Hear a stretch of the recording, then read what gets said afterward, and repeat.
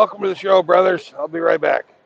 I'm having to do some inspections on this new trailer I'm getting because it's kind of fucked up. Ah.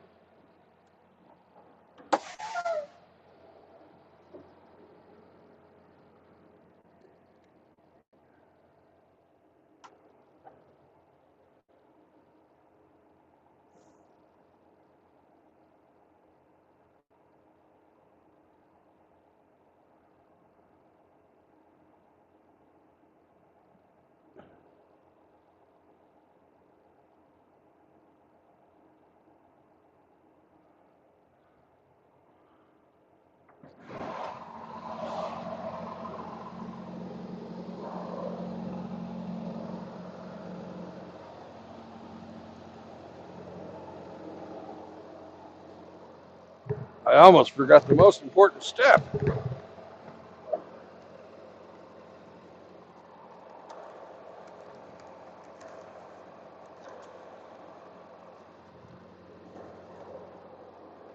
And the most important step for any trailer pickup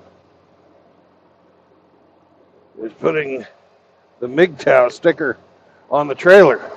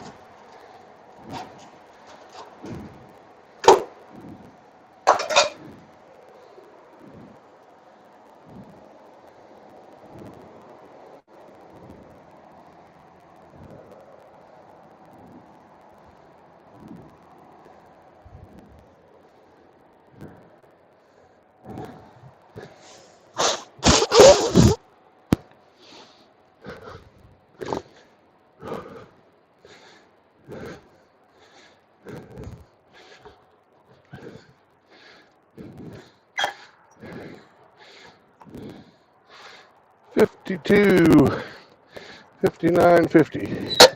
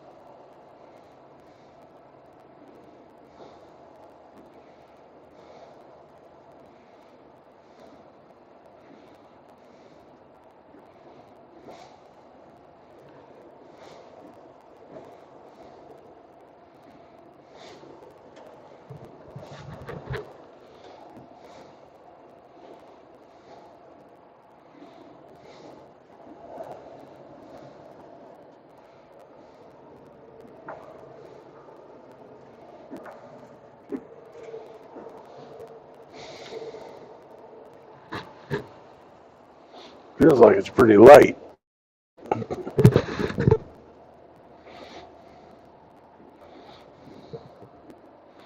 Yeah. Feels like it's 30,000 pounds instead of 40,000 something. But it's fucking chocolate, so who fucking knows? Gay chocolate.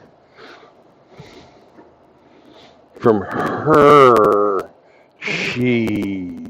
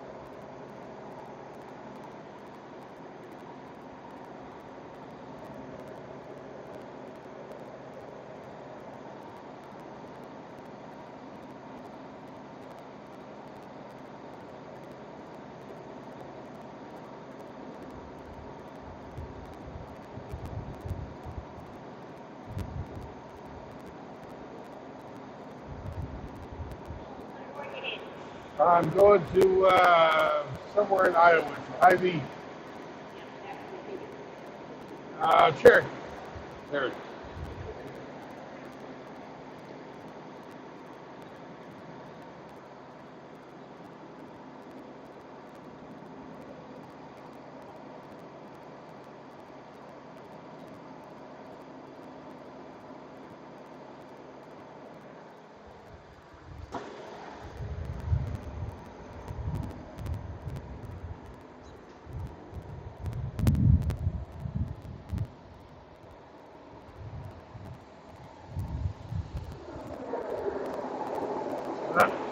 Yeah, I misremembered. I thought that 2 was a 7.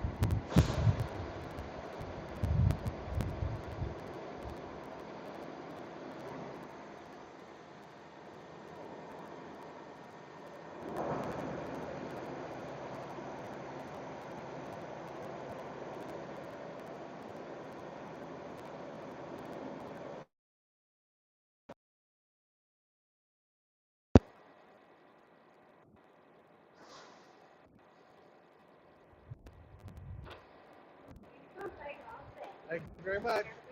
You too.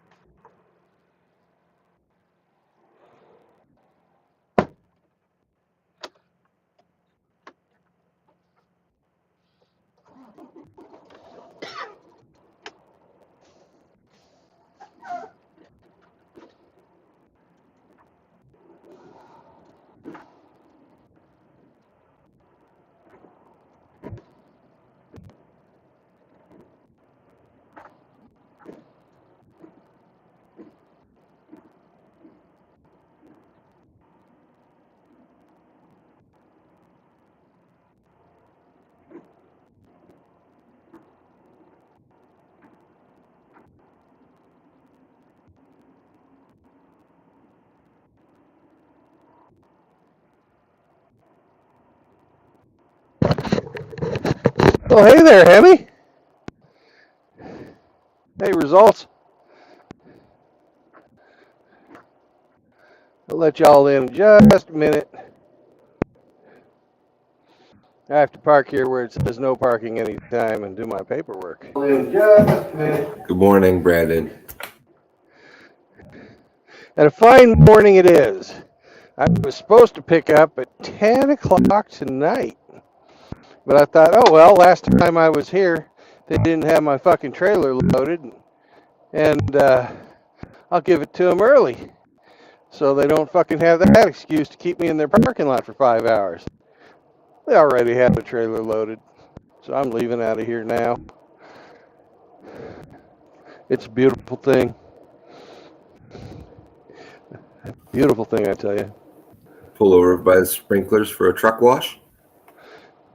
We've already gone truck washed. Well, let's see, what's our weight? How much does this fucker weigh? Doo-dah, doo-dah. Here she is, fucking gay, oh my doo-dah day. 36,404 pounds. And one True Blood. Yeah. Well, happy birthday to Junior Hemi. Thank you.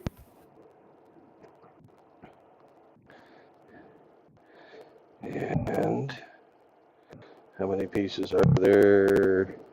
3,039 cases.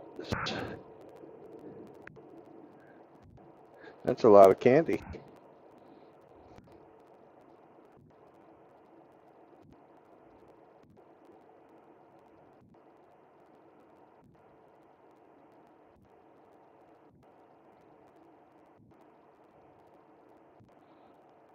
Dun dun dun. We have submitted.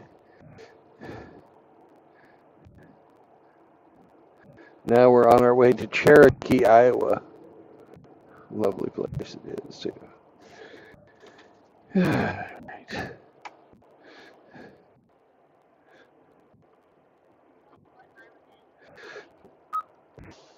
But I believe there is a Catskills just up here about a mile.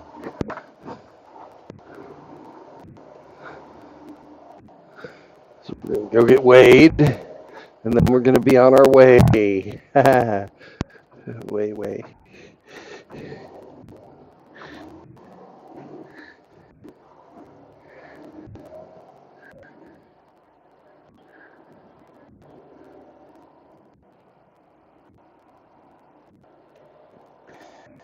And results oriented is all sad. He can't perv on Outlaw yet. Outlaw will be out around about noon when he wakes up.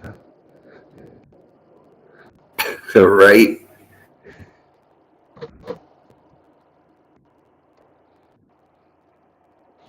He's not fooling me with, I do all kinds of stuff in the morning before I come on. I can tell by his voice. It smells like bullshit. He was up late on Rhino's stream last night, so. Yeah.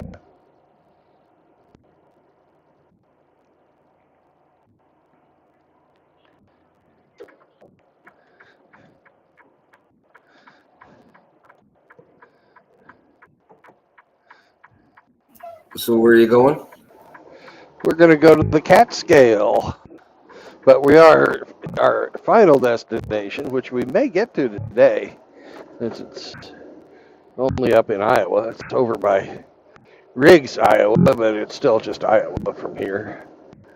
Is Cherokee, Iowa.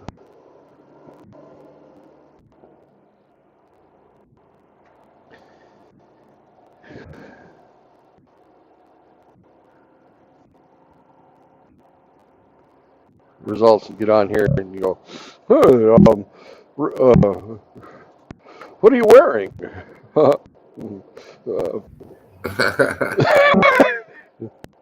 Well, I'll do a little for you there. Results. I'm wearing some basketball shorts and a black T-shirt with some fucking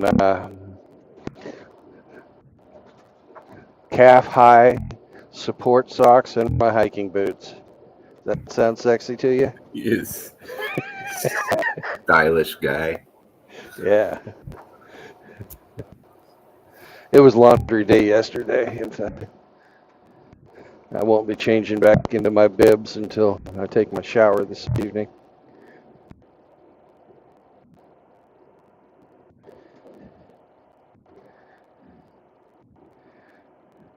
But one thing you don't know about what happened with me and Hamster yesterday is I'm riding in the car with Hamster and he says, "Did you fart?" And I'm like, "No, I didn't fart."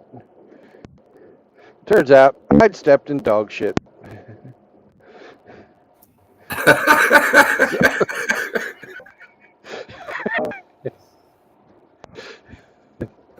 So you smeared dog shit all over his car?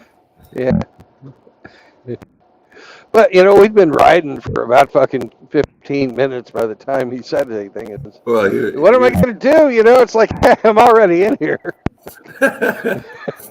He was probably thinking, oh, it'll just pass, and it didn't pass.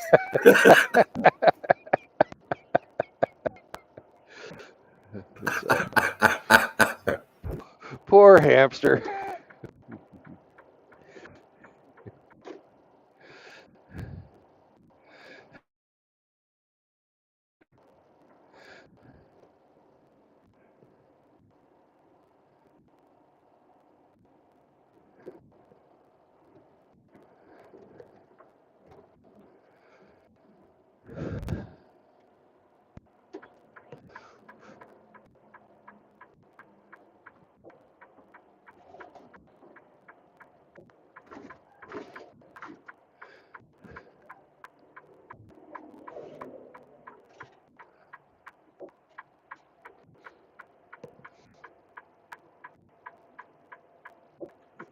Oh, I'm a bad Brandon. I didn't have my seatbelt on. There we go.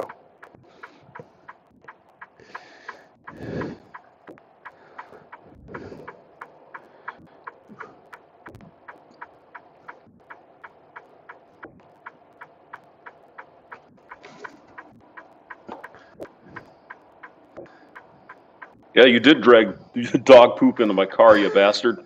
Yeah. Speaking of the hamster, there he is. Hey.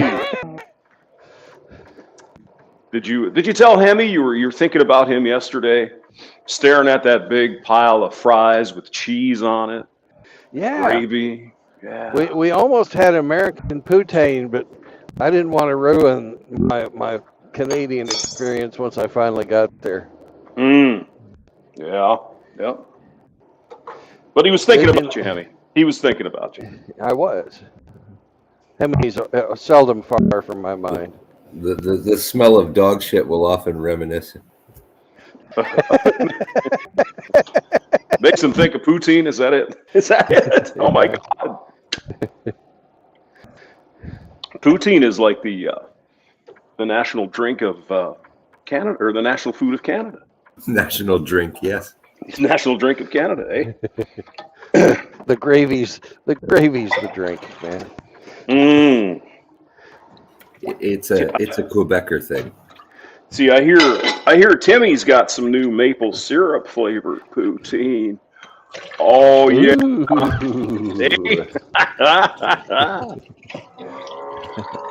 that sounds delicious. Well, you're holding out for the Guinness flavored poutine. I don't have to hold out. I've got my Guinness right here. Oh. Yeah, but you've got no fucking Canadian poutine. That's true.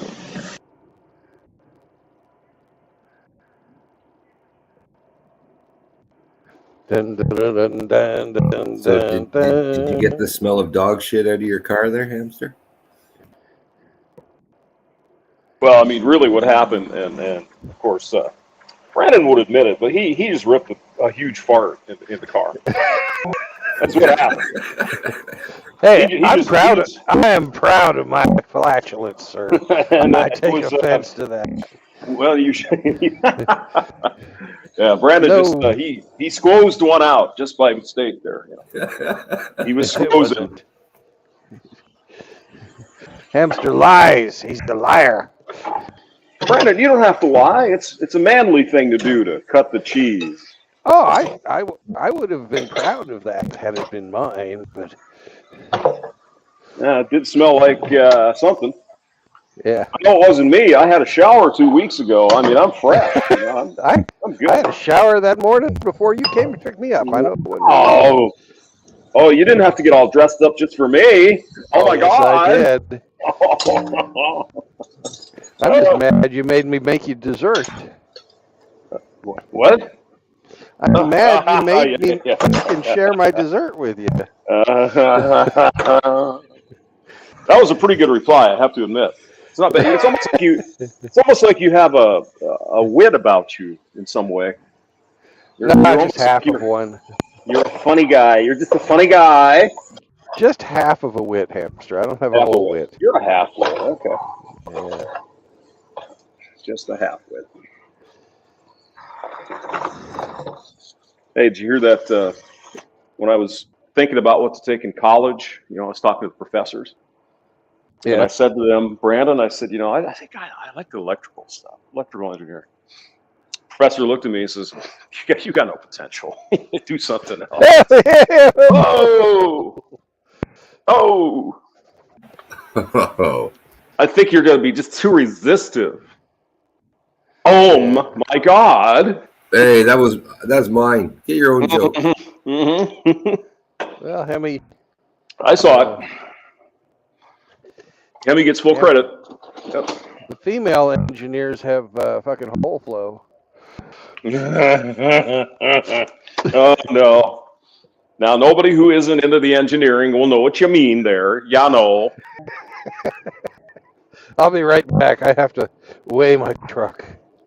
He's got to weigh his truck. I mean, have you ever noticed, Hemi, now maybe this is me, could be just a conspiracy theory. You ever notice Brandon is never in the truck, right? He's got to get that 300 pounds out of there. He might be over. Yeah. If he's that close. Yesterday, he was 300 pounds light. I told him he had room for breakfast. Oh, he did have a big breakfast, too. He had the whole hog breakfast. No doubt. Yeah. There's like 3 eggs, bacon, sausage, ham, along with some pancakes and some other stuff.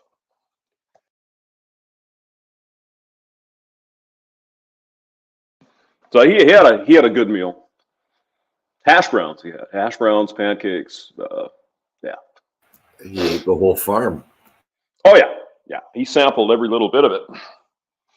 Sausage, bacon, ham. You got to have all the piggies in there.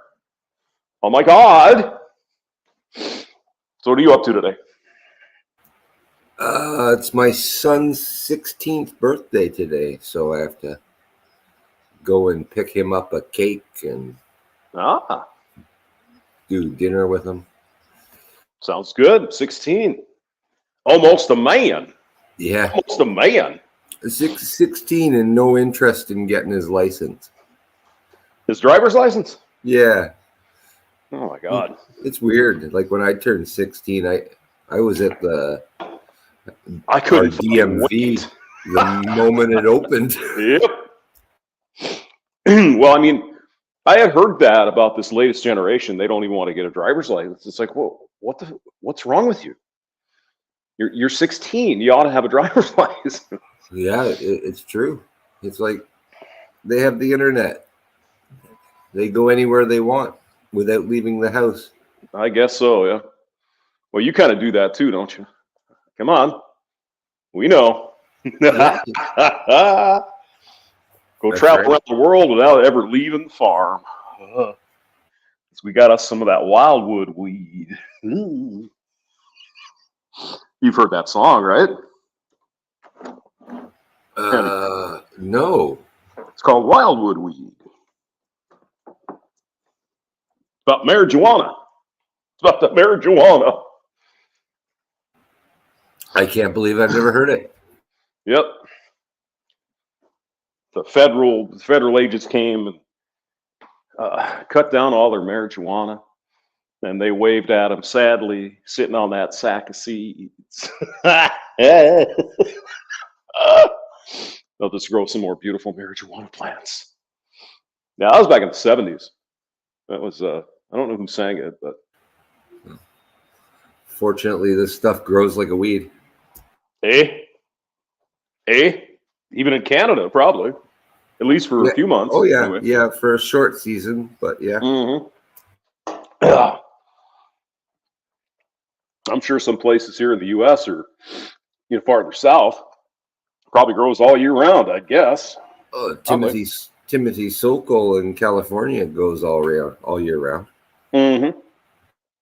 Or you can just have a grow place. You can grow it inside. That would work too. Get some magic grow lights.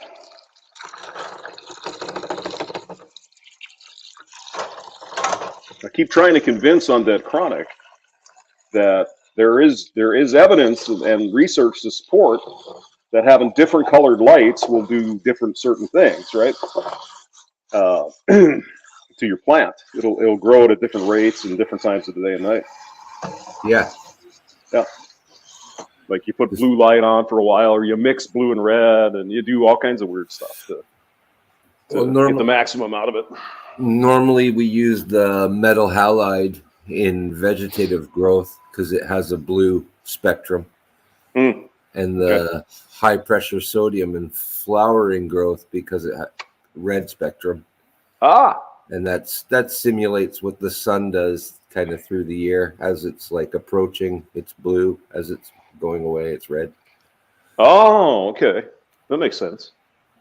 Yeah, this was for an LED grow light developer somewhere in Colorado. I talked to the guy about a job, and that's how they do it. They basically have all the different color LEDs, and then they just change the balance between them. So pretty interesting. Yeah, I even think they went by day. Like every day, they would have a spectrum that they would put on the plant, different throughout the day. The real one that's hard to reproduce is the UV, because ultraviolet lights in your green room, they're harmful to you, right? So you have to have them off when you're in there, but plants love them. Oh yeah. UV lights. Well, I mean that even killed the vid, didn't it? Yeah, they were talking about putting in like ultraviolet scrubbers in the ductwork and stuff, where it would be out of human view, but it would get the vid.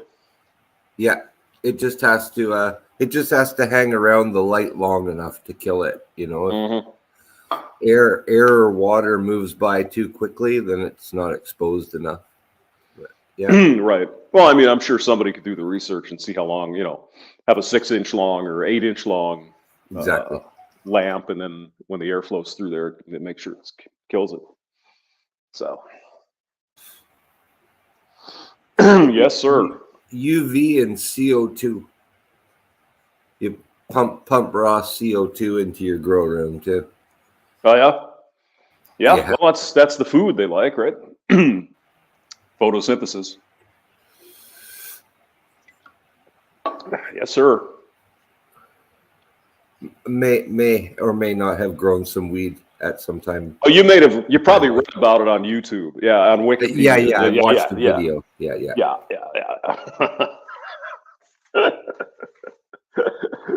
I'm sure you did. I'm sure you did. I remember when YouTube used to be full of pot videos, educational or not so much, but not anymore. They got rid a lot of them, man. Yeah, well, Puritans, I guess. The evil devils let us.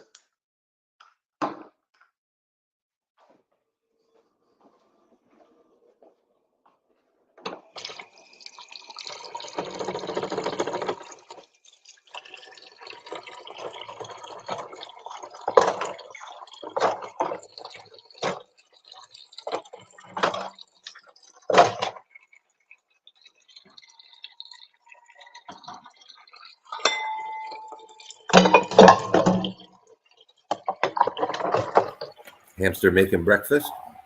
Nah, I gotta wash the dishes. Get all that shit in the dishwasher. I just threw out my recycling. Probably have to do laundry.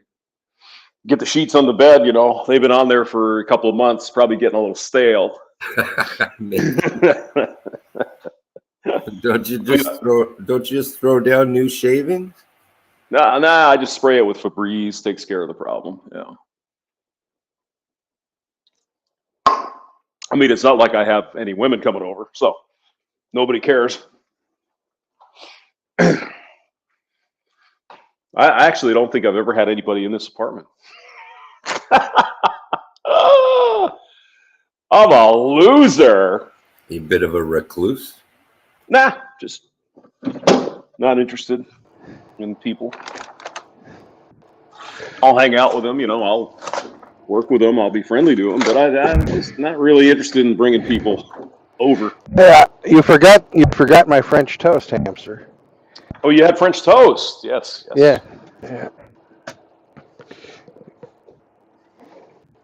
So thus the nod to Canada, the Montreal Quebecers. French toast, even. Jesus, he won't need to eat for a week. Yeah. Oh hell.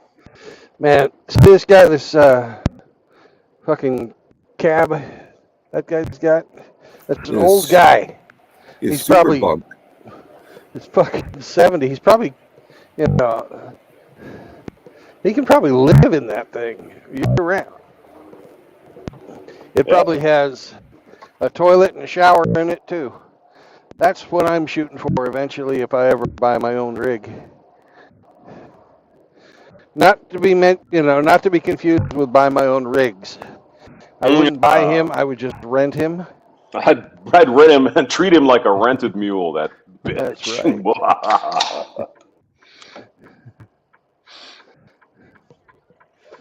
Oh, and we also forgot to say, Brandon, the waitress Hemi brought an extra plate full of biscuits and gravy, and she handed it to me, and I'm looking at it like, I don't think I ordered that. Hey, Brandon, is that yours? She's like, oh no, oops, go somewhere else.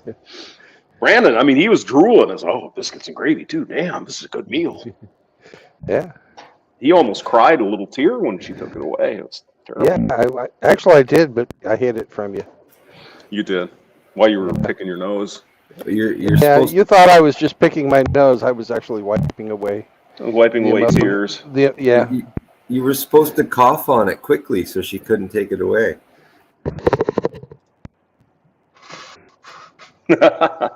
Well, it wouldn't. Yeah. Brandon, I mean, he should have just taken it. I mean, I was paying, right? It was my turn. So you could have had some more food, Brandon. What were you thinking? Yeah, I was still in shock though after the Waffle House was closed. Yeah.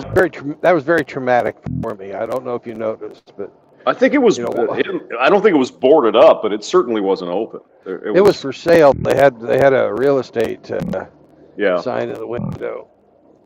Yeah, that was a horrible thing, man. Horrible thing. Yeah, you see a fine place for our criminal population to get jobs, and to have it closed down like that probably put about 12 ex-cons out of business. Well, not only that, unemployment, when the dope smokers needed a fix at 2:00, some food, they're not there anymore, man. I mean, don't they care about people? Oh my God, it's tragic. I'm telling you. Are you still in Missouri? No, I'm in Illinois, but I'm coming back to Missouri. Oh, you are? Okay. I had to drive over here to Hershey's. Get some more gay chocolate? Get some more gay chocolate from Hershey's. Okay. From what I hear, a lot of like European people, they don't understand Hershey's chocolate. They think it tastes like poop. Yeah, a lot of people think that way. Yeah. I mean, it's all right, but there's better. There's better chocolate. Yes, there is, but there's none cheaper to manufacture. There you go. See, there's that. Now, did you send me the two ginger thing? Was that you? Yes, I did. That's what I did. Those two chicks are on a YouTube channel called the Try Channel, where they try food and they try drinks and all that kind of stuff. And one of them, her name is Lolsy, Lolsy, and the other one I'm not sure. But Lolsy is the ginger on the right. So I don't know what fucking position they held, but I like the one with the big tits. Oh, yeah, sure. Titties. Yeah. No, I used to watch that channel quite a bit. It's kind of fun. It's Irish people eating food, basically. Oh, I've seen that. Yeah. But I've seen ones where they were drinking. The drinking ones are fun. Yeah. Drinking ones are fun. For sure. Yeah. they have a 12 days, or is it 12 days of Christmas? They do in like 2 hours. So they go through the Advent calendar or whatever the hell it is. The Advent, the Advent calendar kind of thing. And God, they get smashed. It's pretty funny. Yeah.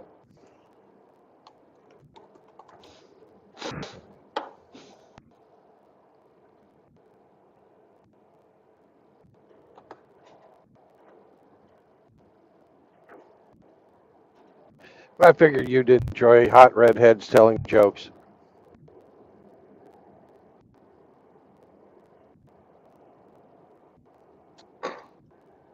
Mm-hmm. Yeah. Lolsey, her name's Laura something. Yeah, she's cute. And I think she has big tits, but I'm not sure.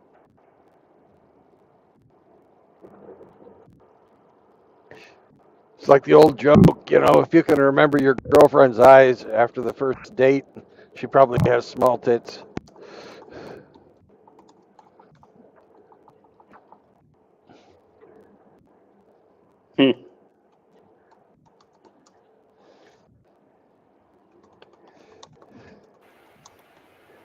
Here's a Dodge.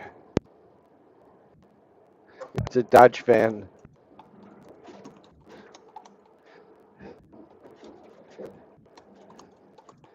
It almost has the body style of the, Scooby-Doo Mystery Machine. So get this, guys. You know that redheaded English chick, Elizabeth? Yeah, your chameleon crush. My chameleon, yes. She was on Pearly Things. So there's like 2 hours of them, and she's on there with like a African lady from the United States and some Central European chick. It's pretty interesting, pretty standard. You know what I mean. Yep. She sent me a note last night. Oh, did you see me out in Pearlie? It's like, no, I didn't. So maybe I'll respond to it. You're actually friends with this person then. Oh, cool. Oh, yeah. I talk to her all the time. Yeah. Well, she was in with the men's rights outfit, and then just got to talking to her. I mean, she seems all right, but I mean, she's a woman, right? But, yep. You know, because she's a redhead, so she's a redhead, and I think she's a little more. Well, yeah, and I think she's just a smidge more reasonable than your average. You know, I don't know. I think she believes in what she says. I don't think it's just all bullshit. But I'm open to be wrong. You know. You know what my favorite joke from those two redheads were? What's that, Brandon? What's the difference between a redhead and a shoe? Redheads don't have souls. That's right.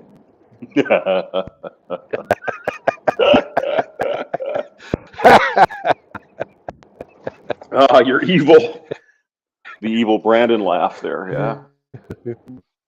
Oh, on that same thread, what you sent out, there was like this Asian guy talking to a redhead, and he had some of those same jokes. It was funny as hell.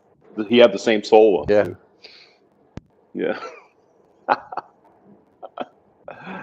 I think his was, what's the difference between redheads and trains?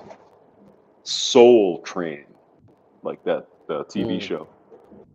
They ain't got no souls. They not really people. So yeah, I might have to look into it. But I mean, it's really the same shit, right? You know, Pearlie thing. She says her spiel. It's the same. Retelling old jokes. That's all. Yeah. Oh yeah. That too. It's just the same. So what do we got there, Hemi? Is that a Mustang? Yes. That is a Mustang.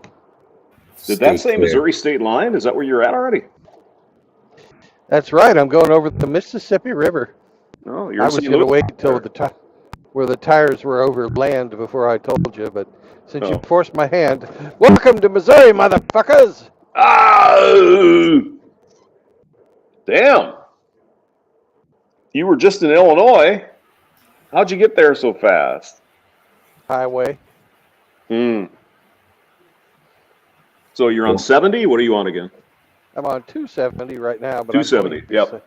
I'll be going to 70, and then I'll be driving along in my truck. I'm going to Cherokee, Iowa.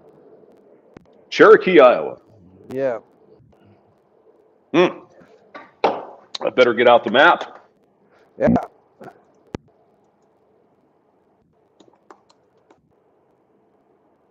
I was planning on going until I hit my 3-hour break and then looking for a way north. But if you want to figure one out for me, that'd be great. Sure thing. I don't want to take Highway 29 because I've driven that too many times. I want to go cross country through little towns and see rolling hills and. 29 is that's way too off the beaten path. Yeah. What you can do? Oh shit! If you really want to go crazy, you could take 61 north along the river, but that's not a good road. That's a bad road. So Cherokee is up by Storm Lake. Yeah. Where they make Indian motorcycles up there. Yep. I've been to Storm Lake before because they also have a slaughterhouse up there. Oh, yeah. All right. So let's see what we can do. I'm a little familiar with this country. Maybe I can help.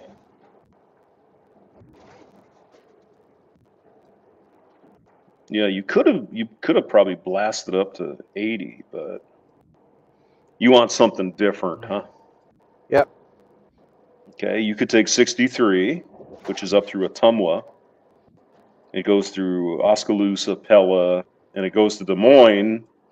Eventually, then you can get on like 69 or 35. Like go 35 north and catch 20. Fucking 20 over. Yep. That's a decent road. Yeah. That might be an option So for you. 63, huh? Yeah, let me see the, or 60, let's see, hold on. Let's see. So 63 goes north at Columbia. Okay. Let me see what the road looks like here. Hold on. No, I want to see the people. Aerial view. All right, it looks like it's a 4-lane. It's divided. Let's see here. Yeah, it's a 4-lane divided, at least. Hold on.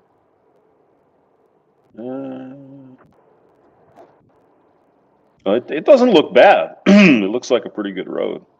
Okay. Well, I'll stop up at, I guess, between St. Louis and Columbia somewhere and make sure it doesn't have any fucking low-hanging bridges. Right. Yeah. And then, so if it's okay, you go through, looks like pretty decent country. Then you get up to Iowa, and then there's Ottumwa, Oskaloosa. Well, wait a minute. Hold on. And it turns into 163. So there you might be getting a little hairy. Huh? Let's see. Aerial. I'm already hairy. Yes, you are. Oh my God. So 63 turns into State 163, brings you into Des Moines. And then you can get on 35 and hit 20. I mean, that's probably not bad.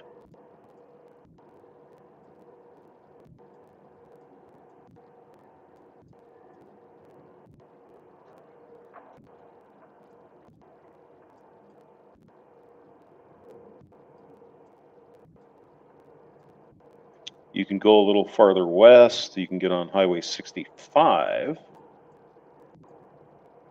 which again gets you to Des Moines eventually.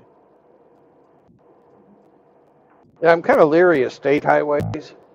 Well, this is US 65. Yeah. Okay.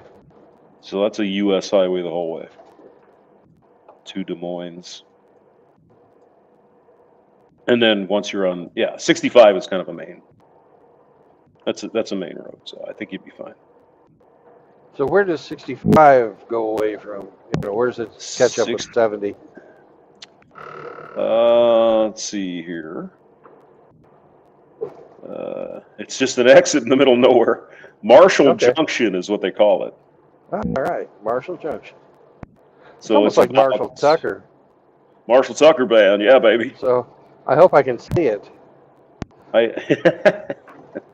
It looks like it's an hour west of Columbia. Okay. So it's about halfway between Columbia and Kansas City. Okay. That's a really pretty area of the Missouri River Valley too. I lived in Lexington for a year. Yes, sir. Lexington, Missouri. And so this goes through Chillicothe, Trenton, Princeton. Chillicothe. Sorry. And it goes through Indianola, Iowa too. So I mean, come on, it can't be that. It can't be bad. Yeah, it can't be bad at all. It's Indianola. And then once you're in Des Moines, you can get on 35, and then go up to 20. 20 is a good road. It's not bad. Yeah, it's kind of the expansion joints on 20 get a little annoying after a while, but Highway 20 is where we found proof positive that Brontosaurus do exist. Is that right? Yep. How was that, Brandon? Well, I stopped at this gas station and they had a Brontosaurus. No shit. Yeah. What was the name of the Bronto? I don't know. He wasn't talking. Well, at least you got to see him. That's cool. Yeah. Was it a Sinclair radio station or Sinclair? gas station. Yeah, it was a Sinclair gas station. So his name was probably something Sinclair. He's one of the family, I'm sure. But I mean, that's that's part of the Sinclair gas station legacy. Yeah, is that each of them have their own pet dinosaur. Every one of them. Yes. Yeah.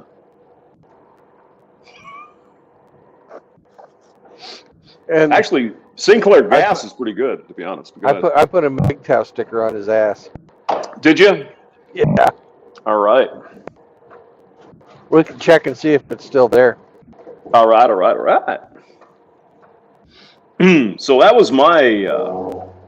Yeah, I remember being on this road. I took 20. Oh, when I went to see my kid when she was younger, I took 20 across over to where she was over in the Midwest.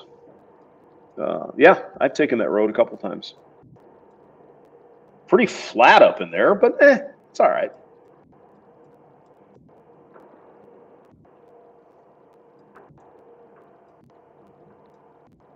Yeah, that might be an option. Basically, goes straight up to Des Moines, so it's a straight shot from there. Yeah. And you avoid all the big cities, then you could just be a tourist. Oh my God.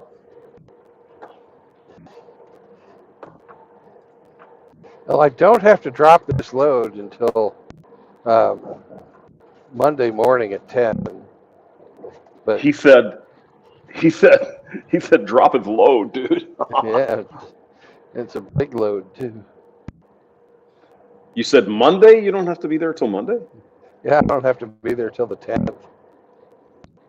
Oh, shit, that's nothing. I'm gonna try and get there today so I can get another fucking load tomorrow. Yeah, it's good idea. Yeah. If not, since we're really close to Storm Lake, which is a nice little town.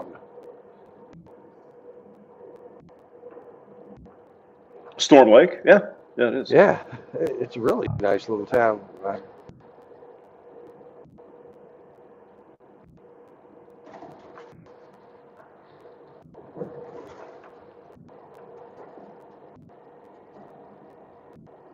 One in 6 black men get prostate cancer. And they can check that with a blood test now. Did you know that? I've heard that. Yeah, they're developing that technology. Yeah. Well, apparently it's out. It's out now. Oh, good. I fucking thank God for that. If I never have to have another guy shove his hand up your ass. Up my ass, it'll be great. Take my blood, motherfuckers. Actually, I probably should go get tested for that. I still haven't. I'm like 20 years late, right? Oh, well. Remember the old George Foreman commercials? Which one? Where he had on the fucking doctor's rubber glove, and then on one hand, and then a boxing glove on the other hand. He said, "Some men are more afraid of this glove than this glove. Get tested." Well, a guy like Riggs, what he wants to do is give you his glove of love, the glove full of love. Love glove. He'll give you a free prostate exam. Just a big old love glove. Riggs wants you to bend on over, yeah. Love glove, baby. Love glove, baby, love glove. Oh, God. We need Frankie here to play that for us. We do. Where is Frankie? Oh, my God. I haven't seen him all week.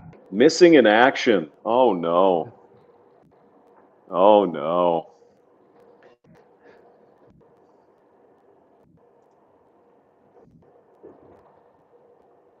And there goes a Southwest plane taking off. Goodbye. Goodbye, Southwest airplane. You're into the clouds now.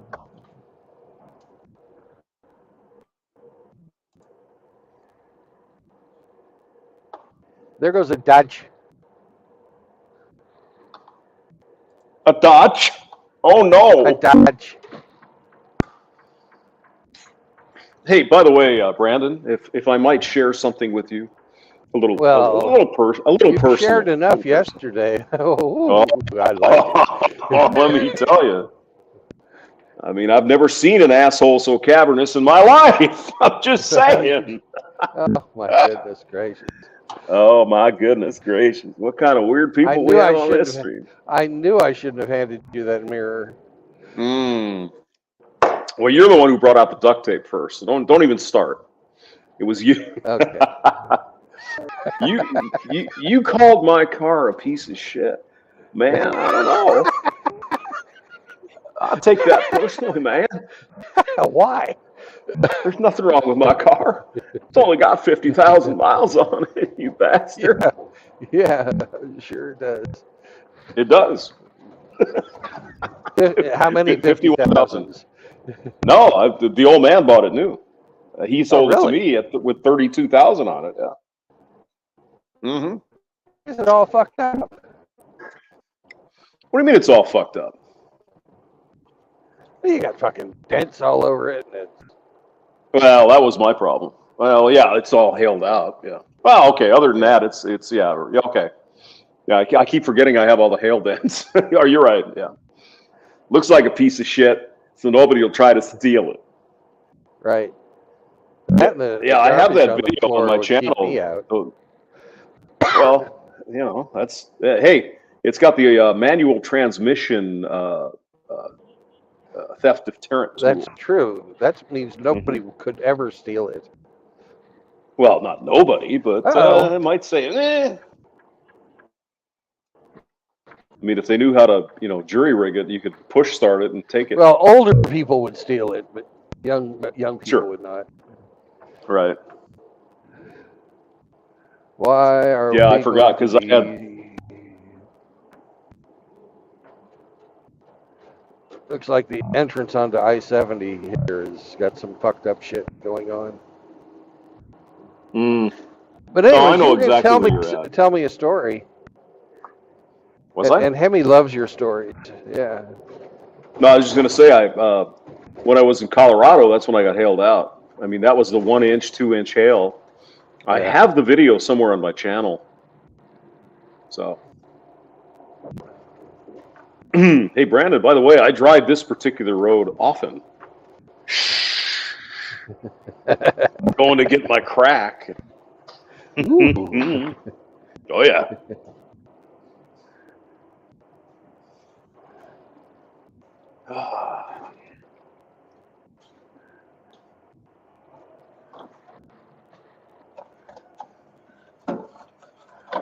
Do not try and pass me. I will put you in that fucking guardrail. I will run your ass over. There was a person in a white vehicle, I don't know what kind, that was wanting to squeeze up on my side. And I'm like, fuck you. You can go around and pass me like every other asshole does. But well, clearly a racist vehicle, yeah. Yeah, they're not going to pass me on the inside and expect me to stop and let them in. Fuck them. Yeah. You pretty much want what I was thinking. You've been down this road before, but you want to get out of the right lane, right? Oh yeah. Yeah, as soon as possible. The right lane goes into a. What's that? Maybe I'll hit this motorcyclist just driving like an idiot. Oh, I hope you don't run into anyone, but yeah, no, I understand. Well, he's like revving and he's like being stupid. He's doing slalomy shit now. He's fucking accelerated like a crazy man. Mm-hmm. And he's gone. Because laws, what are they? Traffic regulations don't apply to me. I'm a badass motorcyclist. I can drive 100 miles an hour. You've got to watch out for me because if I hit you, it's your fault.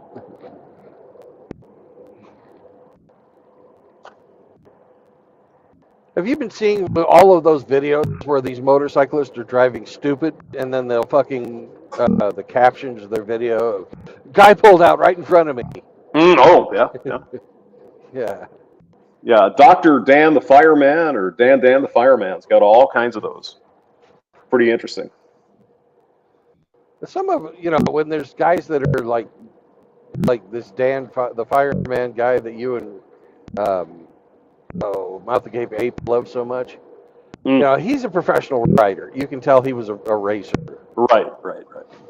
But there's a whole bunch of other ones where it's just fucking idiots out driving stupid. And they do stupid things and then wreck. But it's never their fault, they say. And every video I've watched, it's always been their fault. They're out there being stupid. And stupid is as stupid does, you know. You know, like they'll be in the right lane, sometimes even in the fucking bicycle lane, hauling ass. Everybody's sort of stopped. There's a light.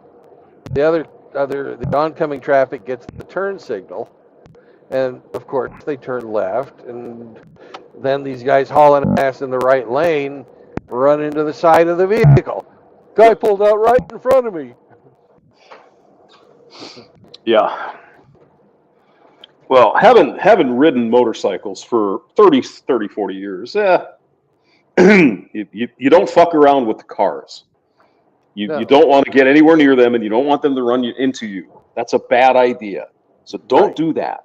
I used to ride a motorcycle too. Did you? Yeah. I stopped riding in 1992 when I got to see the underside of a Grand Cherokee. Yes, sir. No, I've never gotten to an accident with another vehicle, but I did pass out one day. That was kind of an interesting story. Jesus. Would you like to hear it? Oh, sure. So I had this motorcycle. It's a really hot day. It's like 98 degrees, right? It's really hot. and I'm riding the bike, and I get stung by a bee. Right. Okay. So that hurts, right? That, you get stung. It's kind of painful. So I scraped out the fucking thing and went on with my day. Well, I got about 4 miles down the road, and suddenly I couldn't fucking see the sun. Everything was going dark, kind of weird shit like that. And so I pulled the bike off the road, on the side of the road, and I got off the bike, took the helmet off, and I passed out. Just and so. In the when I was passing out, I actually fell on the bike and tipped it over. And so, people driving by thought I had an accident, right? So they came and they stopped, and they're like, "Hey, you all right? You all right?" I was like, "Oh yeah, I'm fine. It's just a little hot. I'm good. And they'd say, "Okay, you can sit up." "Oh yeah, sure." And then they let me sit up by myself and poof, down again. It was pretty funny. The problem was I overheated myself because I had a jacket on that wasn't it didn't let a lot of air through, and so my temperature got elevated and I passed out. So I had to just get into the air conditioning a little bit for 15 minutes. I was fine. Well, furry little hamsters do their heat regulation through their ears. I hear they eat their poop when they're hot. I don't know. I don't know. I heard they just eat their poop. JR's here. True Blood. Hello. Man, you could have cleaned my shoes for me. They only eat their own poop. Oh yeah. Oh, okay. Yeah. So that was an interesting. Basically, so I tipped the bike over, and I didn't get on a bike again for a few years because I was kind of scared. It's like shit. But then I did again, and never had a problem. Yeah. You just have to be prepared for the situation. You're going to get stung once in a while. Right. And because, that's what everybody was thinking. It's like, well, you need one of those EpiPens or whatever. And I thought, well, maybe I'm allergic to bees, but no, that wasn't the case. I'm sure it added to everything, but yeah. I definitely got fucking passed out. There's Zumbiel Road. They just built a Chick-fil-A over there, and a Firehouse Sub, and an Aldi. That's where the Walmart is over there, Brandon. Oh yeah. All right. Oh yeah. That's the same place where the expensive Deerberg's grocery store is. Oh, okay. And Schnucks. Right on that same road. I don't even know what it's called. What, Zumbiel, maybe? So yeah, I've been over there. And then I think this next one, there's a bunch of construction, but not on your side. It's on the Yes, other I side. drove that this morning, and it goes down to 2 lanes for a bit. Yep. Yeah, it's been that way for a while too. It's St. Louis, man. Of course, it's been that way. It for a is St. while. Louis, yes. Well, it's the way it is. Jay, you can see it's a beautiful cloudy day. We're going to get some rain. It's very pleasant. It's only like 75 degrees out. It's nice. Yeah. It rained last night. I didn't know. I was in bed. I didn't know either, but when I woke up this morning, there was raindrops all over the truck. Raindrops keep falling on your head. Yeah. That doesn't mean my eyes will Raindrops soon be keep turning. falling on my rig. Bump, bottom, bump. Well, that doesn't mean my eyes will soon be turning red. We definitely need Frankie here. We do. Captain Crunch, at least he can kind of sing. God damn it, what is this band of shit up in here? What the hell's going on today? I pissed him off the other day. Did you? Yeah. We were talking about old songs and stuff, and I said, I know Rusty's favorite old power ballad from a heavy metal band. And he's like, well, what's that, True Blood? And I'm like, Beth, I hear you calling. I was there, yeah. But I can't come home right now. Da da da. Me and the boys we play it.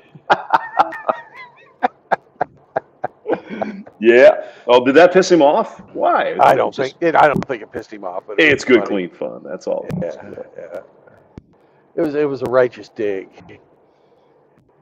Now, yesterday, Brandon, this was the very same road I drove the hamster mobile on. Oh my God! Yeah, I know. The memories. And Wentzville, 17 miles from here. So you were driving quite a bit. Yeah, man, I drove like 50 miles or something. Oh my God! Oh no! In a hamster mobile that smells like dog shit. And it's got hail damage on it. Yeah. Yeah, and garbage. I got garbage in the car too. I'm a loser. Does anyone have to say it out loud? Zechariah 12 and 8 is here. Good morning. Good morning, everyone. Where the hell is Captain Crunch? Oh, he'll be around. He's sort of a late riser too. We need to hear we need to hear him talk about his boat. God damn it! It's a 70-foot ship, son of a. It's a boat. It's a did you hear garbage scow. Did you hear about the painting process of the ship? Yep. 2-part epoxy. 2-part epoxy. Really? 1 part anti-fouling. $300 a gallon. $300 a gallon, right? Jesus. And Really? 3 different colors. Yep. Wow. Red, blue, and black. Maybe Rusty can set up a cruise ship, and Blake and those guys, those gay people, can go on there and have fun. Yeah. Paint it rainbow colors. Do it.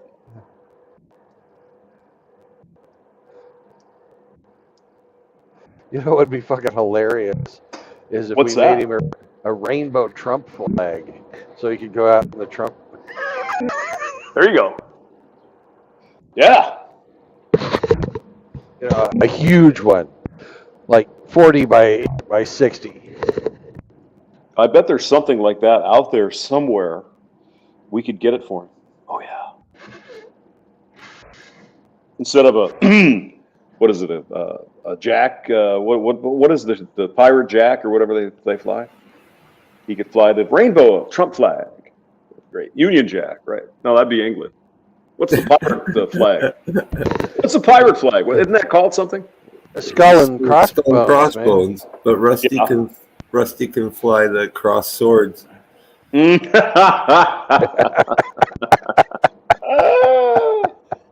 Oh yeah. Hey, it's raining now. Look at that, little sprinkles. I see it. that's just like really cool. Everything.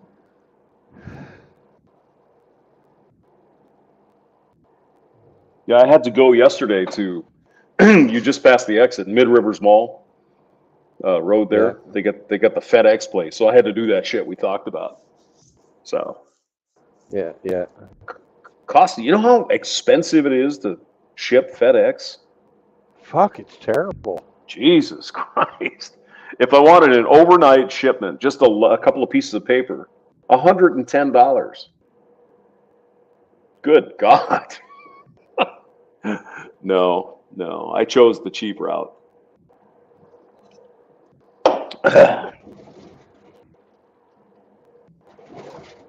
I mean, it would almost be cheaper for me to just drive the fucking thing down there than to send it FedEx. No shit. That's almost the price of a one-way ticket. Yeah, you could just drive it down, right, or fly down. Yeah. So, but at least that job is done now, so I don't have to worry about it. Well, I think that it's worth the value because you don't have to go and actually physically say hello to the person you're sending it to. Mm-hmm. Oh yeah. Oh yeah. Yep. True enough. All right, you fornicators. I gotta go do some shit. Oh, Bye, hamster. Later. Okay, Bye, see you, hamster. me. Bye-bye.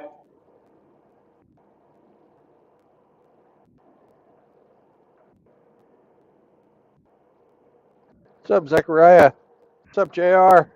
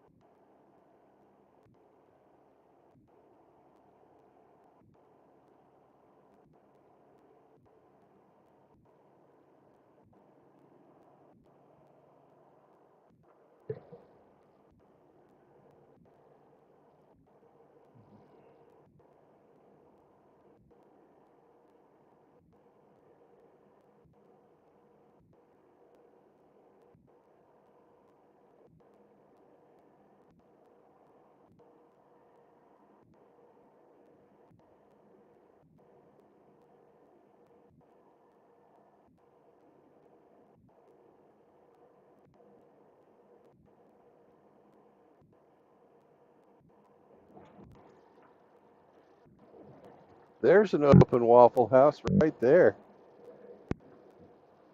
The one that was close to the truck stop was closed. That was sad. It's a bad sign if a Waffle House closes at a truck stop. Well, it wasn't at the truck stop. It was a couple of exits away. Oh, okay.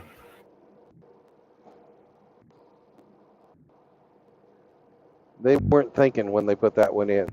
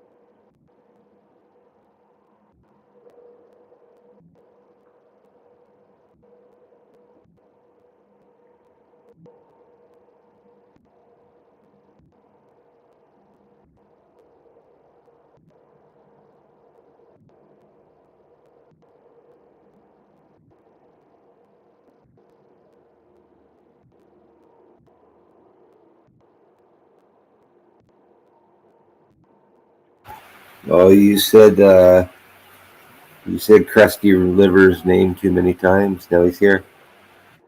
There he is. There he is. Hey, Rusty.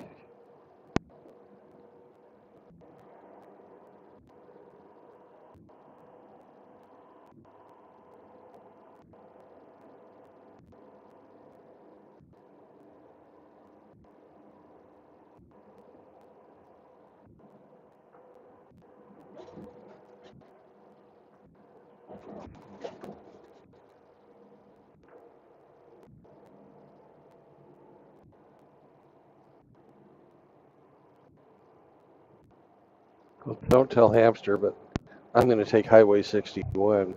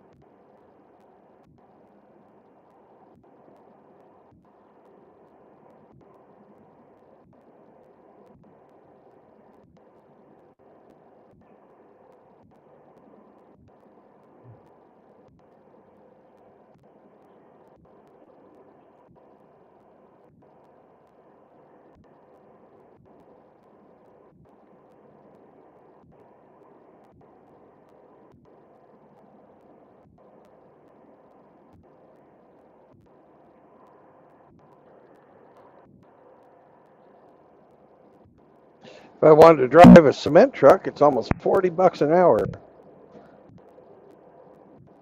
That's not bad.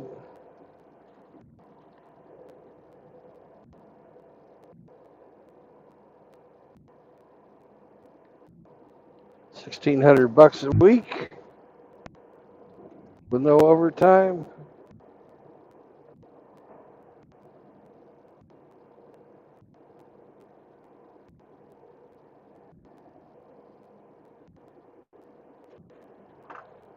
$6,400 a week. I mean, a month.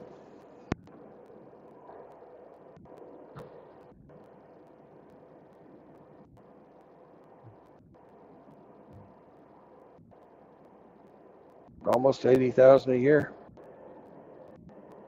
But you can't live in your truck.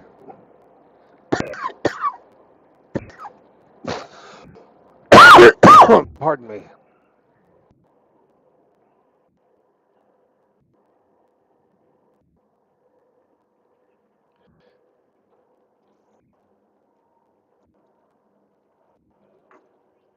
I mean, I know about my day, and then fucking Rivers shows. Captain Crunch shows up.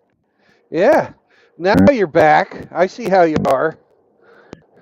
Captain Crunch showed up, and I'm not taking your navigation advice.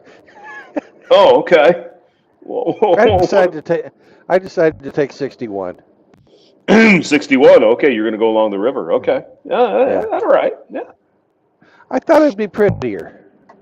Actually, it is. It's pretty good drive, but the roads are kind of shitty. But you'll find out. You'll find it. Yeah. I'm seeing people are not driving very quickly. Well, but that's just all the folks trying to get it onto the fucking I-70. So now, where in the hell is Rusty Rip? God damn it! He's here. He's going to tell us about the food or not. We got Riggs as well. I saw that, yeah.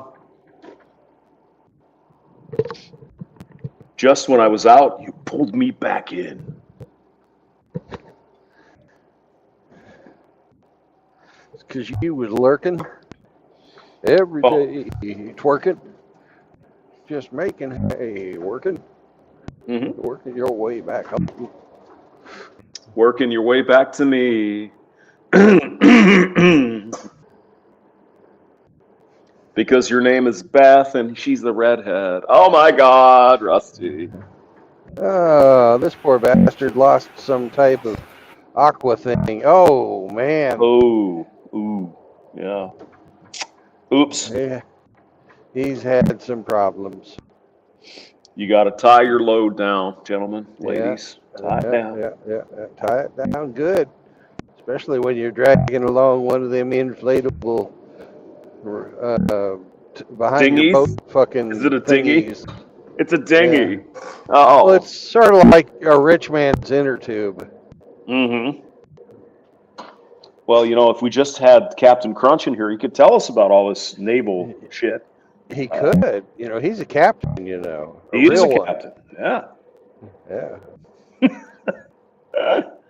Oh, Riggs is on fire today. Hello. Hemi just blew his load all over the computer. Yeah. It's true. Probably. But that's assuming that he took his catheter out. Oh, Jesus. Yeah. And my ventilator. Oh, God. You guys are terrible. Thank you.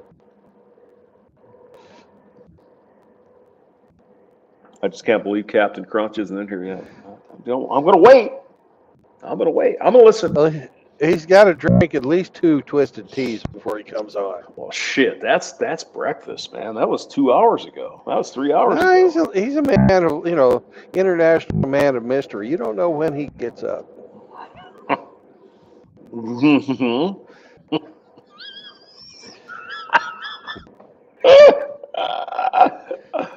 I'm just going to turn on the computer and wait for Captain Rusty to show up.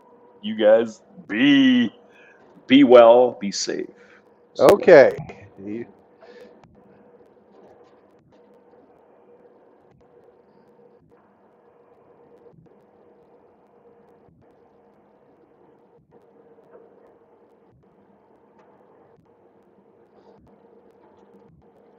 Get a little windy over here. I don't know what the fuck. There's not really any storms.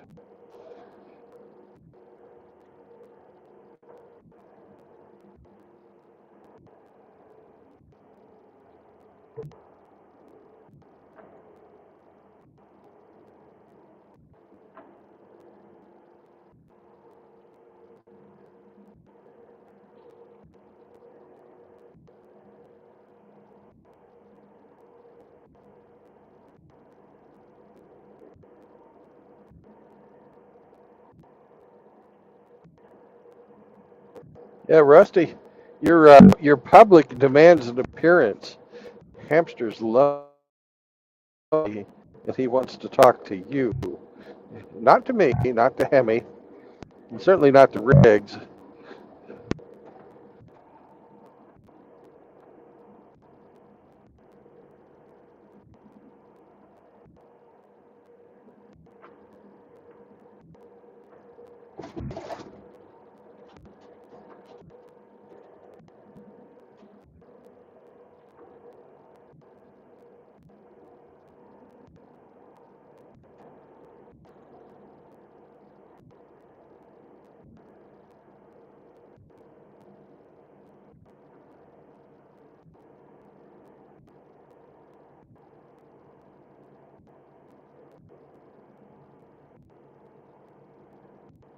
Hey, Hemi, I found a new channel that I really fucking liked last night.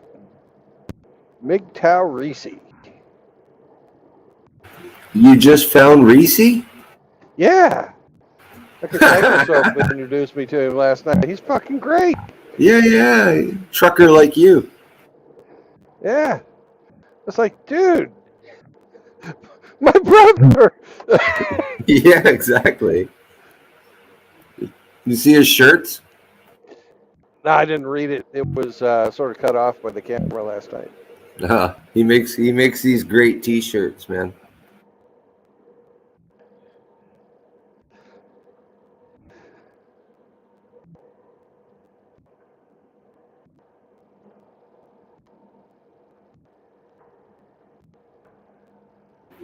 There you go. You should plan a meetup with Reese. Oh, that'd be awesome, man.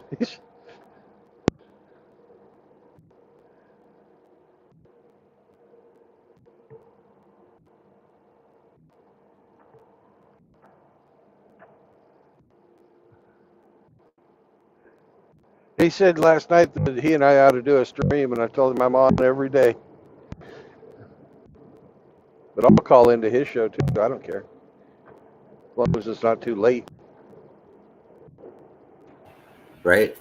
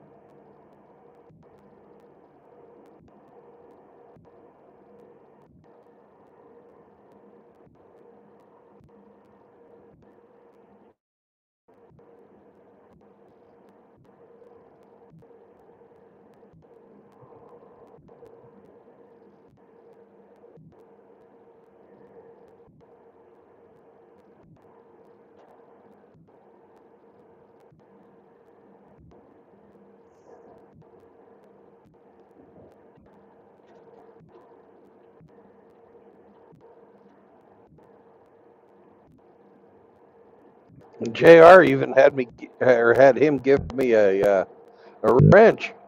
It's weird.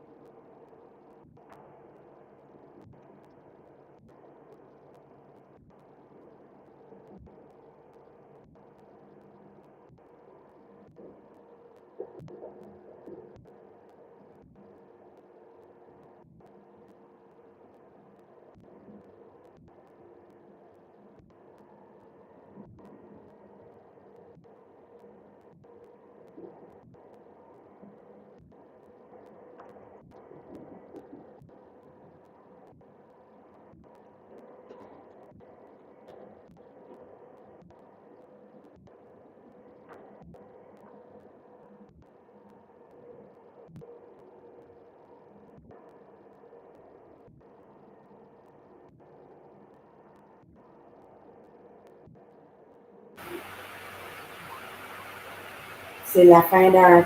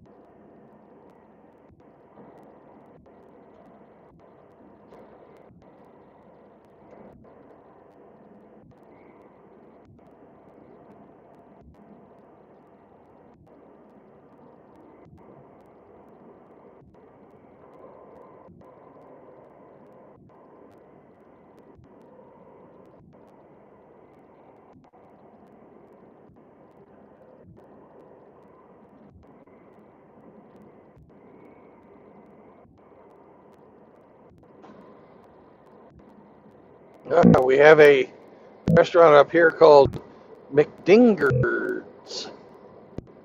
Not McDonald's, but McDinger's. McDingers. Dingerz.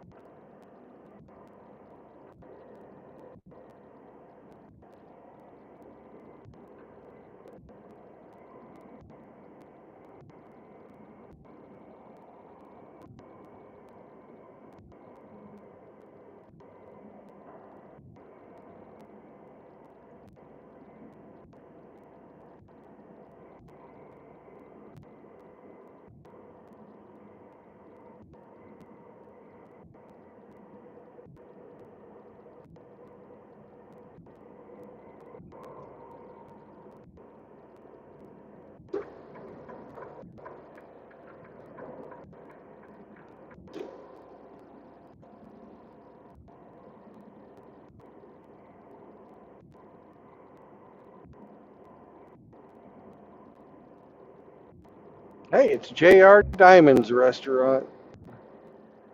Looks pretty popular too. J.R., I didn't know you were. That that looks like a great place.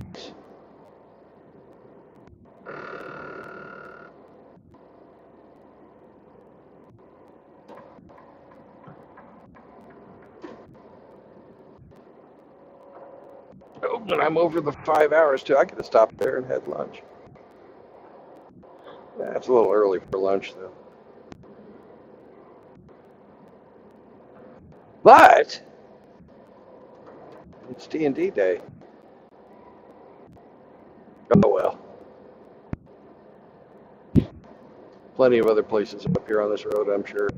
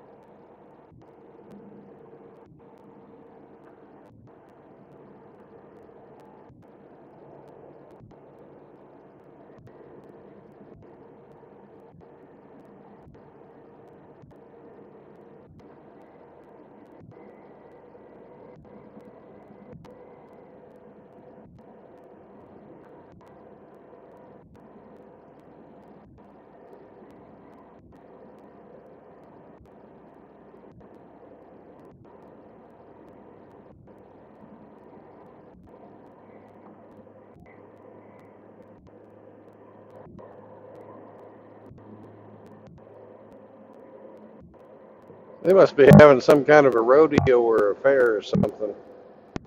All kinds of guys with horse trailers driving around right now.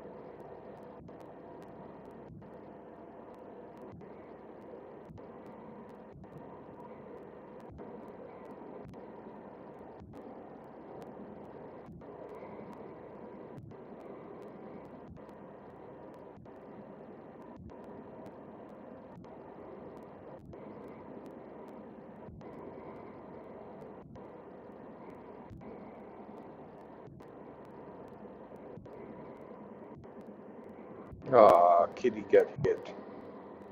Poor kitty.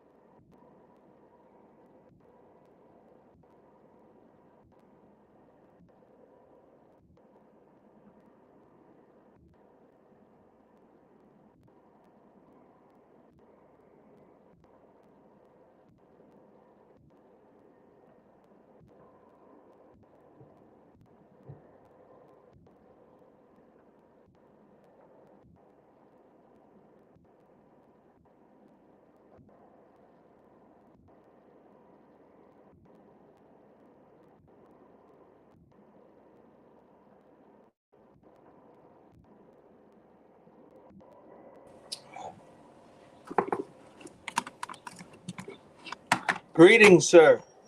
Howdy, Grinch. Chocolate smuggler, huh? Yep, I'm a chocolate smuggler. Nice. Nice.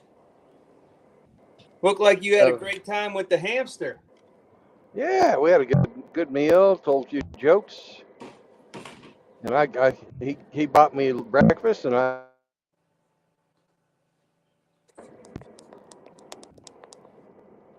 Nice. That was awful nice of him.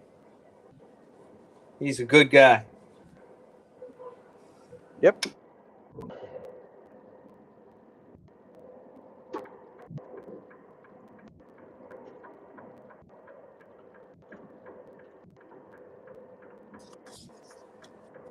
Can you hear me? Yeah, I can, but I'm concentrating on my driving at the moment. Okay. No problem. I see the truck ahead. Oh, my screen went black. That's why I'd asked. Oh, I just got back from the pistol range. Yeah. I should stick to throwing rocks.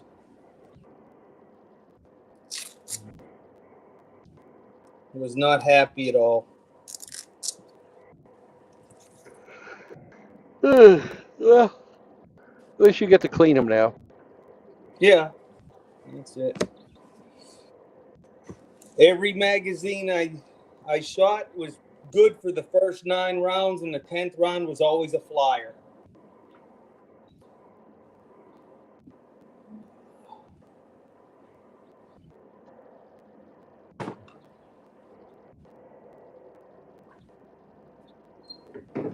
Why do you suppose that was? Well, as I would tell somebody else that was shooting, the diagnosis is operator error. Yeah. Yeah.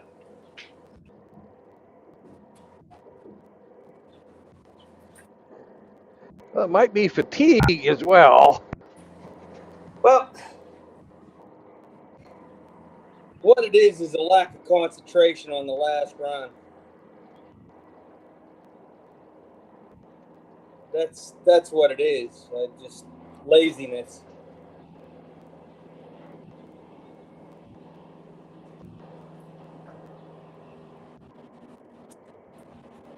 So I was shooting at 3 different targets at 7 yards.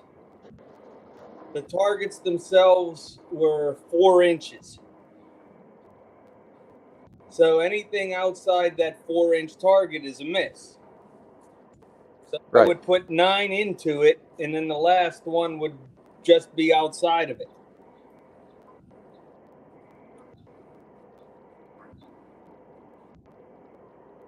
Disappointing. Just disappointing. Yep.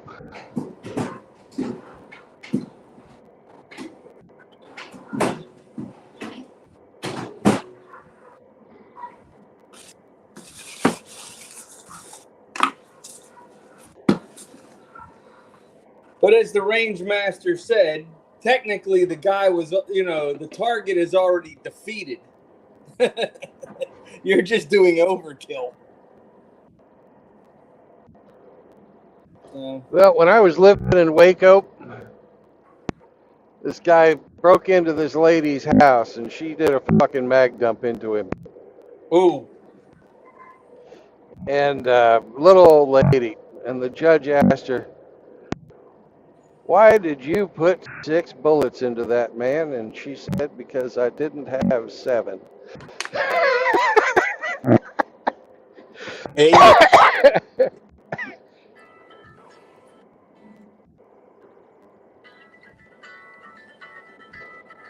Yep.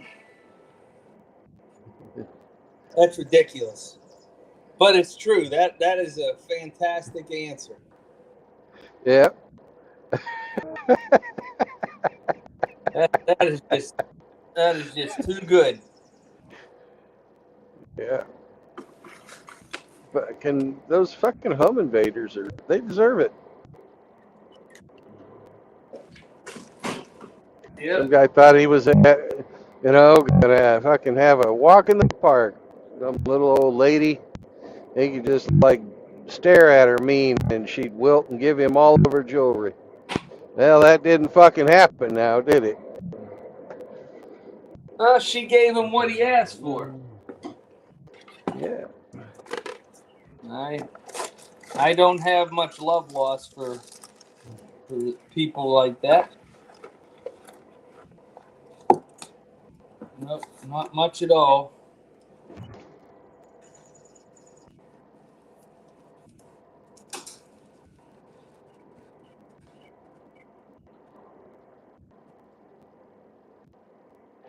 I can't believe that they even fucking took her to trial, actually, in Texas. What the fuck, Well, today they probably would not. Unless you're in Houston or Austin. Or Dallas. I don't know much about Dallas. Is Dallas really that bad? Well, Dallas County is okay, but Dallas City, it's a liberal shithole too. But liberal shitholes are my favorite. Yep. That's why I do everything I can to avoid them.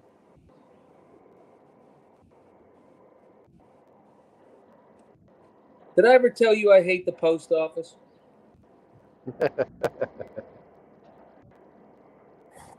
One of my best friends still works for the post office. He's a rural letter carrier. It was 90 freaking degrees yesterday.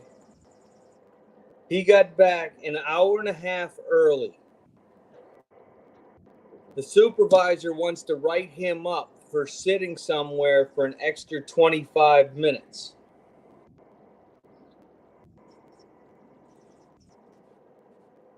That just doesn't make any sense. No. The man come back early and completed all his tasks. He did everything he could to, to work safely in the 90-degree heat in that aluminum vehicle they call an LLV, and you're going to punish him for it? I can't see how any arbitrator or anybody with common sense would agree that that's a reason to write somebody up.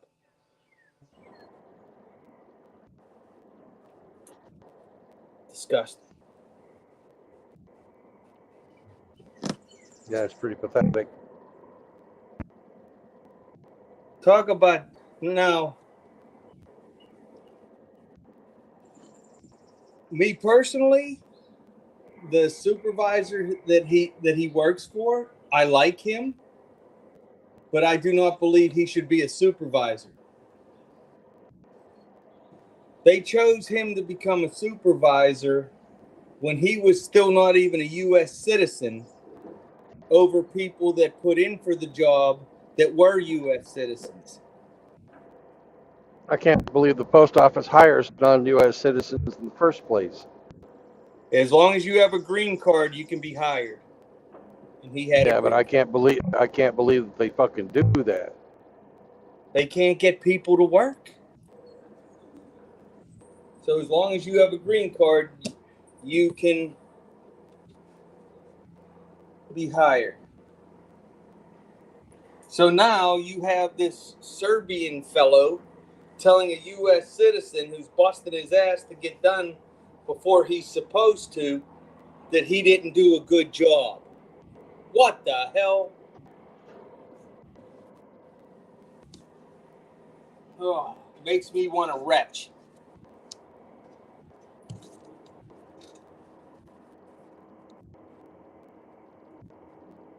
Well, you know why things like that happen? Because you can't beat their ass. Yeah. In the old days, You would have done that to somebody in a union shop. You would have got your ass beat.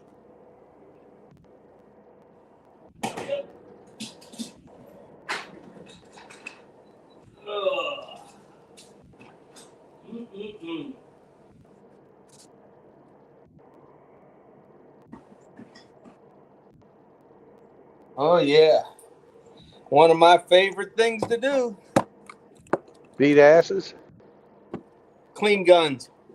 Oh. I'm too old to beat asses anymore. It's a spectator sport for me now. Well, I figure that's why they invented guns. Yes, Because sir. I feel the same way. Beating asses for a young man's sport.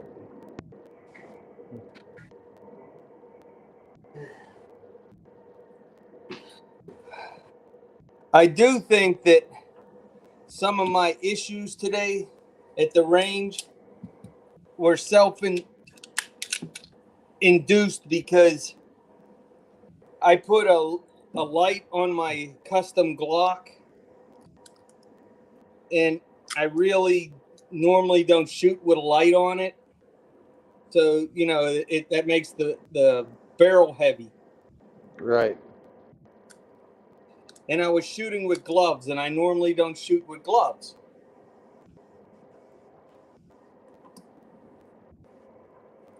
But you must be prepared for all situations. So you shoot with gloves, and I should leave the light on the Glock. Since that is my primary nightstand weapon.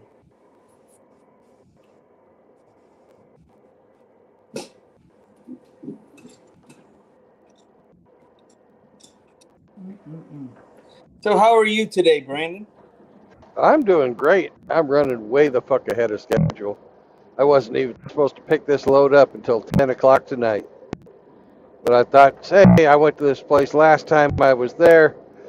They didn't have a fucking trailer loaded for me, so I'd bring them an empty. And I got there, and they said, well, your trailer's already loaded. You want it? And I said, hell yeah. Where are you heading, sir? I'm going to Cherokee, Iowa. Never heard of it. Don't doubt it.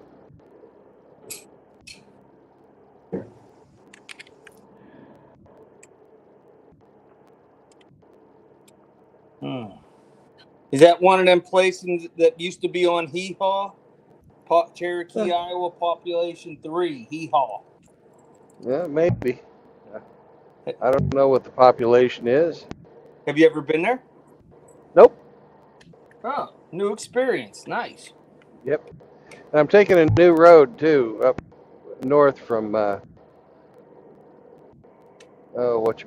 from St. Louis.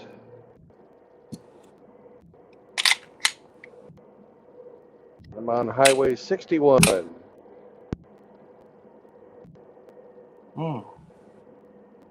It looks beautiful, the road.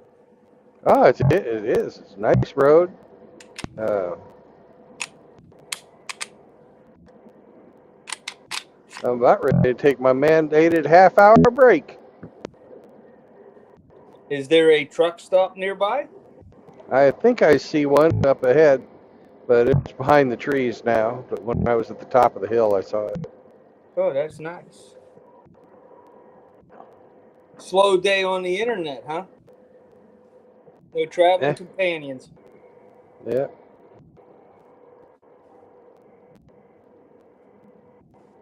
That's another reason why I like your stream. I get to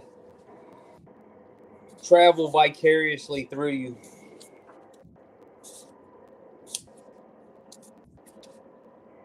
Well, there's a lot of guys out there, just sometimes they need to be around people.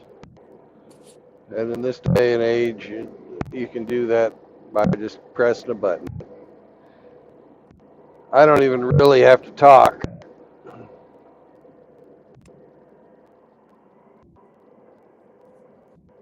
Well, Other guys are out there wondering, what can I do? I've lost everything. And I can tell them about how they could, save a bunch of money on their rent, not have anybody breathing down their neck, save up some scratch to buy some fucking land. There All you you go. got to do is drive.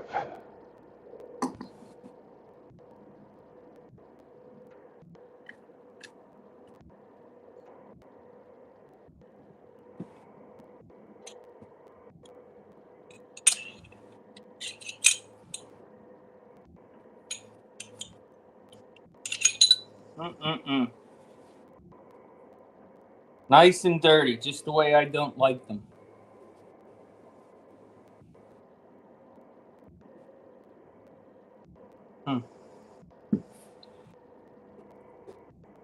Got the latex gloves on.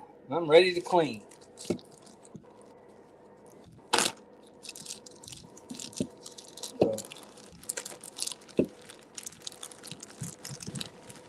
I think I'm going to have some buffalo chicken pizza for dinner tonight.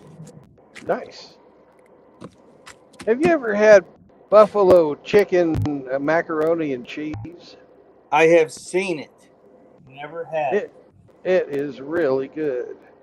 It sounds good. The problem is my stomach. I shouldn't be eating any of that. Yeah. I already take 2 stomach medications from all those years of being on chemo. But sometimes the taste buds went out.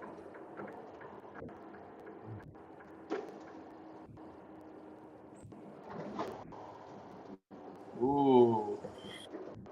Dirty. Can't have a dirty gun. Give it a spanking. Yep,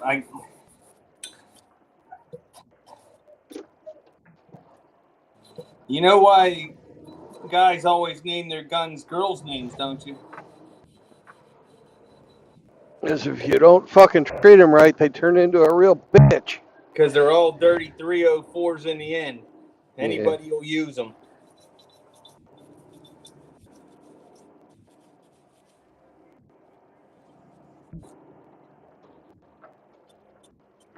The landscapers did not show up today. Imagine that.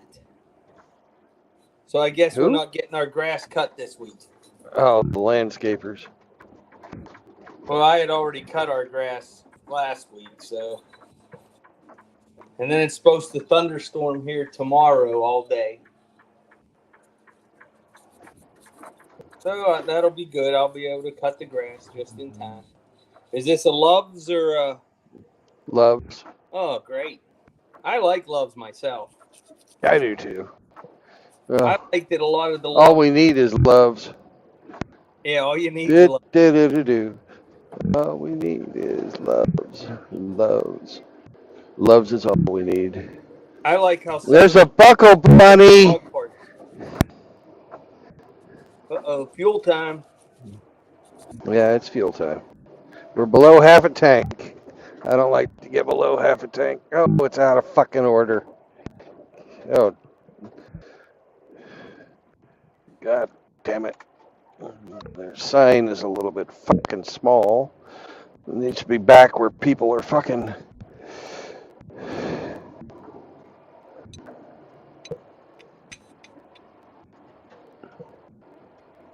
But at least it's not a Canadian truck stop where the sign would have been in French. Motherfuckers. They need to fucking have more than just a piece of fucking printer paper. They don't have a cone. It should have a cone. No, they don't have a cone. Put the wash bucket in the middle of the lane. Yeah, that's what I'm going to do. I was just thinking about you, buddy. What's your buddy, pal? Huh? I don't think he watches South Park. No, I don't watch South Park. If it's on TV, I probably didn't see it. No, I'm not a I was a television guy up until about 5 years ago. Now, And you would have seen that one. That was Terrence and Phillip. Well, I just from never. South. Yeah.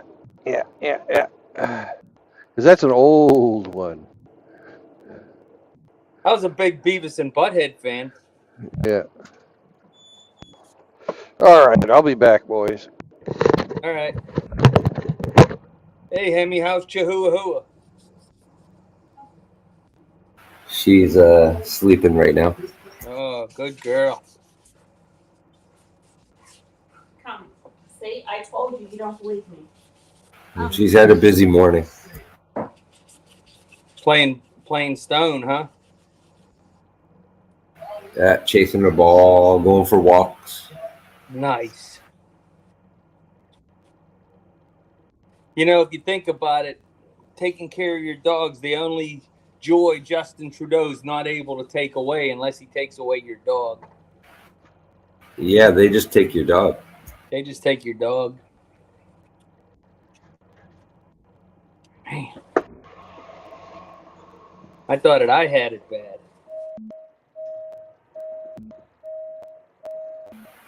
Yeah, they usually steal the dog. Well, a dog like that's probably worth some money. Even if it's a dog they couldn't stand. It's like, I hate that dog, I hate that dog.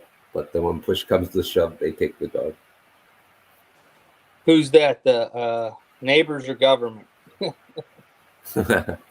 No. Your exes.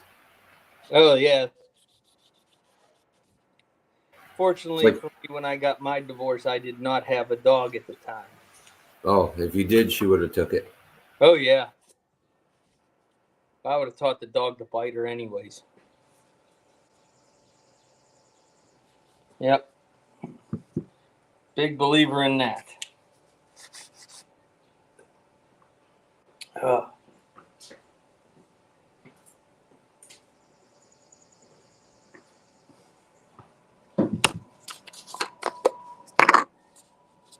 Well, looky, look who's rolled out of bed.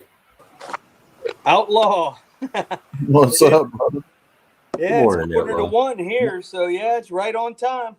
No, I've been up for a while. They're just teasing you.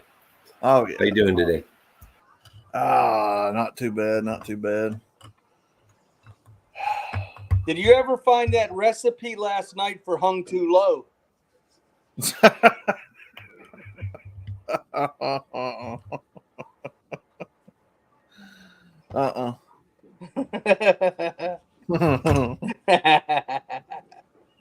Oh, man. That was funny. You were on fire yesterday. Had a good stream until they decided to take a dookie on it. Right here. No. Right here. I don't know, fellas. I'm getting kind of fed up with this platform.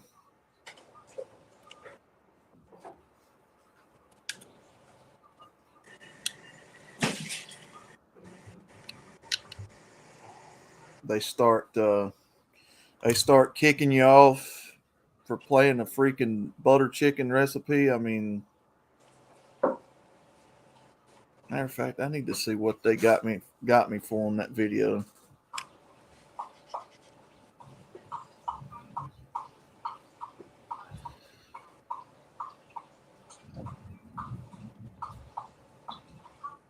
Yeah.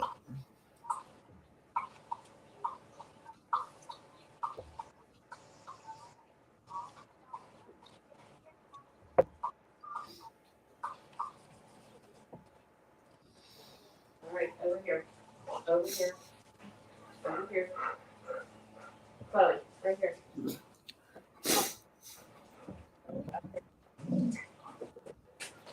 Now lay down. Down. I had Down. Down. I ain't telling me. Well, somebody had to report you Stay. for them to give you a strike, right? I didn't get a strike.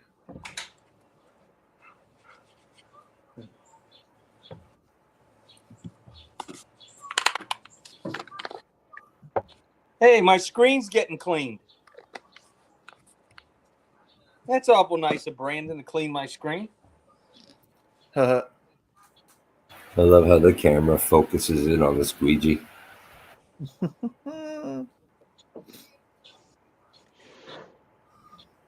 You missed the spot. So when you were doing fried shrimp, is that really pride code word for having little kids? Wait, what? Fried shrimp, is that when you give ecstasy to minors? I have no clue, man. Maybe that's why they gave you the strike. You were using pride code words. Let's see. My goodness. My gun looks like no one ever cleaned it before. The heck? Yeah, you missed the spot. This is the one I'm cleaning now is my custom Glock. Ooh, she pretty. I was telling Brandon I was very upset when I left the pistol range today. Every magazine I shot, the last round was the flyer. Don't like that at all. That's operator error. So it looks like the West African style grilled beef was copyrighted. The bushmeat. The one that had the peanut butter in the recipe.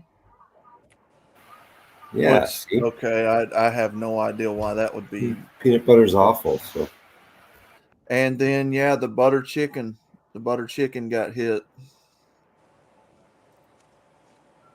Well, how do you know?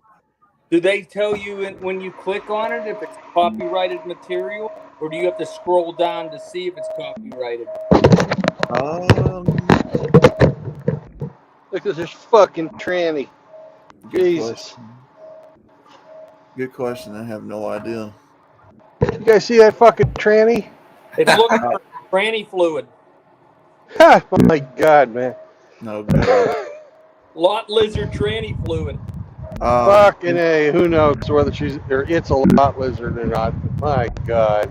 And then 6'4". Shoulders like a fucking NFL linebacker. Blonde wig and fucking fake titties. Just what Outlaw likes. Oh, hey, Outlaw. How you doing, man? Hey, what's going on? And then, of course, Sweet Home Chicago, the outro for the closing outro theme is copyrighted too. So, yay. All right. So so they just warned you not to play those again, right?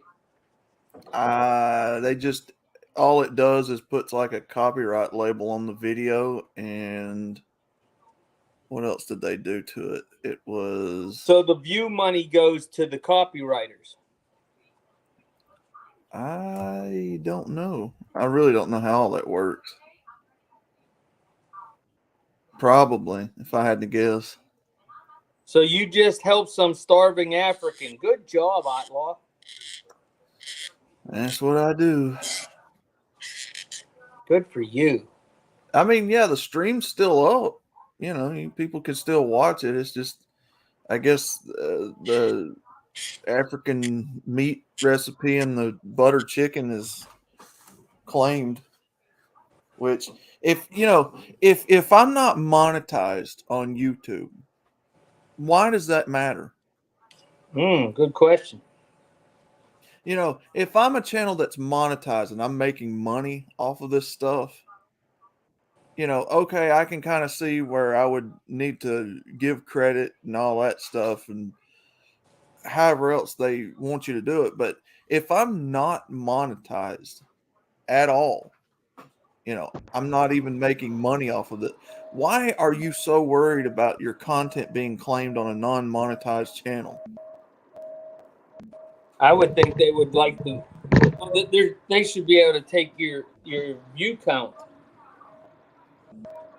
Yeah, I mean, It's just compensation for their channel, but there should not be a strike on you. You're giving them free advertising. Yeah, I'm a very small channel. Like, I'm not that big at all, and I have no idea how a dish. I don't know. Whatever.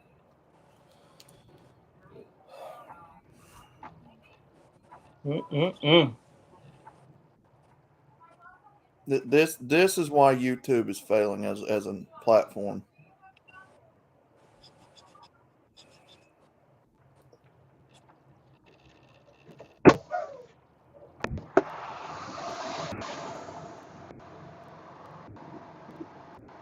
Well, YouTube's argument is it's failing because of the content creators.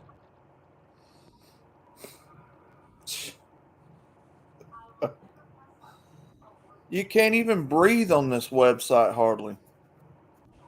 You're right. I'm not all the damn restrictions.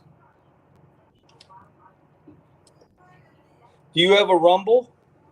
Yes, I do. All right, I'll have to look on the Rumble and because you dual stream, right? No. Oh.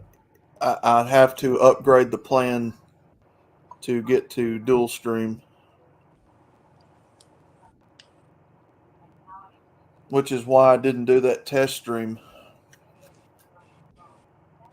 afterwards. So, to avoid that situation in the future, I guess you would have to look at your recipes that you want to show and check whoever put them online to see if they're copyrighted. It has to say it's somewhere on the channel description.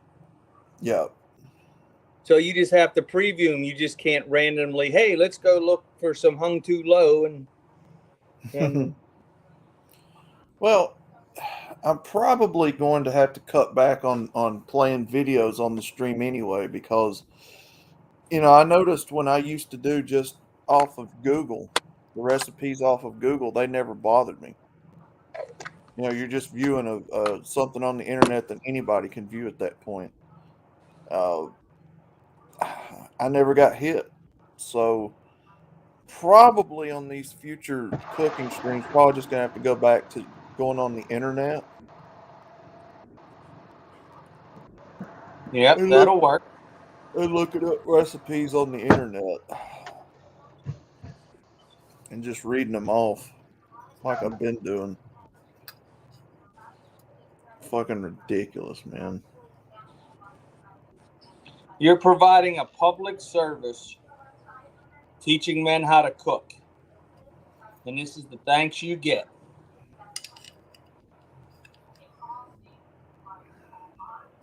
No good deed goes unpunished. Yeah, I don't know. This platform just is what it is.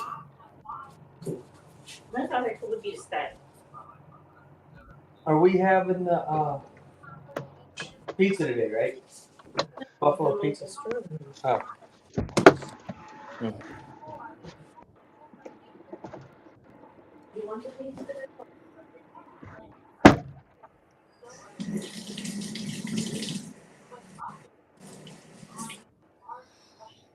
Only he doesn't have a string of that.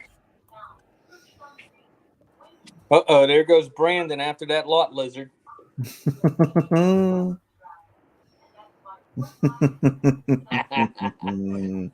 Come here, my Sherry. He'll be putting on his best Pepe Le Pew impersonation. Oh, man. I see little hamster in the chat. Uh-oh. Lay down. I guess he just woke up. It's almost noon there, too.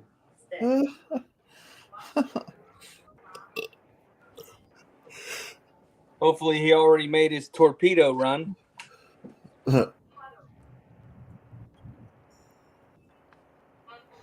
Since I don't drink, I get to have my alcohol consumption through Hamster. Mm.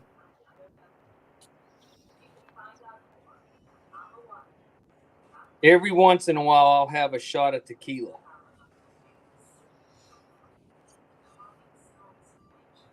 Not too often, but every once in a while.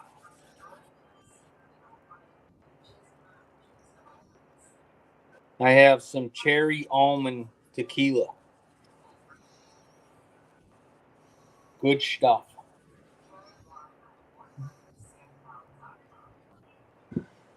Oh my. Oh, there better be a better way to make a living.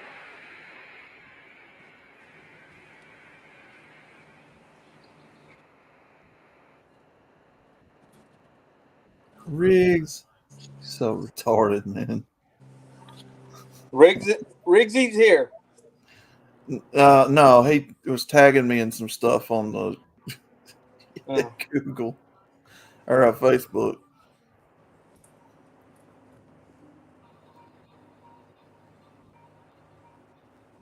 Man, it's dry today. Ain't nobody on stream. Well, the ginger hamster's here.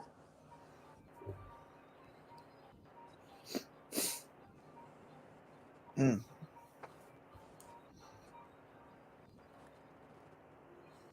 Yeah, I can tell JR's not on because I haven't been threatened yet today. Yeah.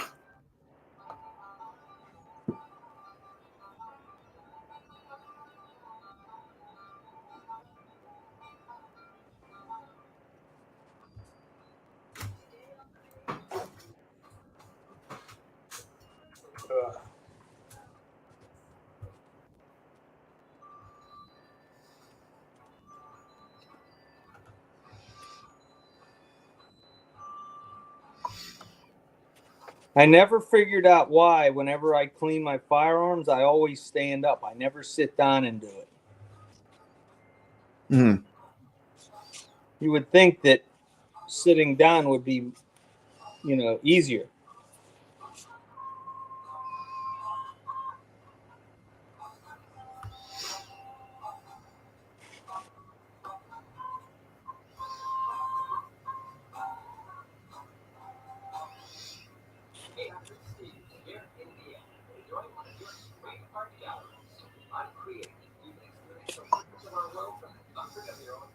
Sounds like somebody's rewatching Daddy's shrimp recipe.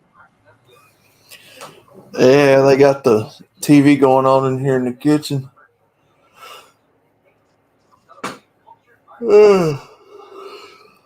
Damn.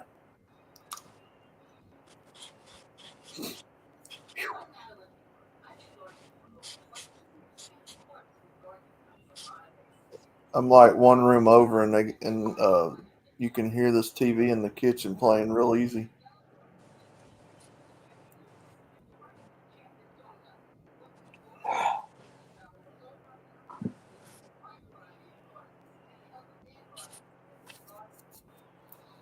That chocolate smuggle. Chocolate what? That's the question. Yeah, what is Brandon smuggling? Hamster pellets.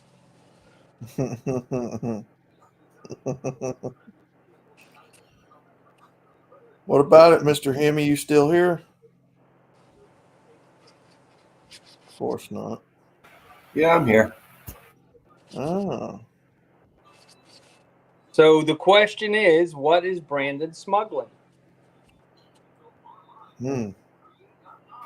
He's got pronoun chocolate today. Pronoun chocolate. Her, she pronoun chocolate.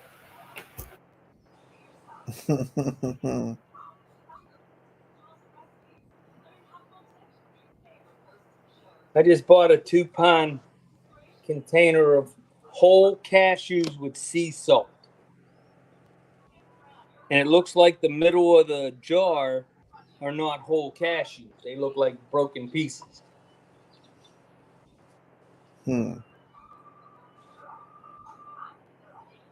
False advertising. Yeah, definitely.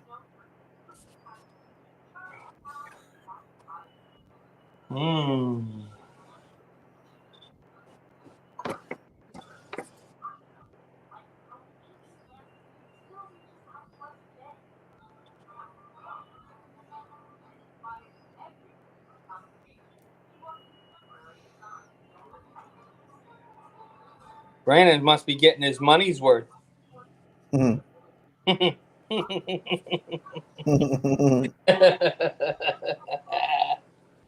He on. didn't even take him behind the shed. Come on, Brandon. Get you some of that.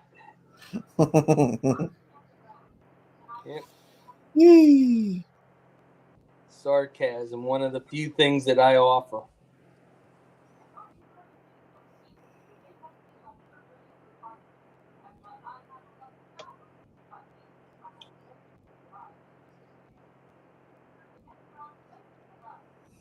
Oh,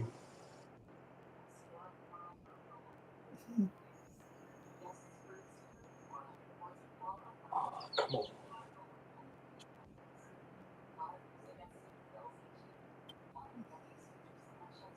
Just got that little bit of grit that I can't, little bit of oil I can't seem to get out of by the extractor. Come on now. Yeah. Oh, there you go. There you go. Got it that time.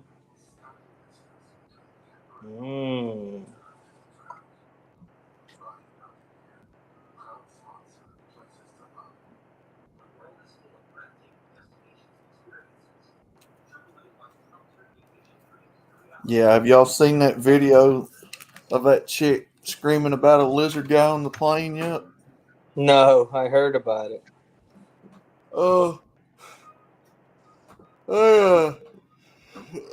Let's just say I don't believe that crap.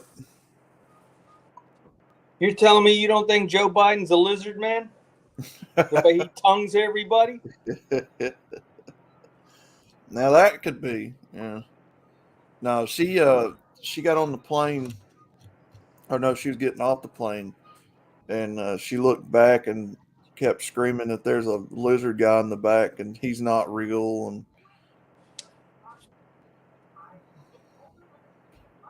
I was like, I don't believe this. Miss me with this. This is fake. Somebody needs 302. Yep. You know, all these nut jobs in the world today give us crazy people a bad name.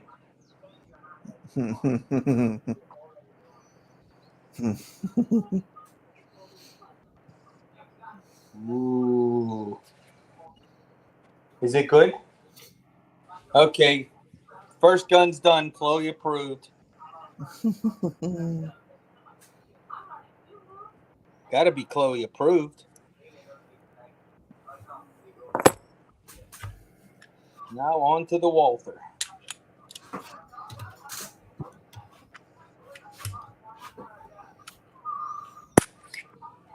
Ooh, dirty. Not as bad as the other one, but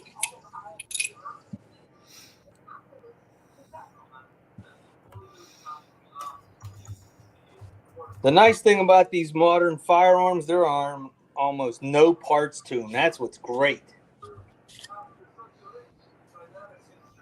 Heck yeah. You know, you break it down into basically four parts for cleaning.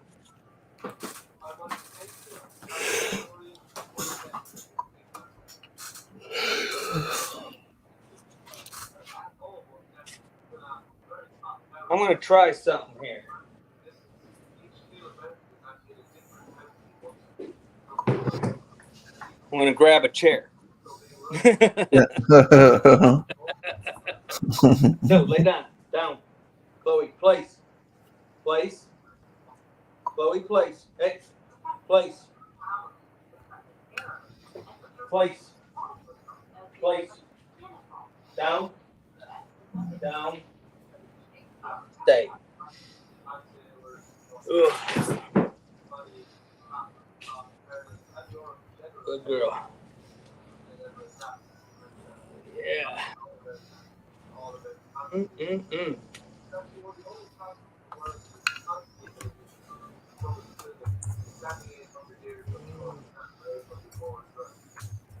I wonder who struck up the conversation, Brandon or the lizard?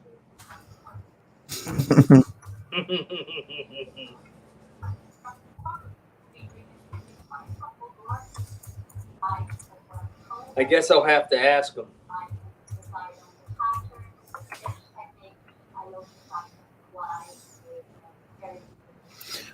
Brandon, you sure are taking a long time. Are you okay?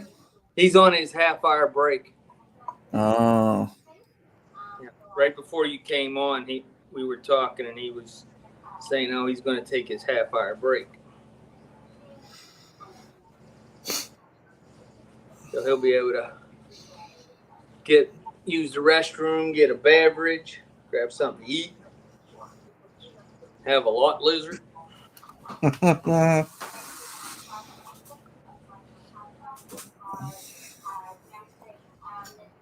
Ooh, that's dirty. Well, it was.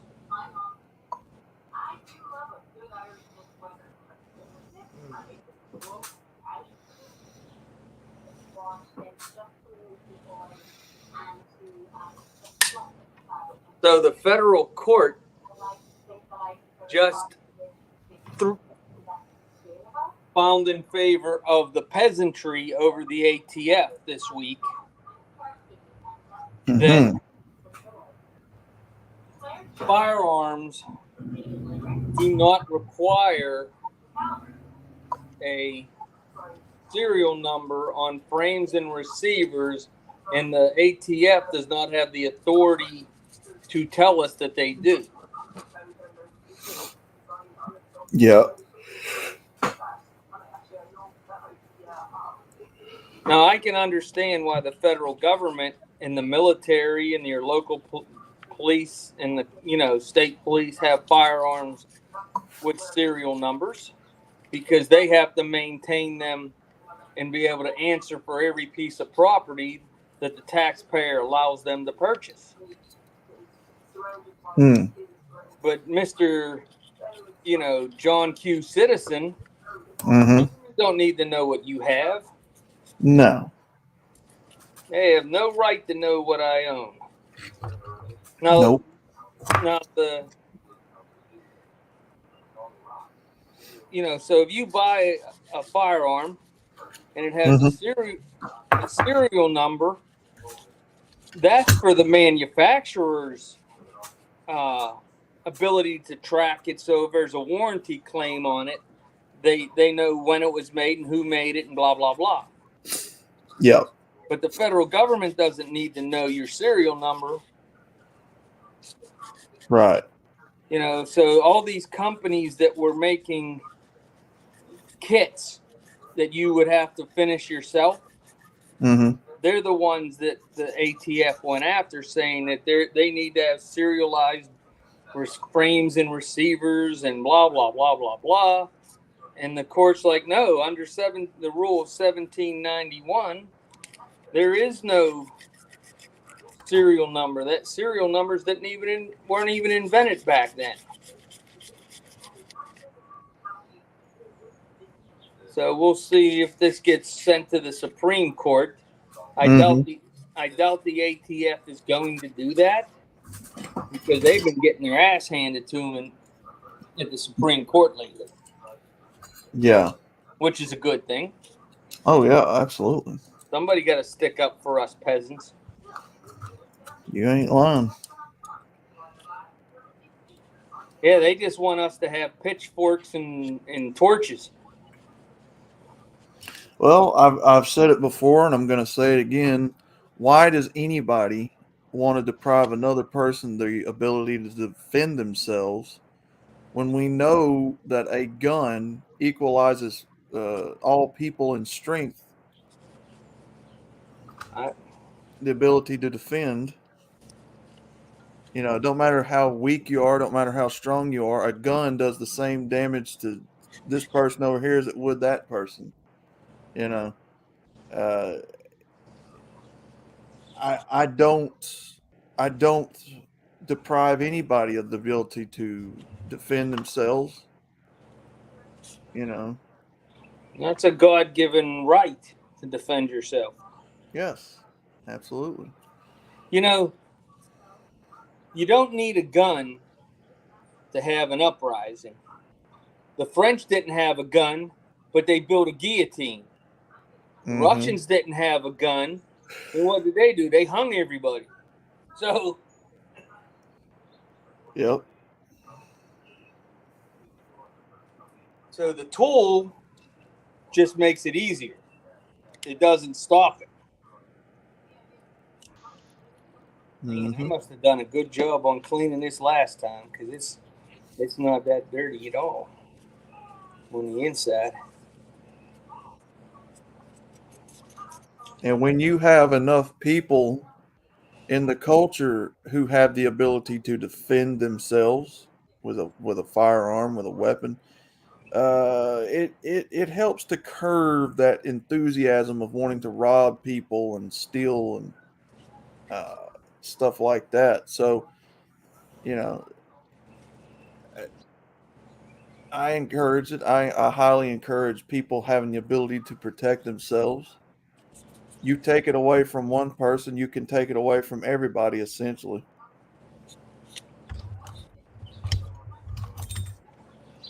If you notice where the vast majority of such terrible incidents occur, Yeah. they are not in rural areas where everybody's land is posted.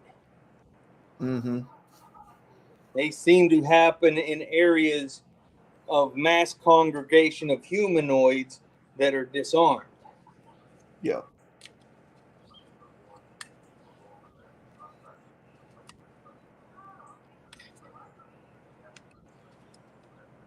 Yep.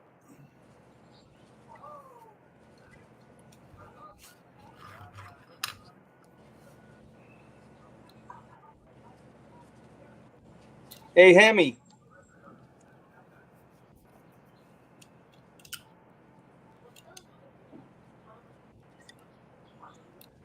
Oh, he must have stepped out. Mm.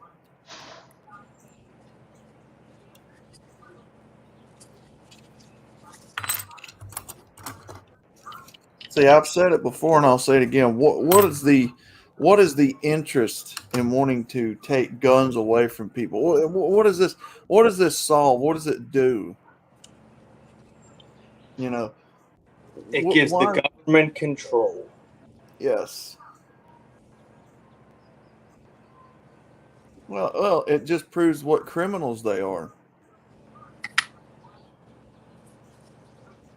You know, you have no good reason to take guns away from people. Oh, but what about all these mentally ill people? Well, that's what you do background checks for. I've said it before. There are some gray areas there. I mean, if you have somebody who is uh, mentally retarded that can't take care of themselves, that doesn't have cognitive function, no, there's no reason for them to have one because they don't know what it is, right? And you have a legal guardian or parents in that situation that should take the responsibility of gun ownership at that point. You know. Yeah, I can see that.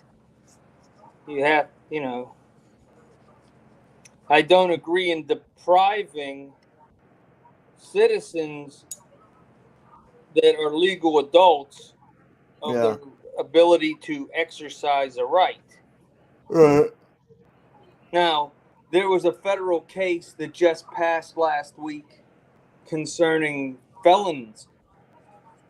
That if you get a DUI in most states, it's considered a felony, correct? Mm-hmm. Well, why should you lose your right to have a firearm over a DUI? That's ridiculous. That's a non-violent offender. You know. Now, obviously, if you are a predator and you prey upon your fellow humanoids, well, then you shouldn't have access to a firearm. Right. Oh. Yeah, exactly. Who's in the chat? My boy Soap. Oh, Rusty. He talked with Frank. He's all right. Just been busy. Well, you know, herding kiwi is tough work. Mm-hmm.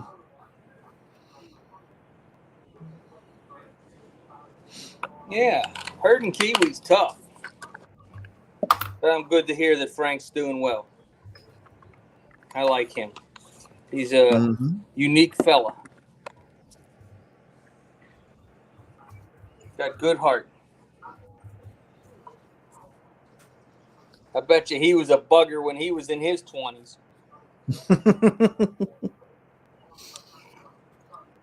You know Frank. he was. Oh yeah, Frank getting around like that. Oh yeah. Shoot. I bet you he went through a few people's chin in his day. You can just hear it in his voice. Oh yeah. I like it. I have a lot of respect for him.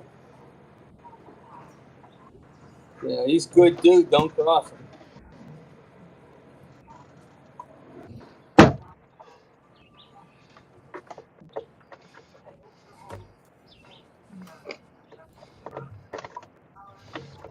Man, I'll tell you what. It's easier not to go to the pistol range so you don't have to clean the guns. That's how you solve that. Yep. You know, it only costs $100 worth of ammunition every time I go. What the hell? But it beats going to Disney movies. First world problems. Hey, he's back. Yeah.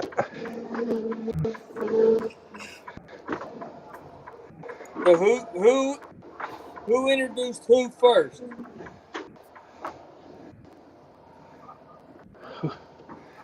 Where? Well, we were discussing on if you were going to introduce yourself to the lizard or if he introduced himself to you. Yeah, I leave, the picking up of transvestites to the Marine Corps. Well, yeah, we have no choice because we're on Navy ships. Yeah, you got to do something for a date, I guess. That's right. That's why they make seamen in the Navy. Well, you know why we have, we always kept Marines on board all the ships, right? Yeah, to protect the captain from the rest of the mob. Nah. That's just what we tell the public. The real reason was because the sheep are too obvious. Well, there's no excuse in submarines. They have Marines on submarines. What are you talking about? As a crew? On the boomers, yeah. They don't have them on the attack subs, but they got them on the boomers. Anywhere you got nuclear weapons, you got Marines. That's part of your duties. I didn't think they had any Marines on the ship on the subs.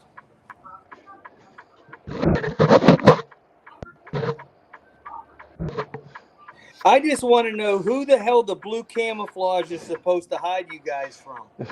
Well, that's so it makes it harder to spot you when you fall overboard. That's what I thought.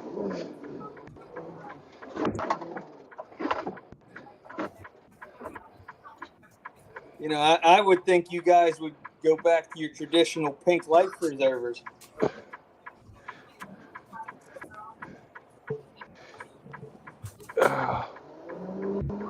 Do you have anything good for lunch, Brandon?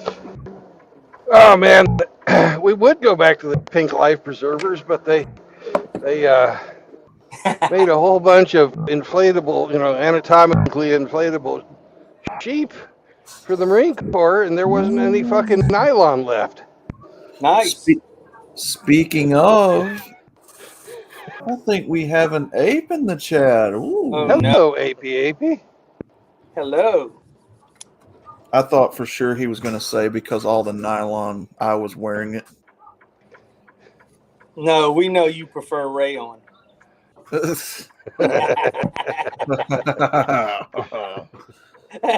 was waiting on it.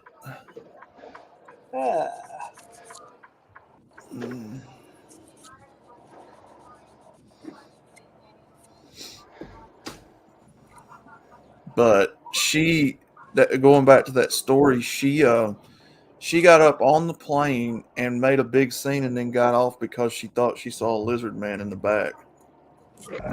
Jesus. Oh, I know.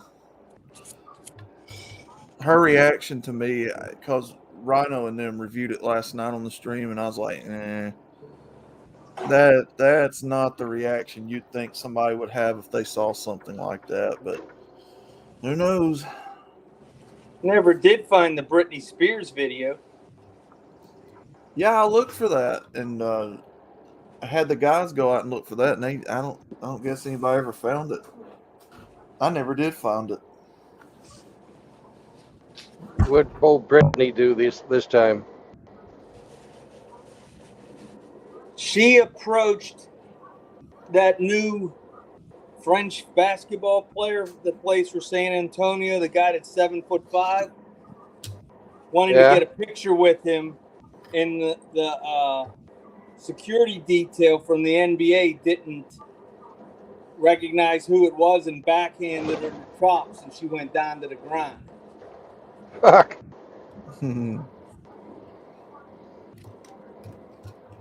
That happened to her once before. It should have happened more than once. Well, bitches need backhanded about the time she turned 12. After that, she needed it about every 3 months. The guy who played Al Bundy was in an airport one time, and she ran up and gave him a hug and wanted to get a picture of her, and he pushed her away until he realized who it was. What the hell was his name? Yeah. I know you're talking about. Yeah. She has a habit of running up to famous people and wanting to get her picture with them. Hit me, I wonder baby. how many times she ran up to Peter North. Hit me, baby, one more time, and they did. That's it. They said, okay, boom. I mean, hey, she was asking for it, right? Yes. Ape's right. Ed O'Neill. Yep. Thanks, Ape. Ed O'Neill.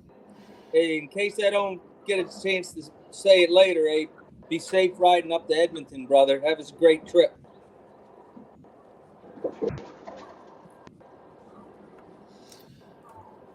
Yeah, riding up to Edmonton. Good. Heck yeah, brother. Gonna go see Dak. Heck yeah. Good old Dak. Yeah, he's got. I sure am glad that they taught Ape how to ride a motorcycle in the circus. That's coming in. That sure is coming in handy for him in his later life. He could have been one of them dog riding monkeys, but no, they taught him to ride a motorcycle and a bicycle too, probably. You sure he never rode a dog? He might have rode a goat too. That'd have to be a big fucking dog. Them gorillas are, quite sizable. Like that guy with the orangutan. Hey, Chaos is here. What's up, Chaos? Mr. Peebles' pet shop. Magilla Gorilla.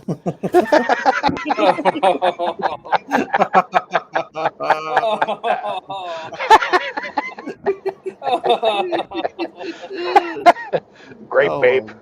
Oh my God, man. You guys are just having too much fun. Oh, I'm glad though, but you know, because Dak's had kind of a rough week on YouTube this week. Yeah, he has. I don't understand why they're picking on Dak. Oh, because he's making fun of their females. They are funny videos, though. Yeah, they were pretty funny. Chaos just joined us. Hello, Yep. sir. Howdy, Chaos. Howdy. Yeah, I seen you were having that troll visit you again last night. Boy, everybody's getting popped on YouTube here lately.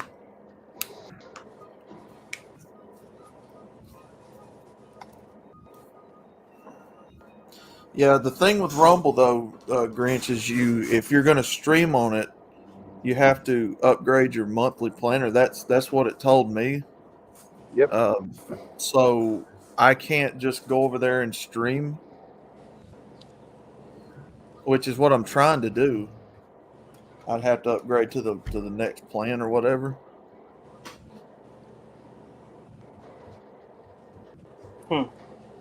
I wonder if Streamlabs would work with Rumble. Yeah, I've got Streamlabs downloaded. I just can't figure out how to use it. Well, didn't fucking Ike give you some fucking pointers or hints or something like that on how to do it?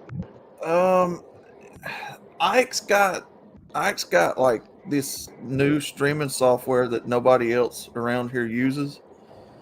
I'm probably gonna have to ask him how to use it if it's something you can use, like if it's not his own deal. You know, if it's kind of something that somebody else could look up and use, I would have to ask him. Yeah, but, he's got a hell of a setup, man. Yeah. I bet you his monitor is fucking 4 feet wide. Yeah. Wow. Could be. And it's crystal clear, too. Yeah, so I need to start figuring it out. I wonder if it works the same way with Odyssey. Could stream to Odyssey too.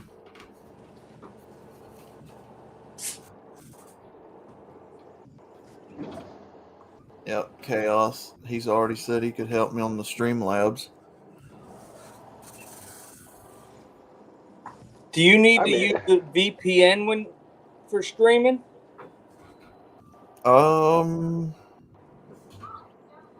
So that way they can't just go and randomly shut you down?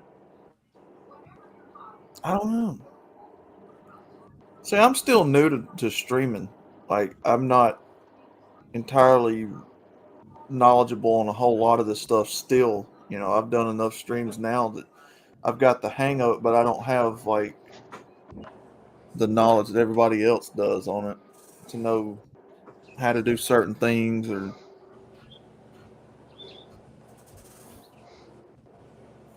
We're in Hannibal, Missouri, hometown of Mark Twain.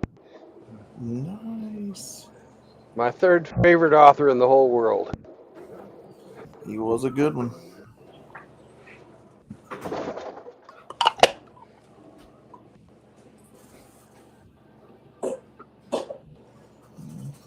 Wasn't it Mark Twain who said never tell anybody your true intentions? I don't remember that quote, but he had all kinds of quotes. Yeah, if I remember correctly, that was him. He was discussing how people go out of their way to ruin your dreams. So if you never tell them what you would like to do, they have no chance to ruin it. Wasn't he also known as Samuel Langhorne Clemens? Yes, he was. Samuel Clemens was his real name. Yep. Mark Twain was his nom de plume.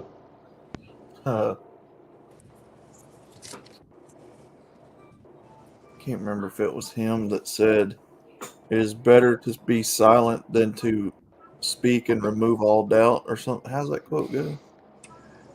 If it was him, I don't even know if it was him or not. It's better to be thought as a fool than to open your mouth and remove all doubt. Yes. That's right. Most everything Twain said was funny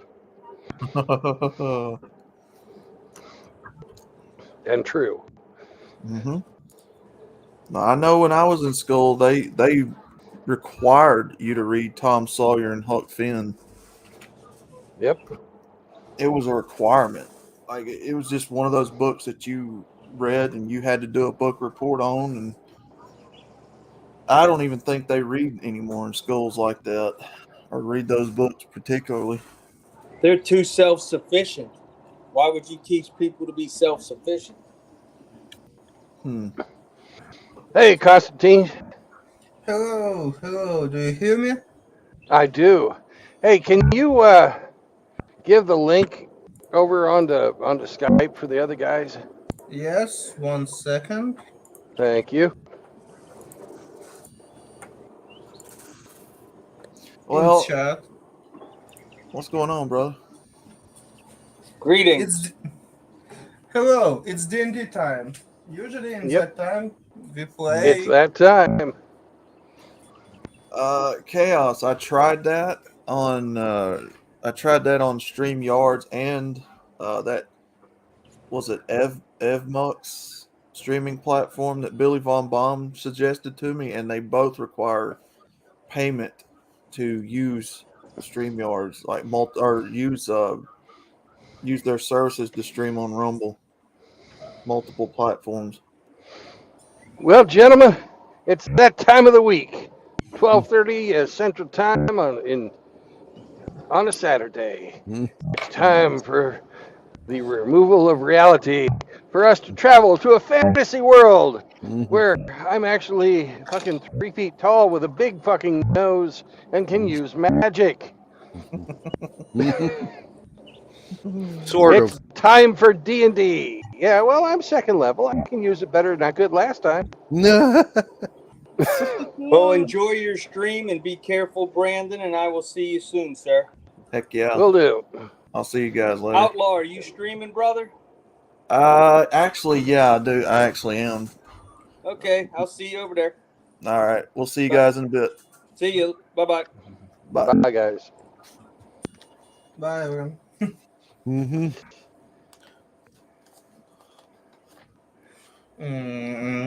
in. Yep. Hannibal, Missouri, guys. I don't know if you guys like Mark Twain, but I do. Yeah, I always liked him. His stories.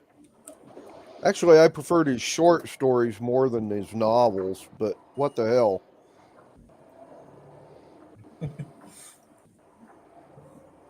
He is my third favorite author. Yeah. Who is first two?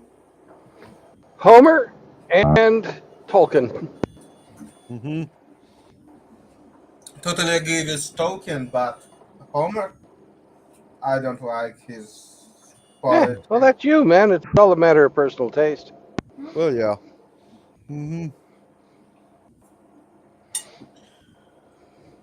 But I'd like to see you find another story that was written by somebody they knew, other than, stories like Gilgamesh, which nobody knows who wrote it. Yeah. That are longer lasting than the Iliad and the Odyssey. Yeah. Yeah. On the other hand, I would like to mention that, Homer wrote the Iliad and the Odyssey, but they existed as oral poems for almost 200 years before he wrote them down. That has never been proven. Yeah. That's the same with like other people saying the Iliad and or Homer was many people, That also has never been proven. Yeah. Yeah.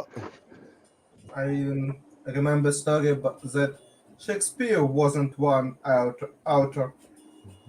That multiple people write that poetry and just use it name. Mm-hmm. Well, all I know is beware of Greeks with gifts. Uh-huh.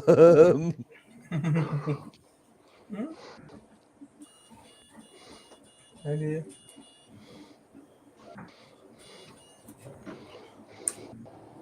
Timeo Danaos be scary of Greek that give you a present. Yeah. Yep. Yeah.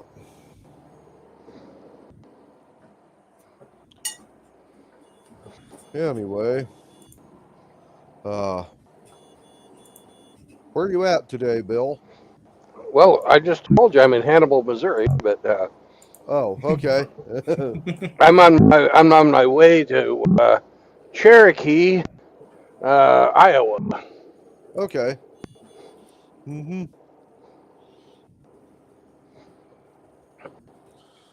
What's next you bring to Iowa today? Well, I have I picked up this load at the Hershey's Distribution Center in St. Louis. Mm-hmm. Oh,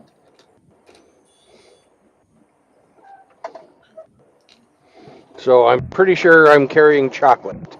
I have not read my bill of materials, so I don't. Not bill of materials, bill of lading. Yeah. Uh-huh. No, I'm pretty sure you're carrying chocolate too. Uh, that's what they make and distribute. Oh well. I won't buy their fucking products anymore. Yeah. why? Oh, they had this ad campaign where they called themselves Her She Chocolate. So, Uh-huh. hey, it's how you alienate half of your customer base in one fell swoop. Well, Yep. before war, somewhere before COVID, I speak with United States Consul, and I joke that I hope that I like understand soon we all say to each other eat in English. And I was wrong. Mm-hmm. We use a little bit different sentence, but he was scary about it, but it was reality when I speak with. I don't remember. Ah, He working in embassy. I meet that guy because on some meeting with your director, yeah, movie director, or something. Some Mm-hmm. route. I don't remember what exactly that place called, but this whole gender fluidity movement is insane, Constantine.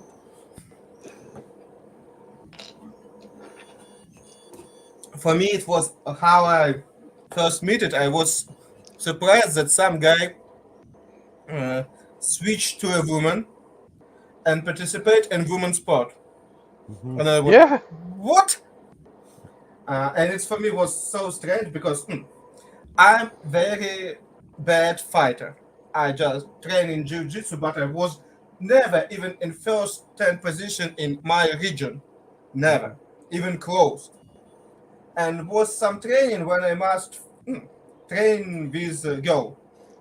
She was champion of country, Mm-hmm. whole country. And it was easiest fight. I was working like a trainer because I was so much more strong, faster, and so on in each parameter. And I understand that difference between me. I know when in first 10 people in region, and I can easily fight with third place in country. And for me, just stop, never. That's why I just yeah, it's it's crazy it's for me. it's insane. Mm-hmm. It's It's absolutely impossible. insane. And you think what the hell is going on? Well, on top of all that, they had over 100 sexual assaults last year from these guys that are pretending to be women going into the women's changing rooms and doing everything from beating the shit out of women who complained about it to fucking raping them. You know, they send them to women's prisons, and they wind up getting fucking the inmates pregnant. You know, it's a fucking mental illness. You know, if you wanted to cut your hand off, people would stop you, but they're not stopping people from cutting their dick off. It's crazy. And the worst part about it is a lot of these are Munchausen by proxy by mothers who wanted daughters. It's fucking, it's insane. It's literally insane. And they're embracing the hell out of it at the governmental level. You know, it's one of the things that makes me think we might be close to the end of days. Well, I'm of the opinion that people are getting crazier all the time. Yeah, you ain't wrong. And anyway, oh well. Let's see. Last time we was gaming, you guys had torched the first two villages. They weren't really that much of a challenge, but they didn't have that much swag either. And you were headed towards the third one. The Cliff Dwellers. Yeah, Cliff Dwellers. Now, keep this one in mind. You are going through a jungle. Very near the equator, by the way, on the... Right. Where you are, it rains every day. At least part of the day. And since you're a cavalry unit going through the jungle, you are more or less restricted to the game trails. And a brushy jungle, your visibility is pretty damn limited. Yep. Anyway.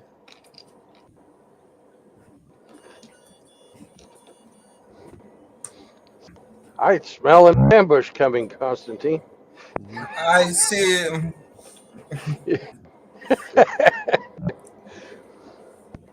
I don't remember how it book it English. Yep. It's in our translation. It was something Black Squad, a fantasy books about practically about war in Vietnam, just in fantasy setting. And it's something look like look similar for me. Anyway. I will find how it's this book. Oh, by the way, your commander has decided to put your squad in front because you got dogs. There's also a squad of hobbits that are bringing up the rear for the same reason. And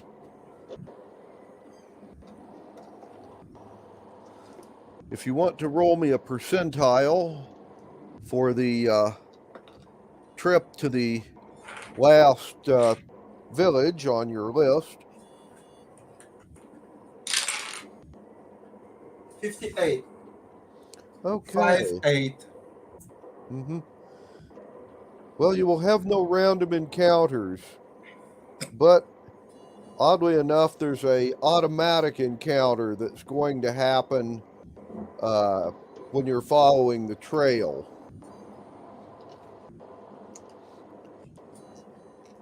When you get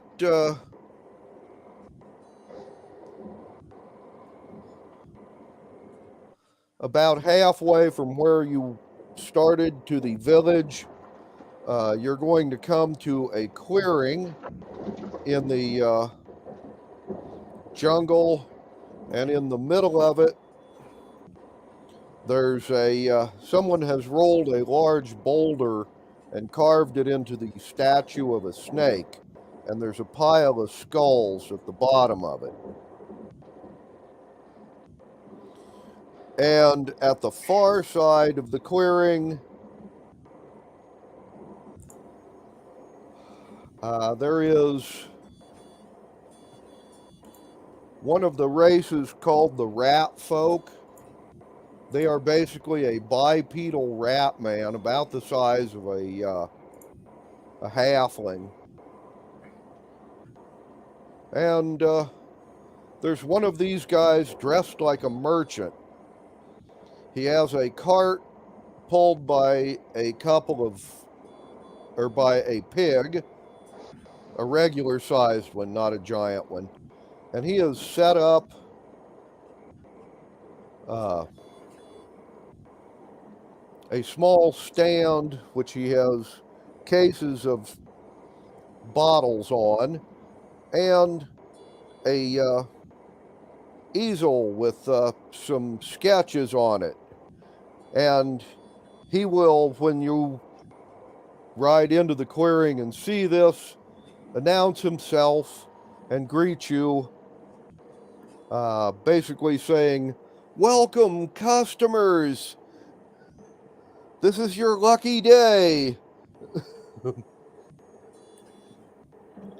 And all right, he will tell you that you're about to enter a really bad part of the jungle filled with nasty swarms of little bitty snakes and bunches of really big giant snakes and a whole bunch of those chameleon snakes that you never see until they attack you. Oh, it's awful. Sounds terrible. But lucky you,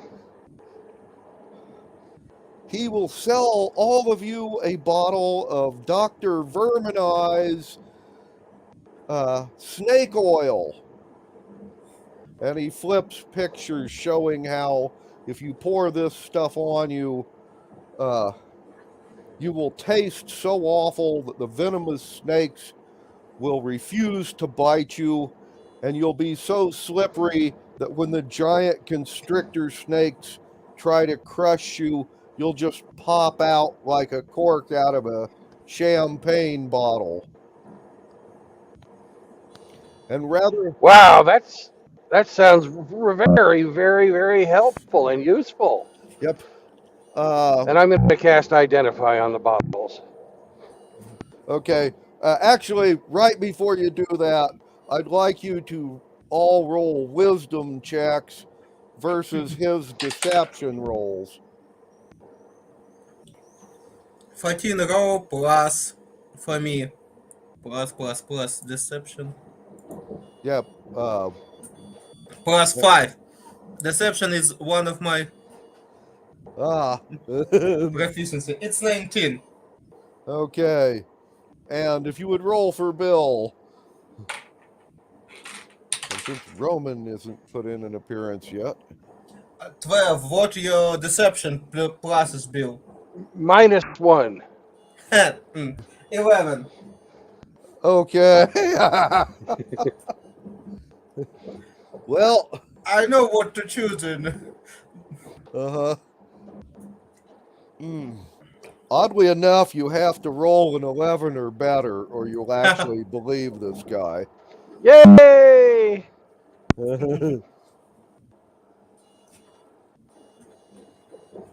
It was so Anyway. obviously bad. Yeah. Okay. For Roma, he's barbarian, but Yep. he's roll natural 20. Okay. So basically, none of you guys believe him. And Bill, when you cast your Identify on them, you will find that these are not magic. The Identify will let you know that this is a mixture of nut and coconut oil and skunk scent. Nice. Uh-huh.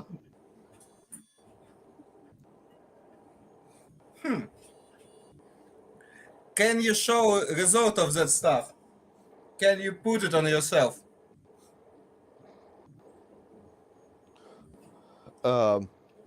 It's my request to that shopper. The rat? Actually, Well, Mr. Rat Guy, do you make deliveries?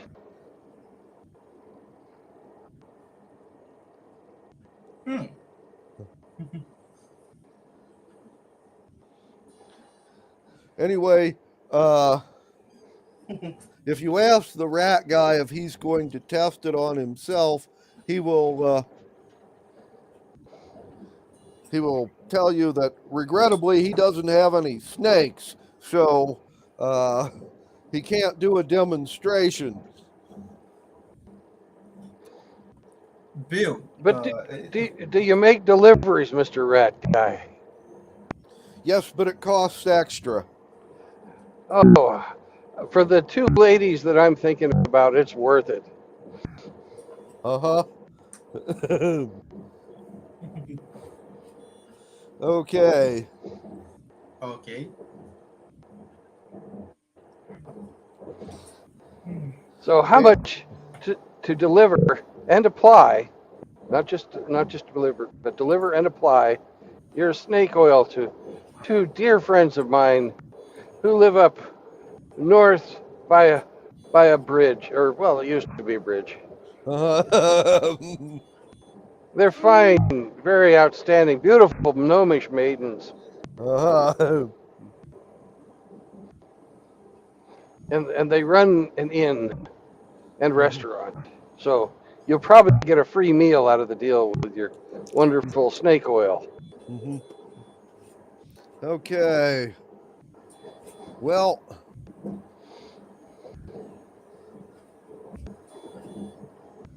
the snake oil he's selling for 5 silver pieces a bottle, but he's tacking on a 25 gold piece delivery charge for the journey.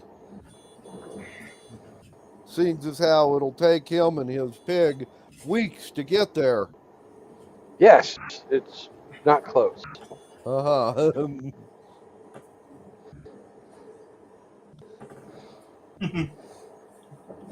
Anyway, are you willing to pay him, Bill? Oh, can you look at the spell list for wizard? Of course. Okay. Do I have wizard mark as one of my spells? Wizard spells.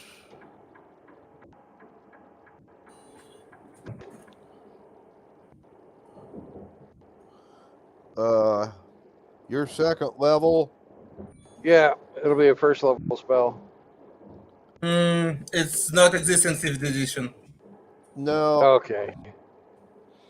You're not high enough level. Oh well, then no, I'm not willing to pay. I don't fucking trust this guy.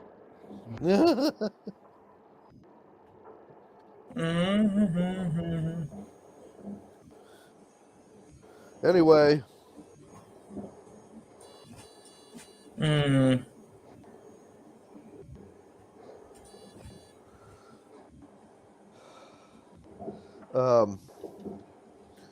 He will basically attempt to sell snake oil to you or any of the other people in the column as you ride by him. He won't actually try and stop you. He will tell you that you're all going to be eaten. You and your horses will all be eaten by giant snakes if you don't pet buy my this dogs stuff. and tell them, oh, you'll be safe. It's okay. Just the horses. And me. But the dogs will be fine. Wizard, it's now in 5th edition. That spell is called Illusory Script. Okay. Is it what level? First level. Oh, it's first level? Yes, Illusory Script. I just Google what it's mean wizard mark and what it's and it's basically because I don't know that spell, and it's Illusory Script in 5th edition. Okay. Well, then in that case, I can make a magical contract for him.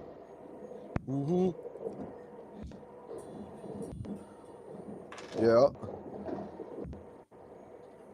I don't know what wizard mark you mean, but wizard mark is just hiding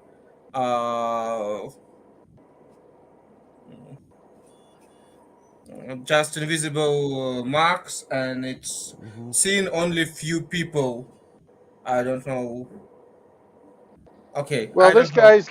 this guy's gonna see a bunch of fucking magical writing. I know some ancient languages he doesn't know, so I'll just fucking put it down in Draconian or something, and Okay. I'll have him sign it, Okay. and I'll tell him it's a fucking magical contract, and if he breaks it, he'll be cursed.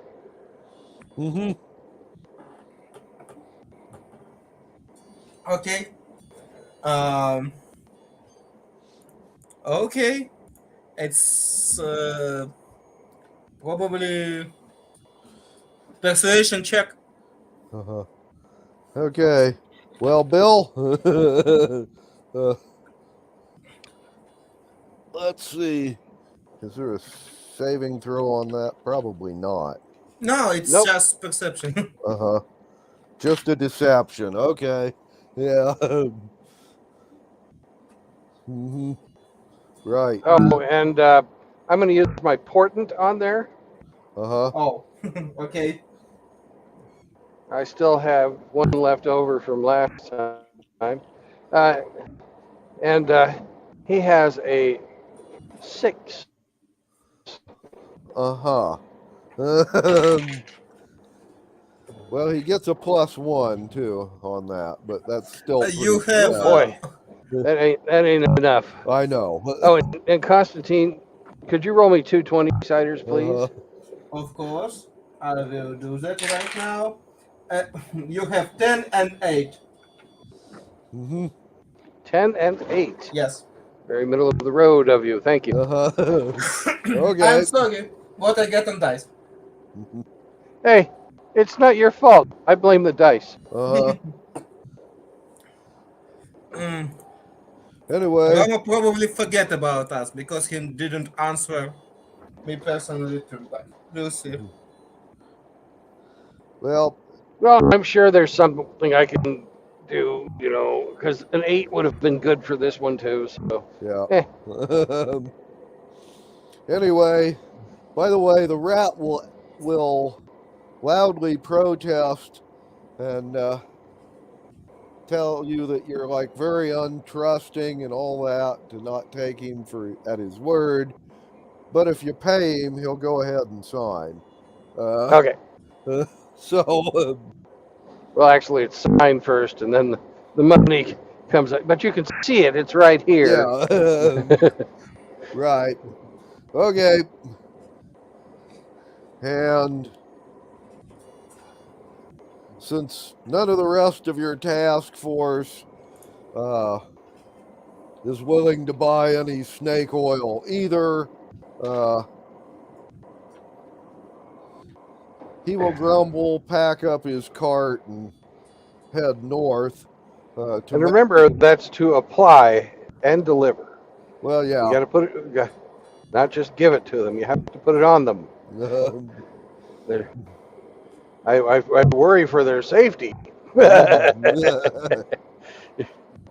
Fucking bitches gave me love potion. Yeah.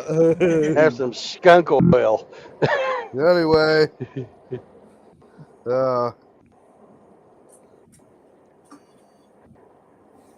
Oh, did I forget to mention the automatrons? I did, didn't I? Yeah. How Oh, you silly of didn't me. mention the automatrons, too. He got no clue about that. Oh, he'll figure it out. It's already singing out contracts. That's why. He's just a rat trying to go into a restaurant, you know. Yeah. So yeah. The other thing to note, once you go through this clearing, about a mile further on, you're going to start hearing drums being played out in the jungle. Mm. And then they will quit, and you'll hear other drums being played in the distance, the direction you're heading towards. Right. Apparently, this village has lookouts. Well, we haven't surprised anyone yet, so I'm assuming the others did too. Yep. Anyway, it's just that these guys' lookouts gave a warning when you were like a half day's travel away. So, Right.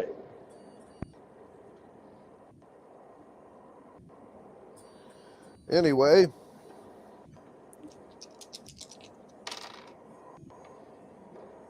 Well, you know, let's bungle along in the jungle. yep. Because it's bungle in the jungle, and that's all right by me. I'm Okay. a tiger when I want love. I'm a snake if we disagree. Okay. Speaking of snakes, Ah, if you guys would be so kind as to roll me perception checks. Of course. For me, 17, for Bill, 18. Before plus. woohoo! Okay.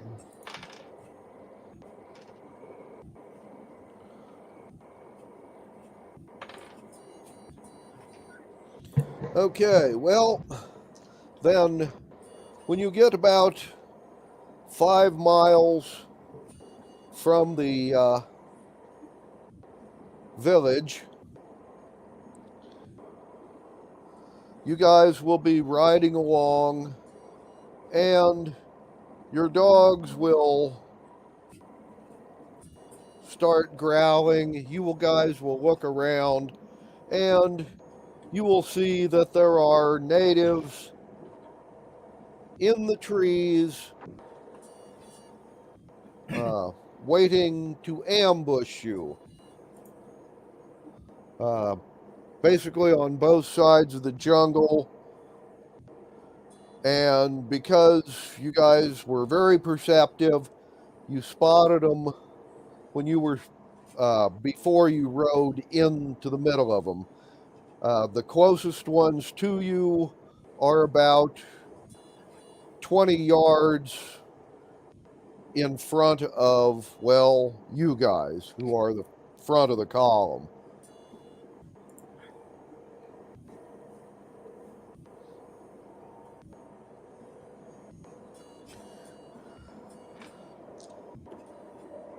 Anyway.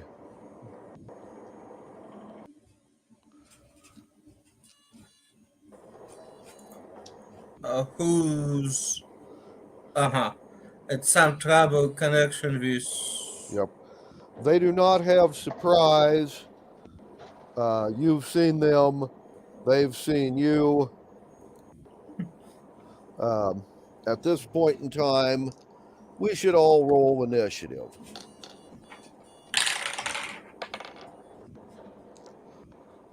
Uh, 16 for me. B, what your dexterity plus 2? +4. No, +2. But +2. 8. 8 for you. Okay. And probably. And 4 for Roma. Okay.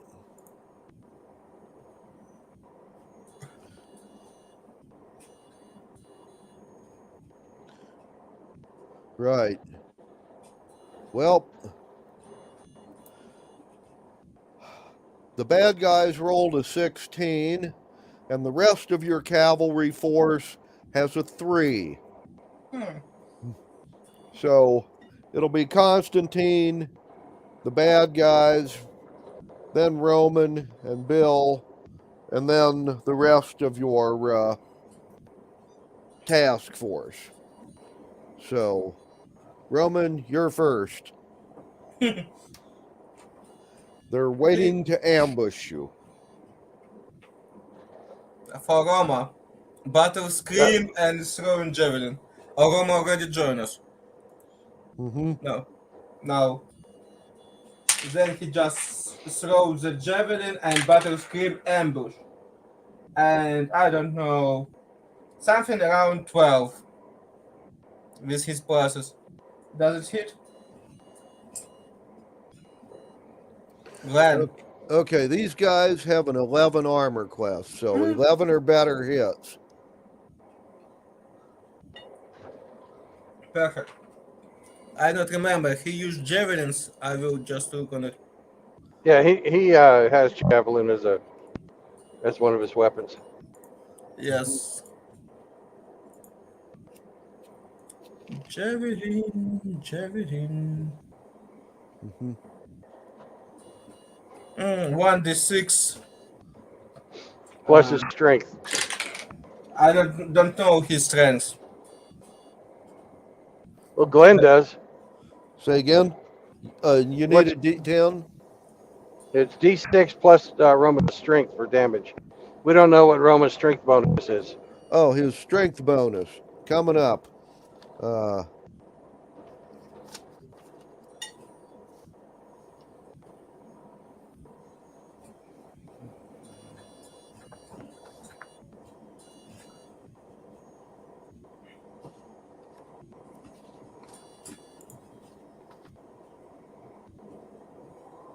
Plus 4.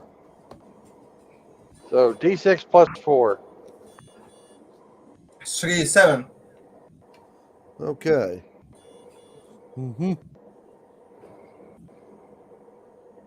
All right.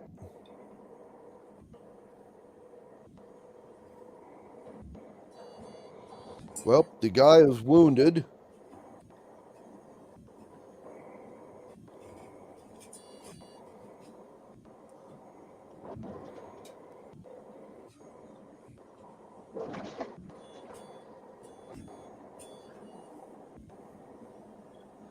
Okay. And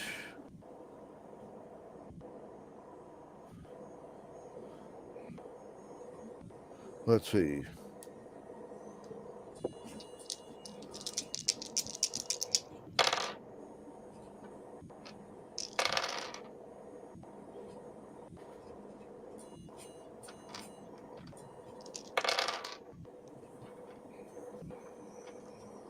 Okay.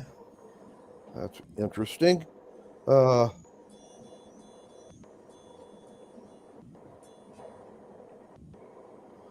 Well, the fellows in the trees have thrown their spears at you, missing everything.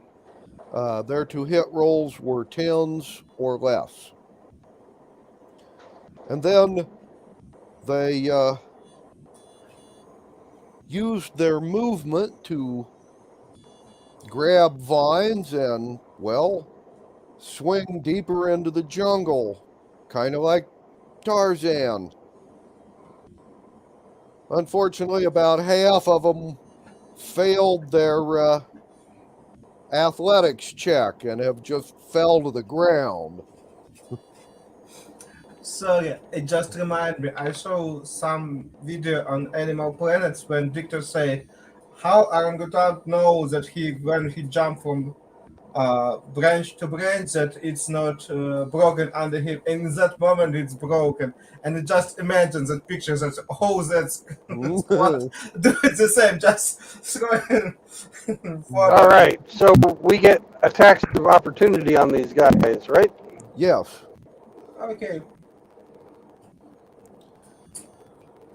So, Are there any of them swinging rather close to each other?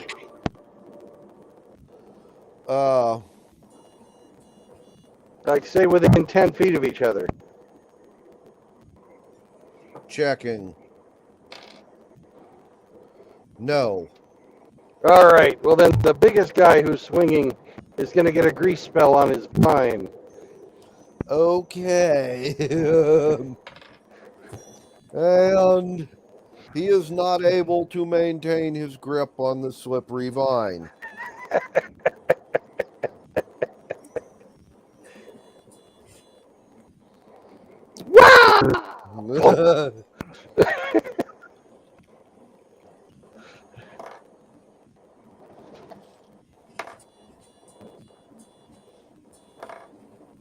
Okay.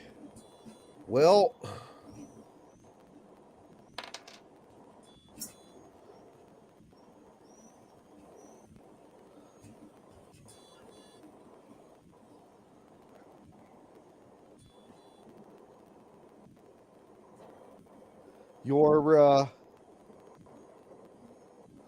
the rest of your task force fires arrows and crossbows. All of them hit. And all of them have rolled absolute minimum damage. And since you're basically got a dozen guys, it turned out, in this ambush, you divide that by 60, or whatever, however you do the math. It turns out that all of these guys have about 5 arrows in them apiece, but have only taken 5 points of damage. Except for the guys that were wounded by Roman and who actually has taken enough more damage that he's dead now. And that would be the end of this round. There are 7 of them prone because they slipped off their vines, and the others are, running away under cover. If you wish to attack those 5, you'll have to pursue. The other 7 you can attack right now with advantage. Right. Well, I'm going to go for the guys on the ground, but my initiative is quite low, so we'll see if any of them are left by the time it comes to my turn. Sorry, I didn't catch that. Do your initiative thing, man. Okay. Constantine.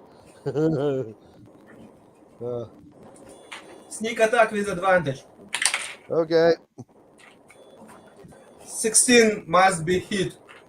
Oh, yeah, that hits real good.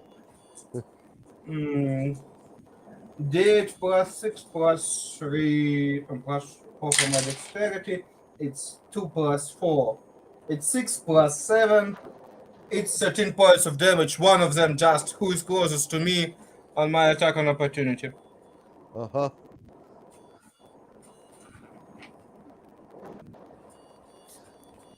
Okay.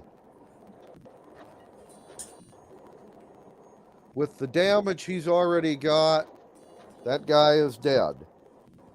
And Roman, you want to roll an attack for him?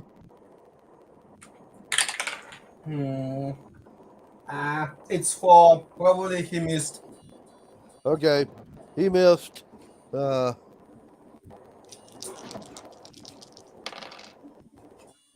And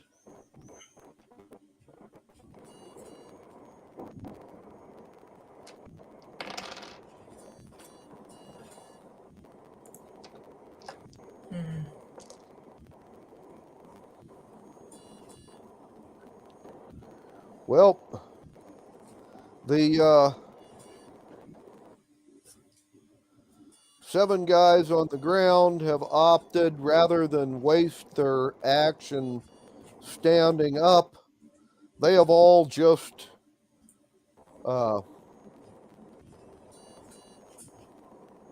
whipped out their blowguns and fired while prone. Unfortunately, the highest to hit roll they rolled was a 9. So that hits absolutely nobody. And the others that were running away have used their action this round to continue running, but they are now yelling insults at you as they leave.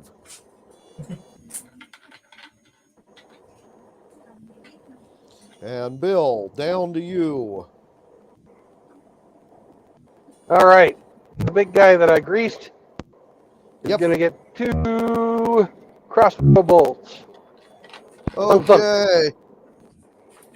To hit rolls, please. At advantage. Yep. Natural 20 for 1 hit, Okay, that hits. and 13 before pluses for another hit. Uh-huh. Okay. With pluses, I have +4 for my shots. So. Just looking on. You have crossbow, a hand crossbow, like I understand. Yes. All right. The natural 20 will do double damage.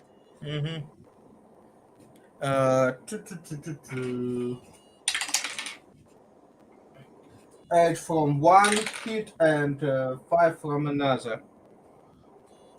So the total of 15. Say that again, Bill. Total of 15. He's dead. Okay. What with the other damage he took last round. And let's see how the rest of your troops do. They were pretty good last round. 19 before pluses. And an 18 before pluses. So there's only for the rest of them. So,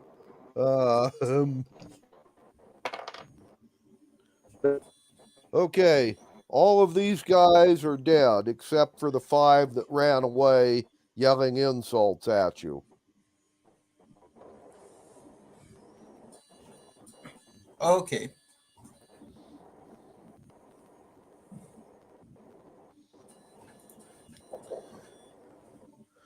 And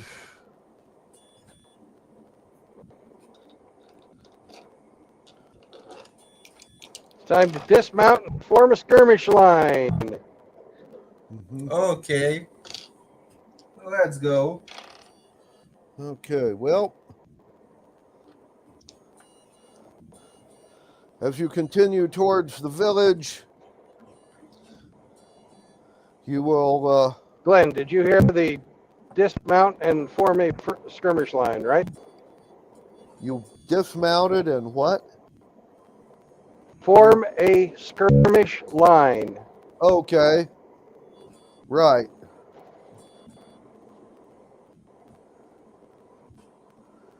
And this skirmish line is going to continue towards the village. Yes. Right? Okay. Do it Dismount. the Greek way and have every 5th man holds the range of the other guys, the other Right. 4s. Right. So,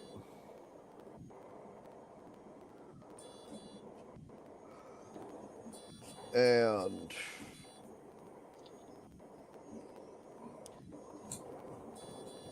by the way, you will make it to about 2 miles from the village, and then there's going to be a cloud of colored smoke across the jungle. Apparently, these people have piled wood and wet leaves and herbs of some kind to make, well, a cloud of smoke here. So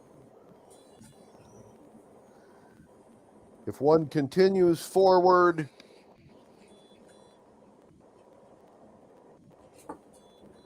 there's going to be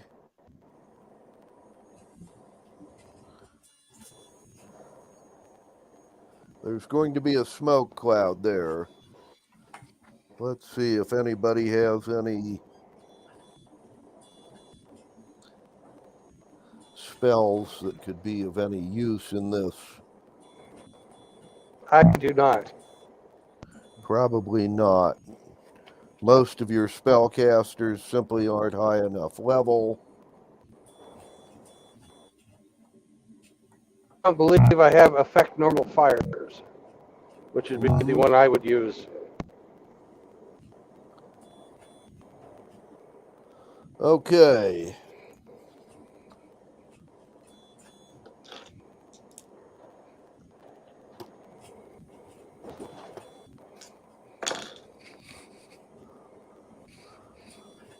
We can get you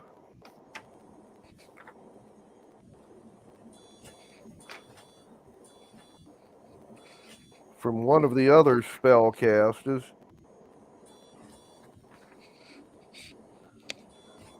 One gust of wind.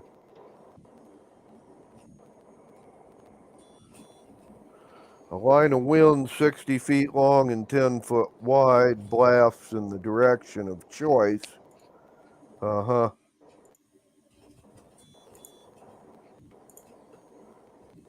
Gust dissipates gas or vapor, extinguishes clouds or extinguishes candles and torches.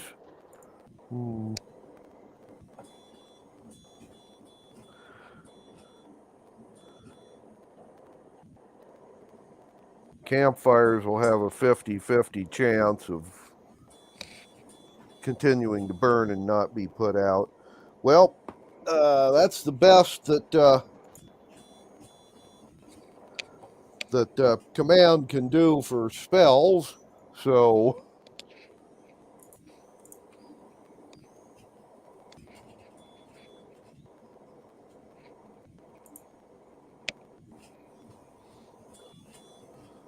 and it sounds perfect for that smoke.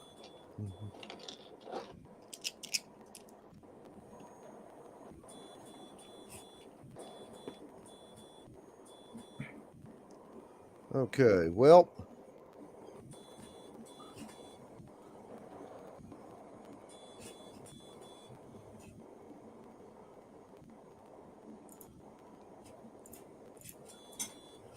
Commander says he's going to have the guy cast the gust of wind.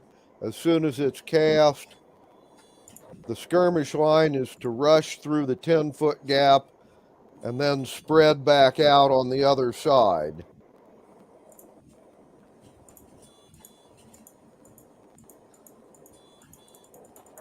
And that's the best he can do.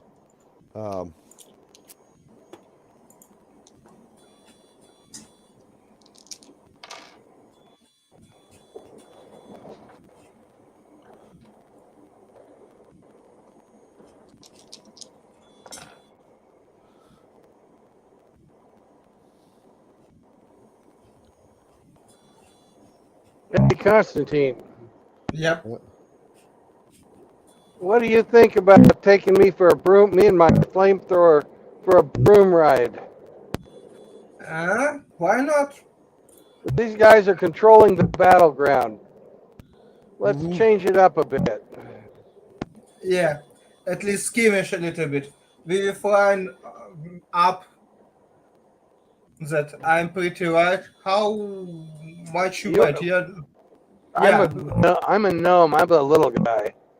I'm Hobbit too. That means we both can sit on that broom and fly normally because under 200 feet, we have normal speed. We'll Okay. we'll do a fucking napalm flyby on their village. I got 3 shots. Okay. Okay. Allow me to clarify. You guys are going to fly ahead and attack the village direct? Yep. While the rest of them go through the smoke cloud and approach the cliff top. Right. Okay. We figure that those guys have their attention fixed. It's a fucking perfect time. Okay. Well, then we will split our force slightly. You guys are going to do a air cover, and everybody else is going to attack on the ground. So, but we're gonna beat the other guys to it. But yeah, we're not exactly providing air cover. We're air assault. Mm-hmm. Right.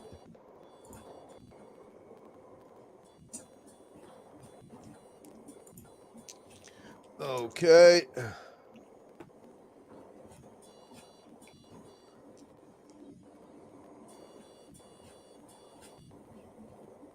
Well,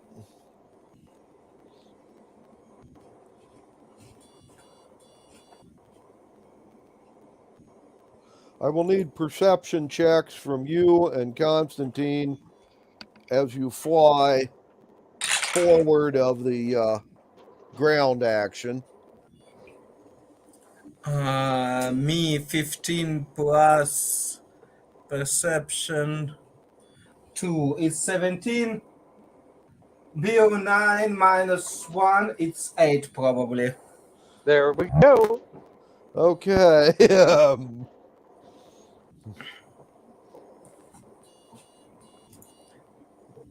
He's flying first time. It's acceptable. Mm-hmm. Well, Constantine, as you guys fly forward, you will see that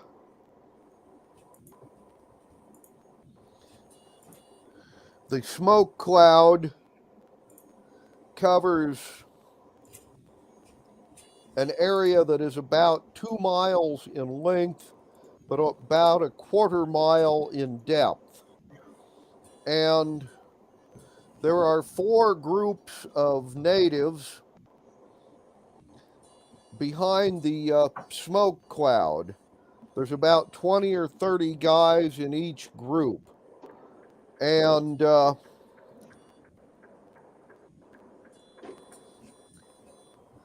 they are lined up to throw spears into the smoke, and each of the men has 2 bags, hide bags, look like they'll hold a couple of gallon each, setting at their feet. These bags move. They're probably they're full of snakes. poisonous snakes. Maybe we turn back and make signal to our troops just not move and make something with that from the distance. Anyway, in addition to this information, you'll see that the rest of the way to the village is heavily forested, and there's a lot of brush, and the path that you guys are following pretty much stops about a half mile from the village. And then you're at the top of the cliff gorge. With the gorge, the village is about halfway down to the river at the bottom, and there are ladders and walkways all along the cliff face.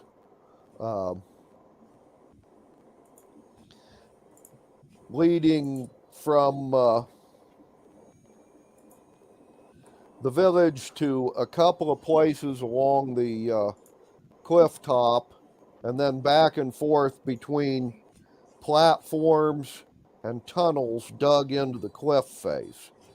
All of the ladders and walkways look like they can probably be dropped pretty easily. And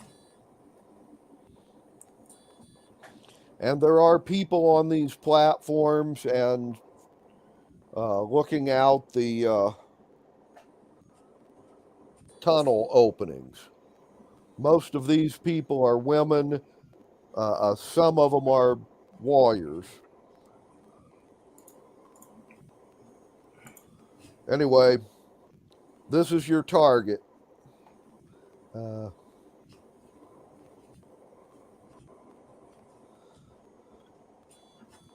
Bill. Yes. Out of what I have described, what do you want to light on fire? One of the tunnel entrances with a warrior sticking his head out. Okay. Give me a to-hit roll. 13 before pluses. All right. Well, that'll be a +2 for dexterity. 15. Okay. Well, you have just fired a flamethrower down the tunnel opening.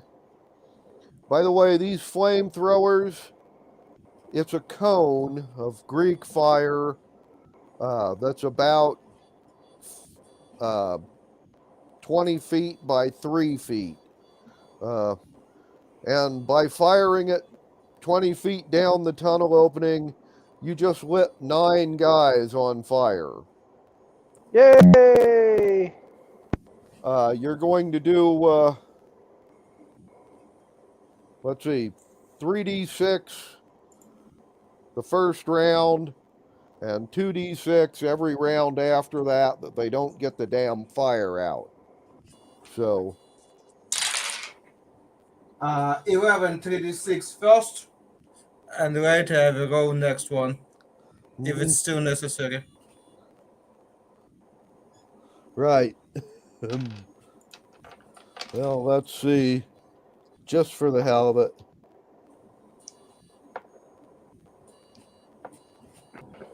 Huh.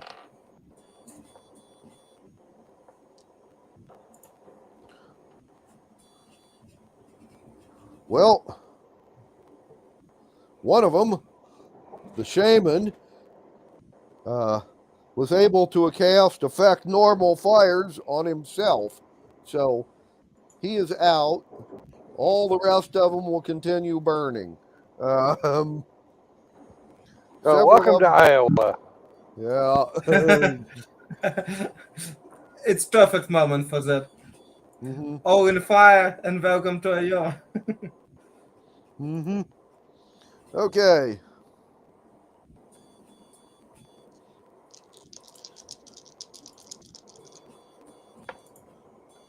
And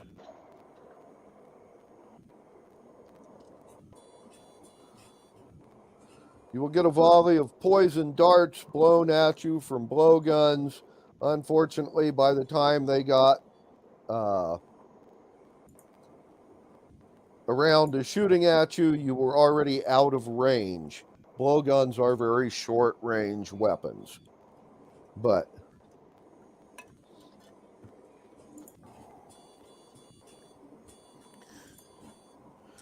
and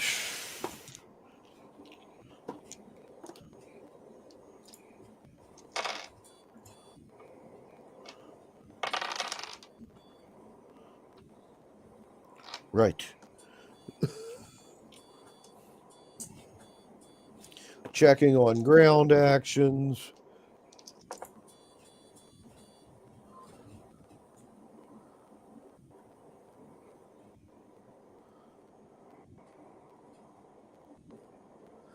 And And okay.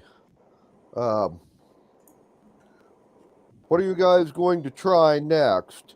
Another flame run on the village, or do you want to go and light up the jungle where the tribal warriors are? Village. Our Village job it is is. to burn out the village. Okay. Well then, another tunnel opening, or do you want to go for some of the ladders and walkways? Oh, tunnel opening, please. Okay. Okay. Give us another to hit roll. However, it is a stationary opening, and you're, 11. Oh, yeah. Let's go. 11 plus 2 is 13. Yeah. Okay. And. Okay.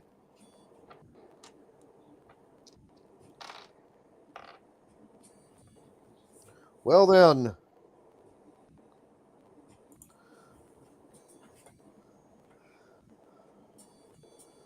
You have fired your flamethrower down the tunnel opening where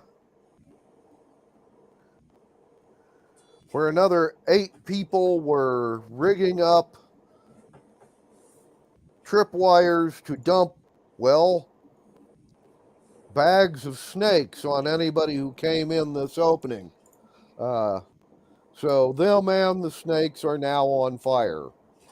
Yay! Okay.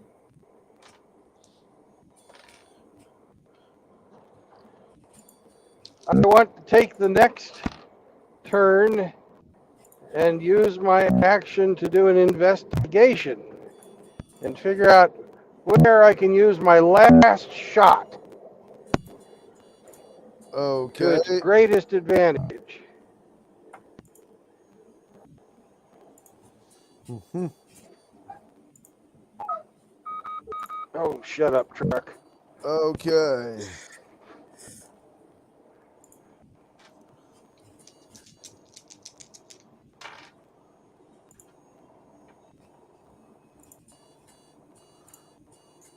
Well,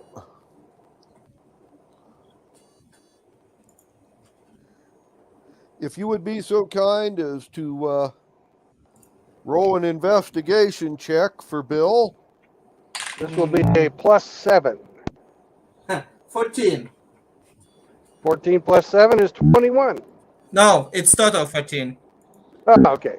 Oh. 14. It was 14 with the plus 7. Okay. You're not Yes. rolling real high today, Constantine. Well, he's had a natural 20. Okay, He's well, had a yeah. natural 20. Come on. I Okay. don't have any natural 1, but I have 7. Okay, it's fine. Okay. 10, 11, it's more or less. Not so bad. Anyways, Okay. it's still going to, work.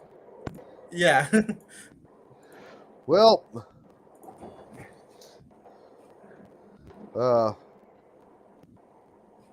Bill. Yes.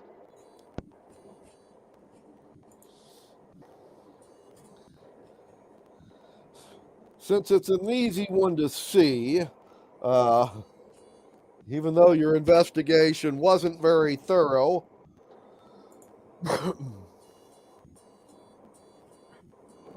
there's one of the platforms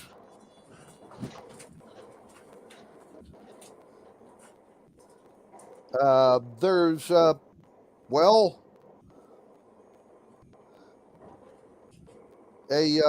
ceremony of some kind going on.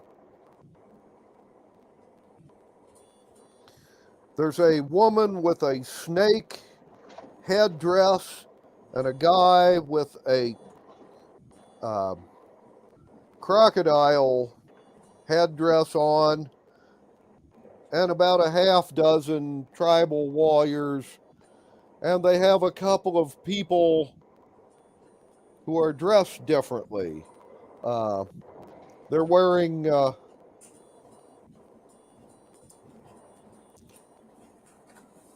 what looks like dyed cotton robes rather than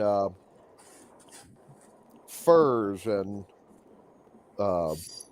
woven grass garments like the tribal people are. And basically,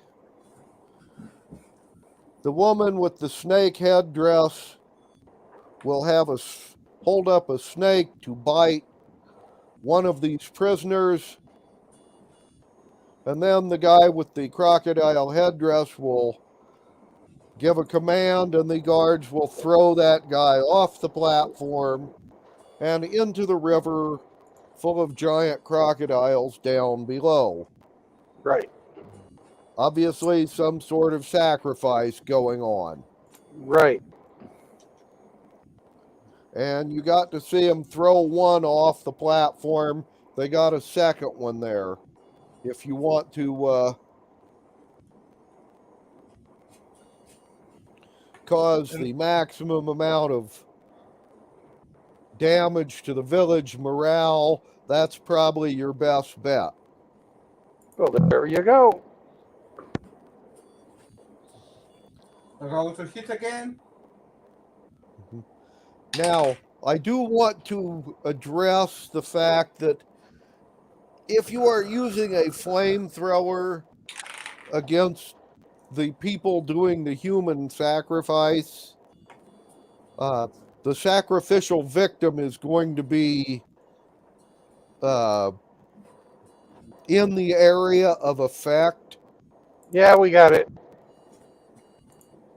We got to interrupt the ritual to prevent some deific, or in this case, demonic, fucking intervention.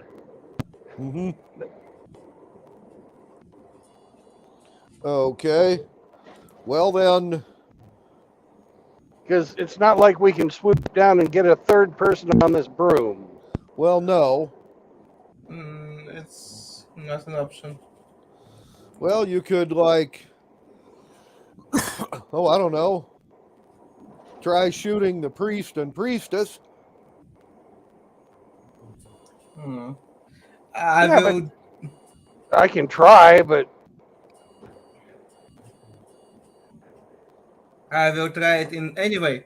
Do you have grease or something that corrupt creature? Imagine that priest that with ritual and all that stuff and all that in grease, and they can fall prone and so on.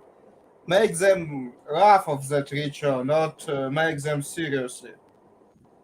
Do you have grease still on you, or you already use all your spell?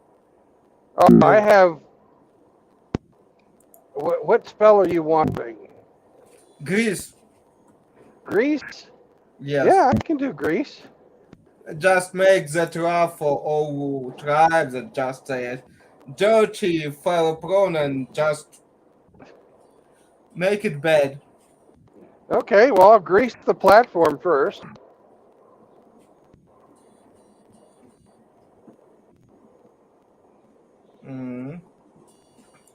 Okay, you're gonna grease the platform. Yes. Yep.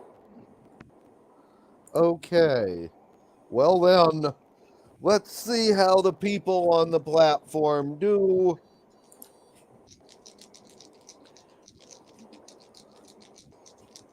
With their dex saves. High Priest rolls a 5 before pluses. That ain't gonna save. Nope. But the priestess, she got a 17 before pluses. She is going to be on her feet. Sacrificial victim. A 3. And the goons. Hey, those are very graceful goons. All right.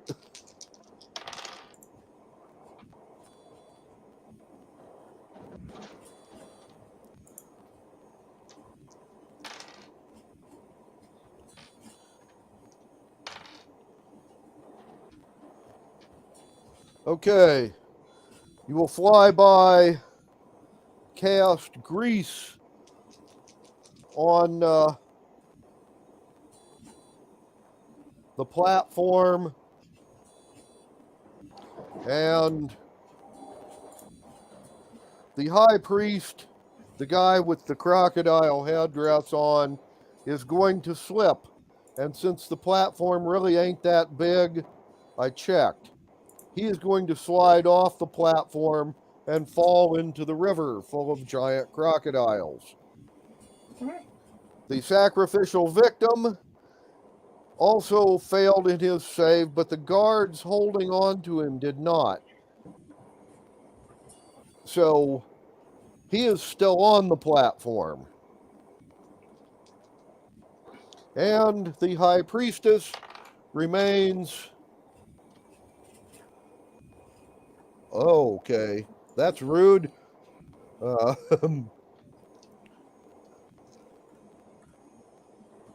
Constantine, I need a saving throw versus poison from you. Okay, it's constitutional, I can understand. She It's threw her 2. snake at you. 2 plus something. I definitely... no. It's Okay. plus 3, Well, but it's not help.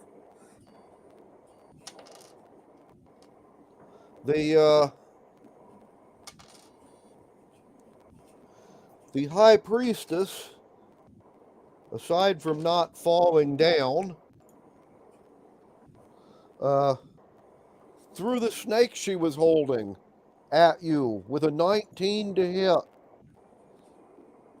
ordering the snake to kill you. And the snake rolled an 18 on its bite.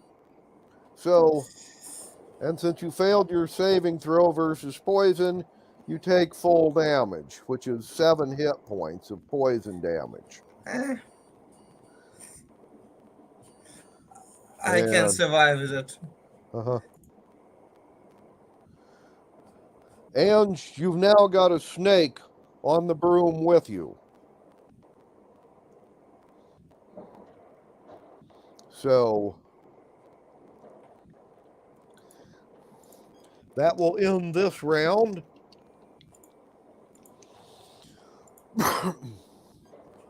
Okay.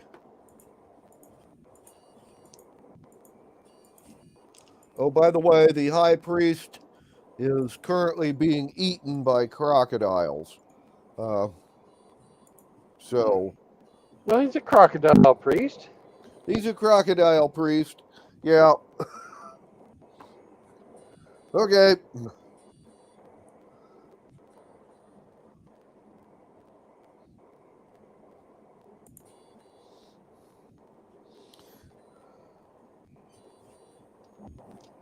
So, were you still using the previous initiatives? Probably. So you're first, Constantine. I will attack the snake that sit on broom. 16. Yeah, that hits. Just close combat 1d8 5 plus. What I have on me plus 4 9 points of damage to that snake. Okay, he's a dead snake. It's good. As he only had 5 hit points to start with, you know. But okay, that's it for the snake. Let's see.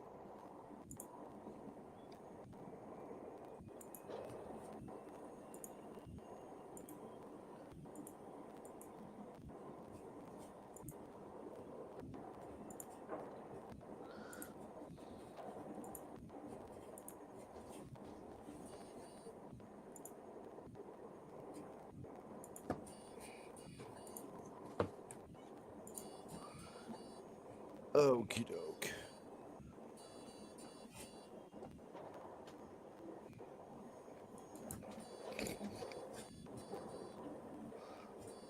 Okay, hang on. Somebody's at the door. I'll be right back. Okay. Sure. Gonna just forget about game. We have some time. Yeah, it happens. Yeah, sure. Mm. I'm printing D&D figurine. Julie is painting them for my campaign that I dungeon demon here in Kiev. Yeah. It's so nice time. I just finish main stuff. Only work that I just sent to check and have few days to just sleep. I even try to play PC games, but mostly just sleep. A lot of sleep. Oh, Sometimes you gotta recuperate your Okay. energy. Sorry about the interruption. not a Welcome big back. deal. Okay.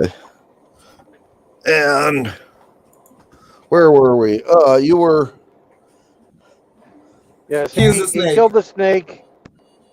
You killed the snake. I was seeing if the cleric had any cute spells to throw at you.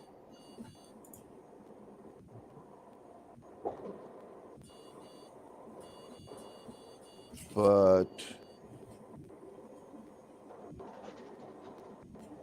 not really.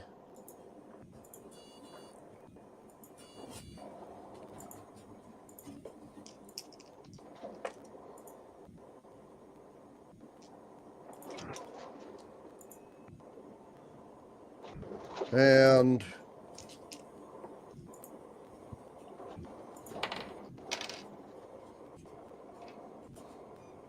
right. Okay. The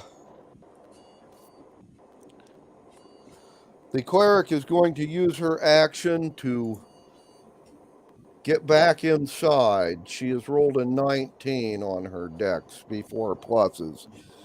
She will just glide off of this greased platform and back into a cave opening or a tunnel opening.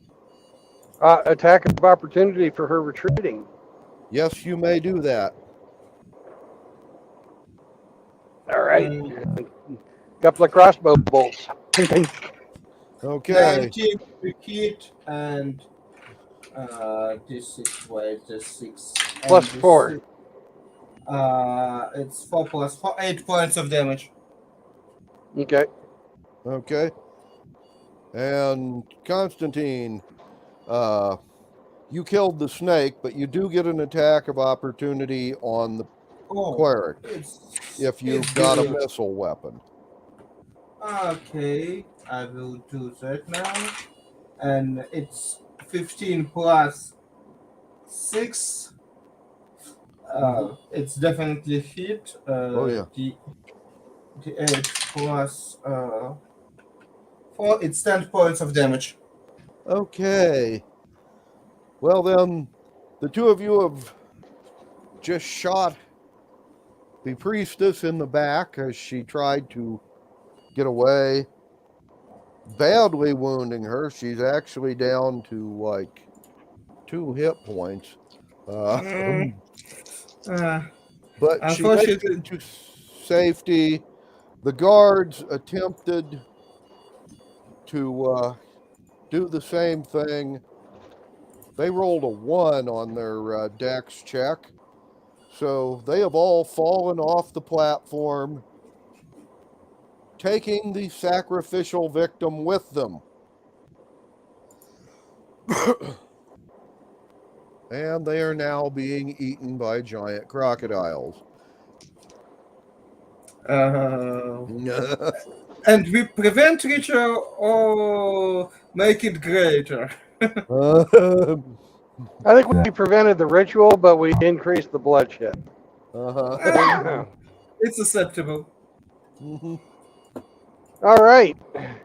Well, I guess since we no longer have anybody to shoot on the platform, I will do another investigation check to see where the next best place is to put my final flamethrower shot. So Okay. if you could roll a 20-sider and add 7. Okay. 17. There we go. Okay. Well,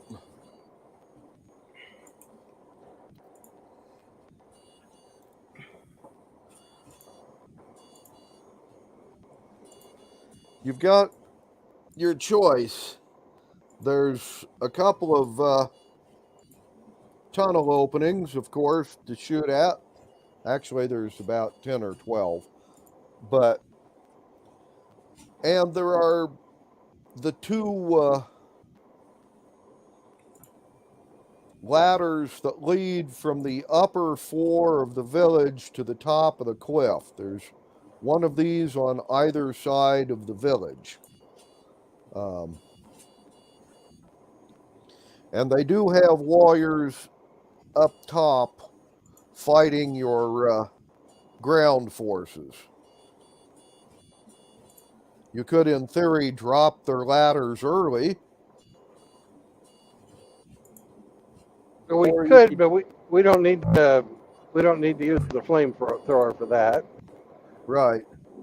Well, your next best target for the flamethrower, if you're not taking the ladders out, would be a randomly chosen tunnel entrance.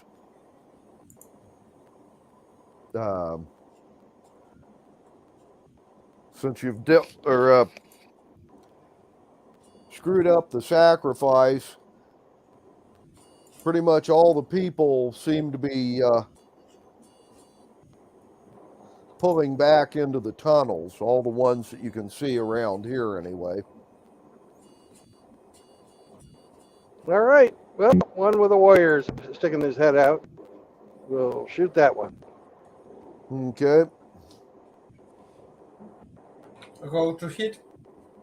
Yep. 20-sider plus 2. 15 plus 2, 17. Okay. Well,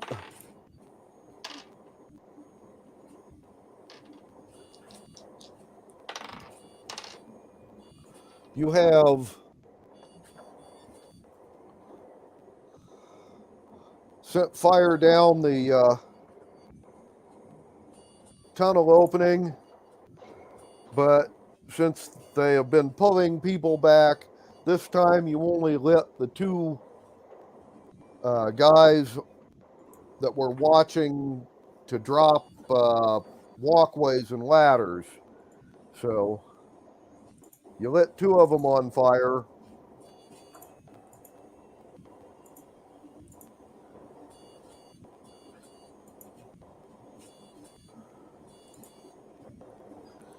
Anyway, you can head back to where the ground forces are fighting. We can just fly and shoot down from the height. Yep. Death from above. Okay.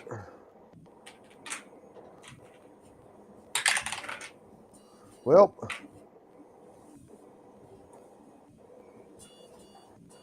what you see, or give me perception checks, by the way. For me, natural 1. For Bill, 13. Okay.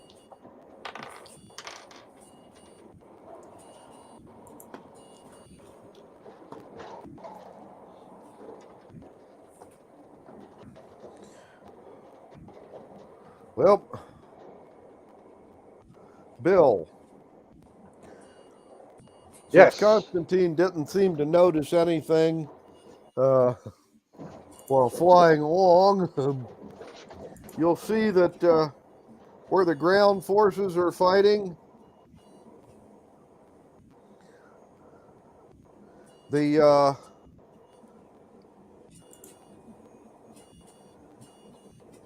natives apparently lost control of some of their snakes. All the bags of snakes are open. There's 3 places in the jungle where people have used Greek fire Molotovs, one of them being Roman in your absence. And there are some nice stretches of the jungle burning around there. There looks to be about 20 of the natives have been killed, and about 15 of the guys on your side. The rest of them are falling back in 2 directions, pursued by your ground forces. And basically, the natives are going from where they were to about halfway back to the village. And Bill, you got to see one group of them anyway, moving camouflage and going down a tunnel.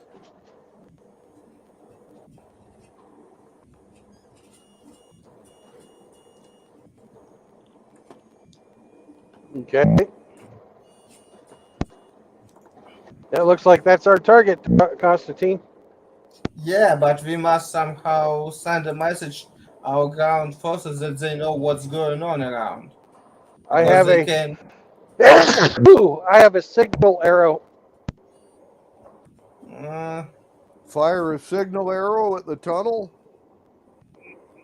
No, when we get down there, we'll fire it straight up in the air, so everybody can see it. Okay. Right. Okay.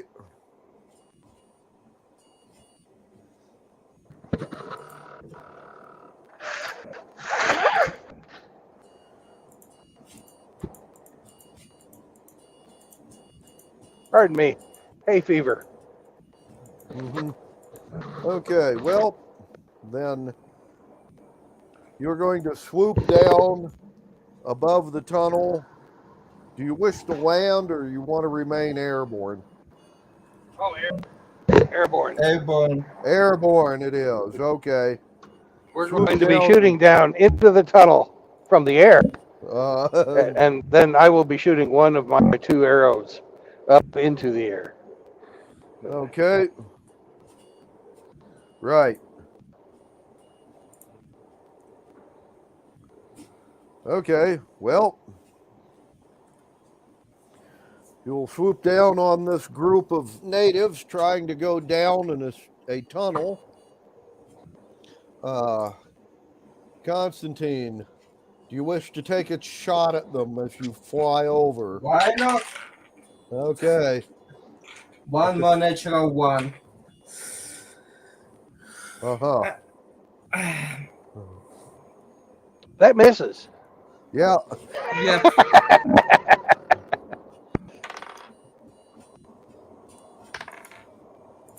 Okay.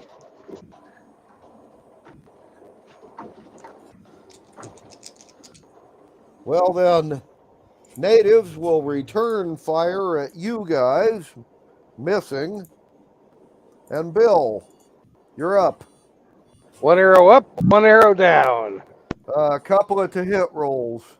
No, I don't have to roll it to hit, roll to fire a fucking arrow into the sky. No, but you have to roll better than a 1.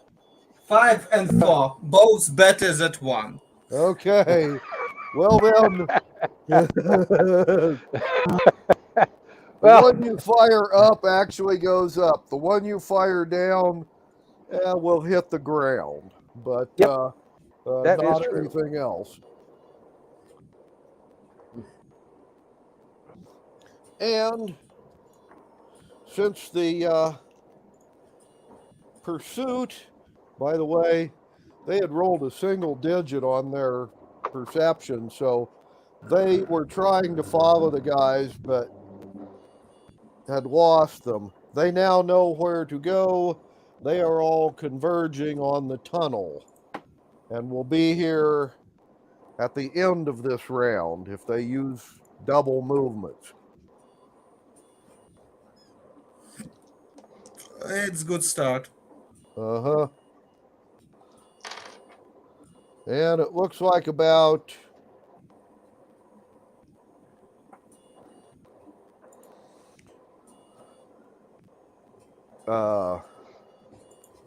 about 20 out of the 50 tribal warriors that are going down this tunnel make it before pursuit arrives at the end of the round.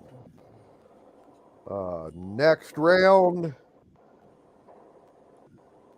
Constantine, you get a shot at the at your target.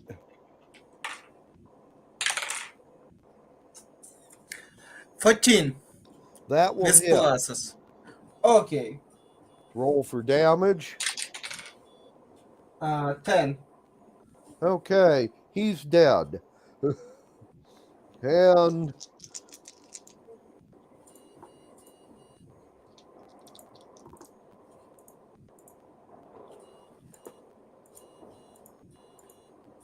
tribal warriors have decided to attack your ground forces. And wounding a bunch of them. Bill, you're next. All right. I'm going to cast grease on the tunnel entrance. My final spell, first level spell of the day. Okie dokie. And that's going to be followed with a flame arrow at the grease. Uh-huh. Mm-hmm. Right. I was going to say, you're aware that grease covers an area 10 foot in diameter. Yep. And the tunnel entrance is only about 3 foot in diameter. Perfect. So part of your grease goes down the tunnel, and the rest of it is in a ring around the entrance. Right, and it should draw all the oxygen out of there too, just like a fucking chimney. Okay. Well, checking for dex saves. Hey, there's some dexterous natives around here. Right. Well, what I'm doing is cutting off their fucking retreat. I know. Saving, yeah. Well, 10 out of the 30 guys on the surface make their save and are still on their feet. The other 20 are now prone. And if you will give me a to-hit roll on your flame arrow. 12. I don't know what pluses add to Plus that. 2. 12 plus 2 is 14. 14. Okay. Well, you have just lit up a circle of flaming grease. And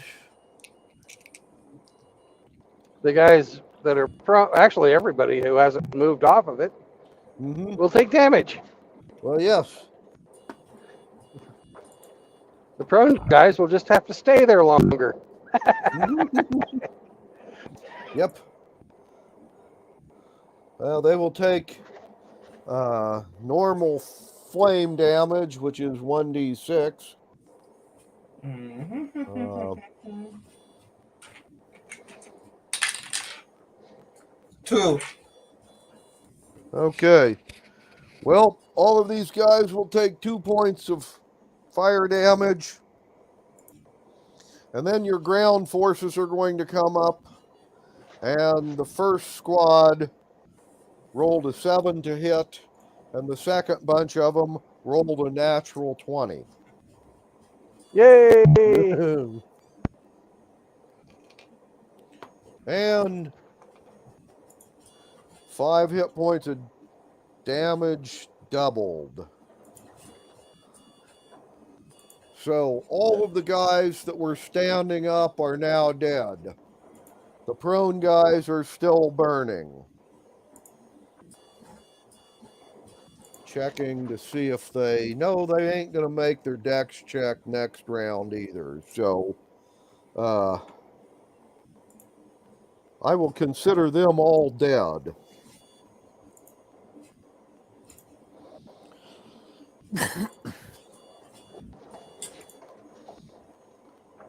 And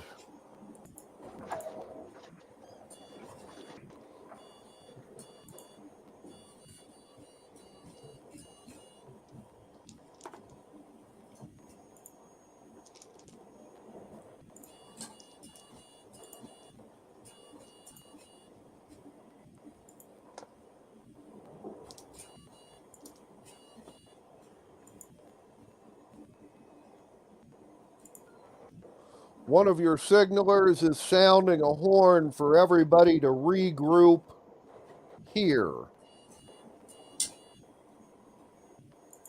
Okay, let's fly into the point.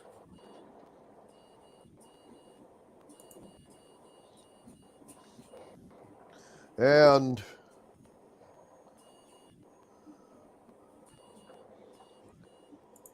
a couple of rounds later, your troops are going to reassemble at this location and set up a defensive line around it. One of the surviving officers is going to tell people not to go any closer to the village by land than here, because once we get any closer than here, all of the plants between here and there are man-eating trees and strangling vines. 5 of his guys that tried to pursue found out the hard way. Mm-hmm. He will also tell you that the other pursuit group found the second tunnel entrance, but by the time they did, the rest of those guys had gone down it.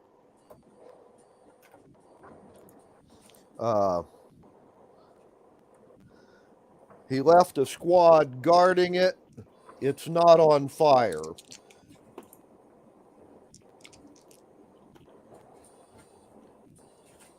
Mm-hmm. And And we have much more entrances. mm, I'm going to take this opportunity to reload my flamethrower. okay. Mm-hmm. Well,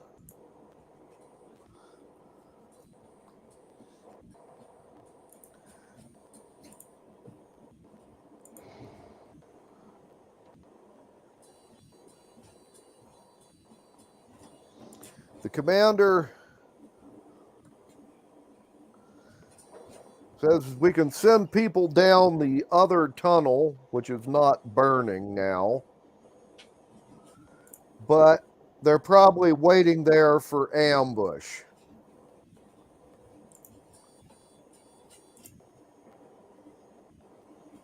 It's a good chance that it's true. Mm-hmm. So, what he wants is for Bill, you and Constantine, he wants you to start a forest fire. Or more specifically, he wants you to burn a corridor from here to the cliff top above the village.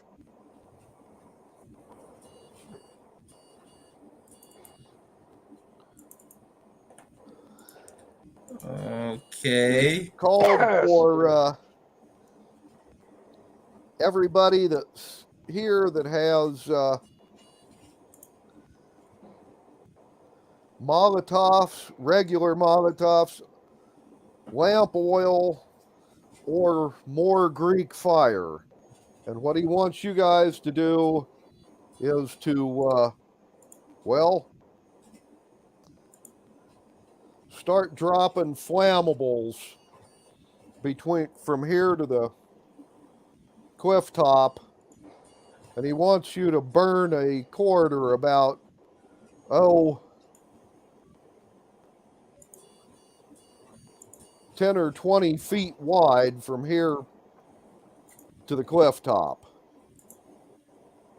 And it doesn't matter how long it takes to burn out, he can wait. Sir,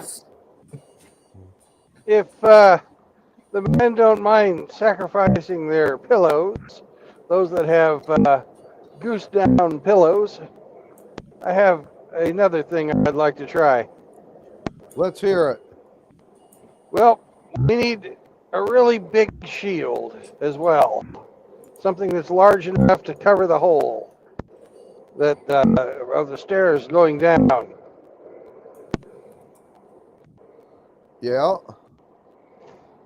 First we throw in our pillows, our goose down pillows, and then we cover the hole. Okay. Burning goose down is poison. We'll make poison gas, poison smoke. Smoke ain't gonna get out through our hole. Okay. What the hell? He's got no problem with poisoning him. But wait, there's more. It's going to come out the other tunnel entrance on the surface here.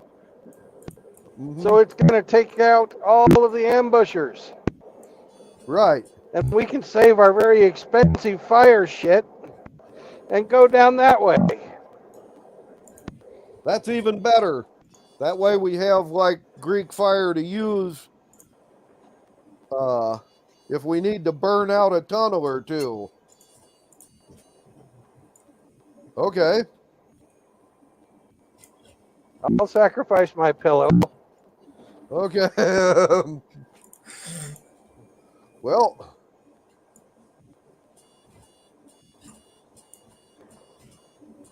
But it's going to ruin the shield. Whoever shield we use. Mm-hmm.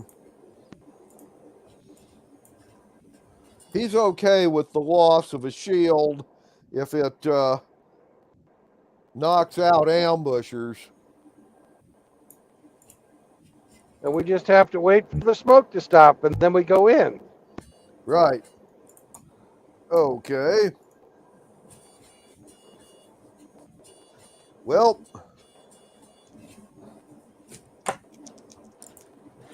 It's a loose connection, or Glenn or Bill. Okay. Can you hear us now, Constantine?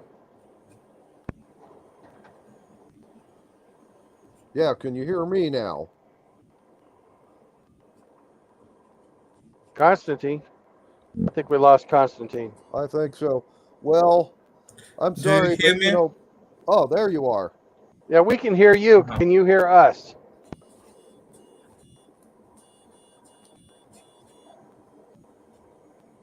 I don't think he can hear us. I don't think he can hear us.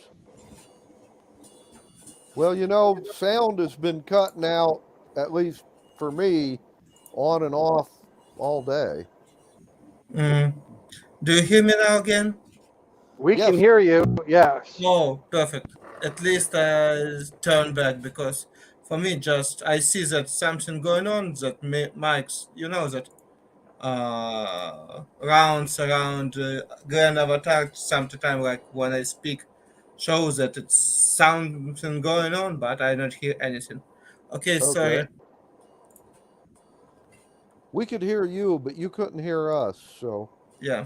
Okay, so yeah.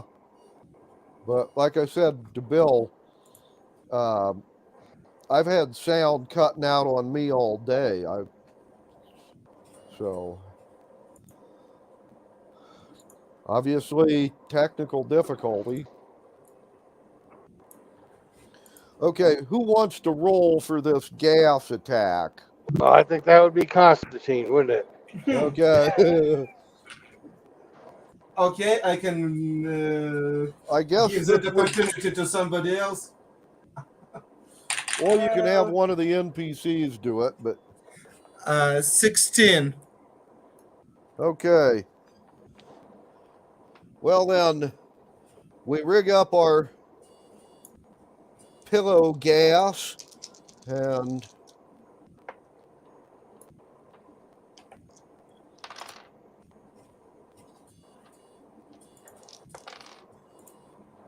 right.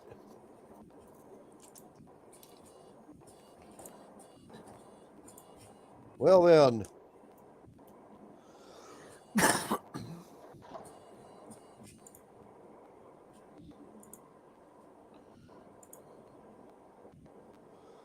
now about the time, since you had to ride to get here, and you've been fighting up top, the sun is going to be going down about the time the smoke clears out of the tunnel. So you're going to be heading into an underground city at night. On the other hand, It's underground, so the sun really doesn't matter. right. And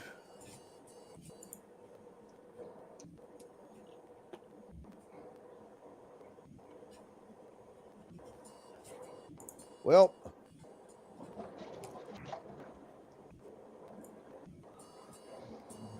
we're going to have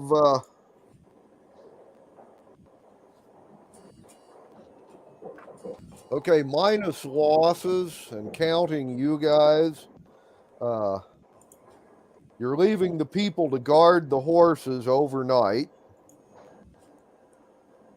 They've lit several large bonfires.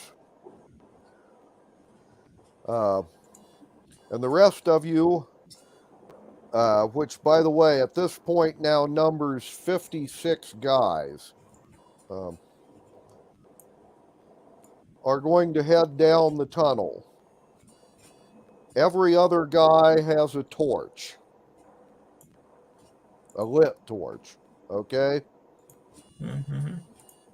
And Bill, since you have a flamethrower, they want your squad to go first. So you, Constantine, and Roman are in front.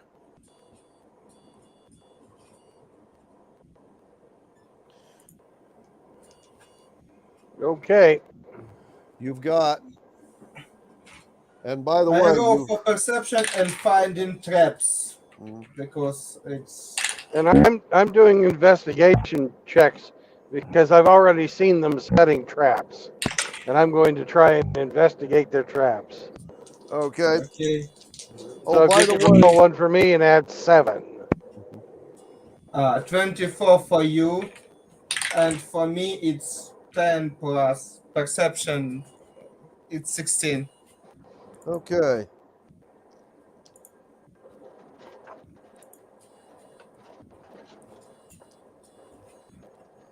Well, you head down the tunnel.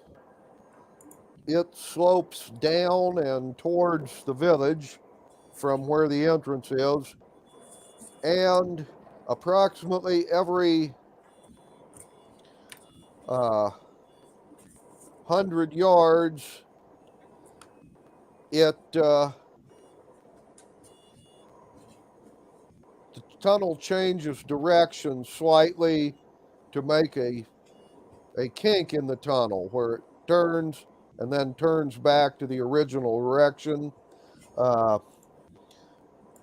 You found 2 dead parties of ambushers at the first 2 kinks in the tunnel, and after that, you found traps halfway to the next kink in the tunnel, and then you found a bunch of gassed out snakes there. And nothing until you got to the 2 kinks after that, and you found a half dozen booby traps at once. Okay. And about this time,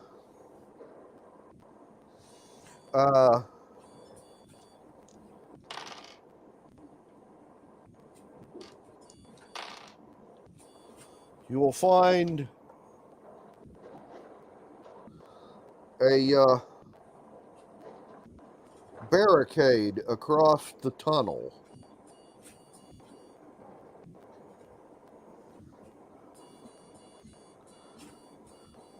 So you will have to remove this obstacle before you can go any further. What's it made out of? Wood. Split I don't logs, want to be exact. find traps 2. If it's 7 here, I not see it. Ah, Okay. You don't find any traps.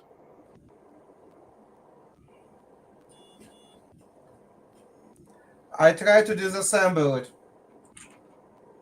Okay. And it's natural 20. Okay. Well,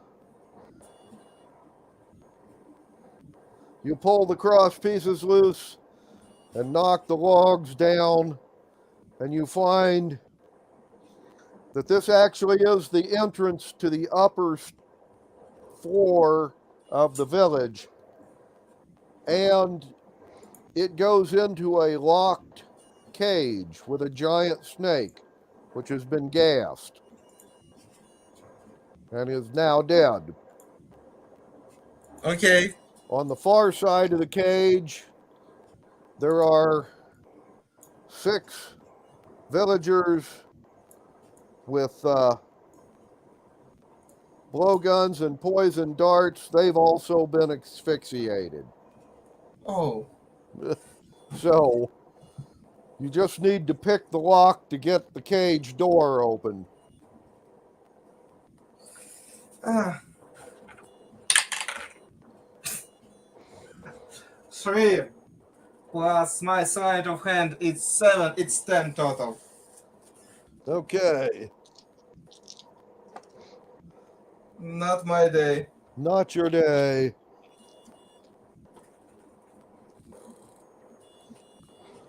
Well, Roman is going to take his big axe and just bust the door. Give us a 20-sider.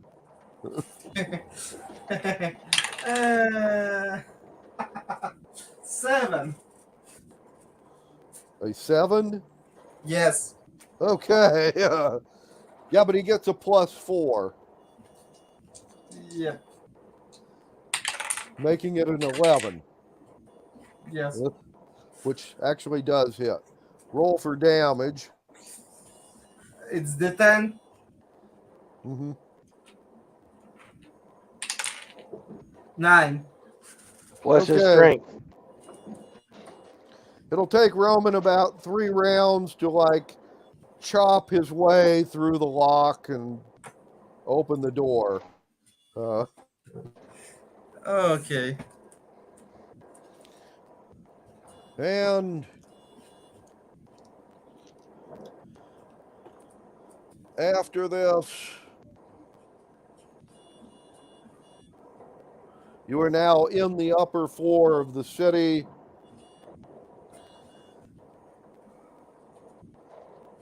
And we will start looking for people. So, And loot. and loot. So, perception checks to see if you find people or loot. Oh.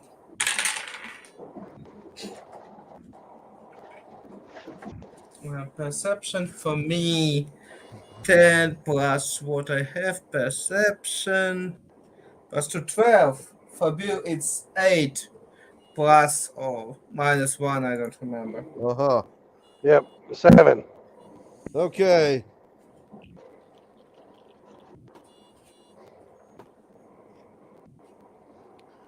Right.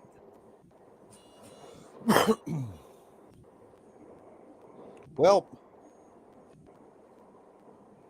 lucky for you guys, Some of the other folks around here are doing much better.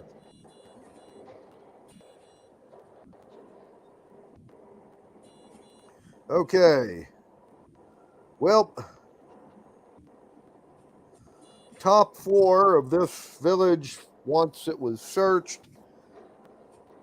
The rest of your troops, by the way, rolled a natural 20 on their searches. Turns out everybody on this floor has been gassed. And that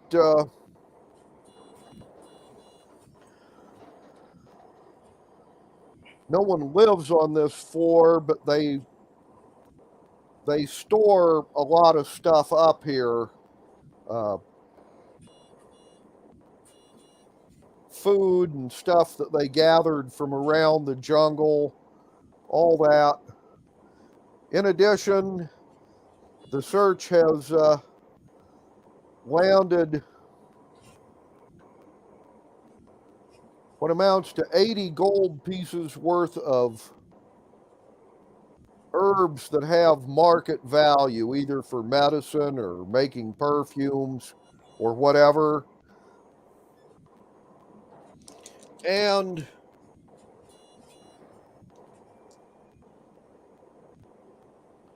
an additional 60 gold pieces worth of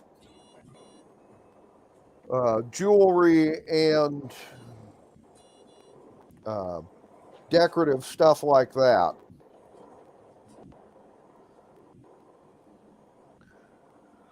We have also found tunnels leading down to the next floor.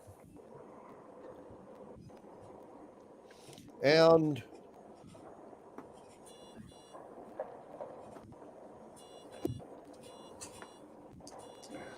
when we go down and search the next floor down, you guys get another perception check.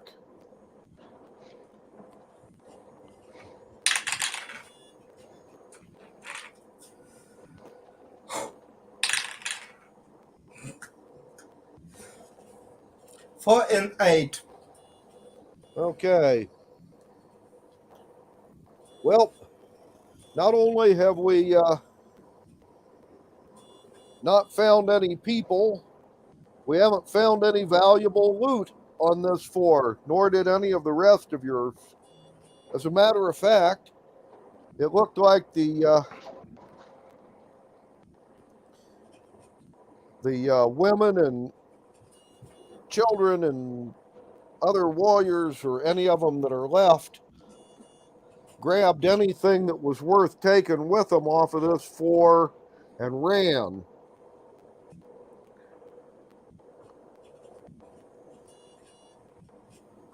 So, and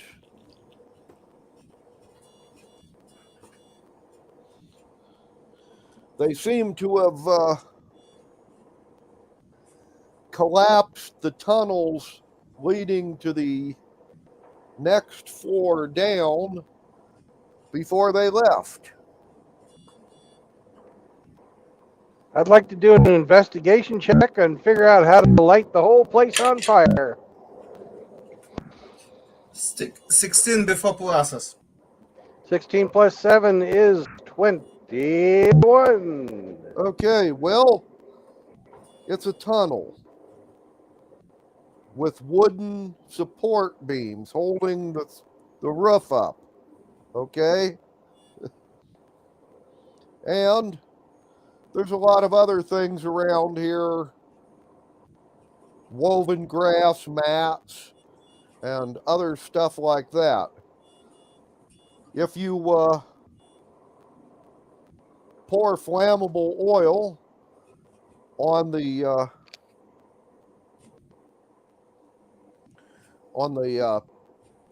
tunnel supports, you can collapse the roof. And if you do it to enough of them, you can probably collapse most of this floor and the one above it. Let's do that. And then get the fuck out.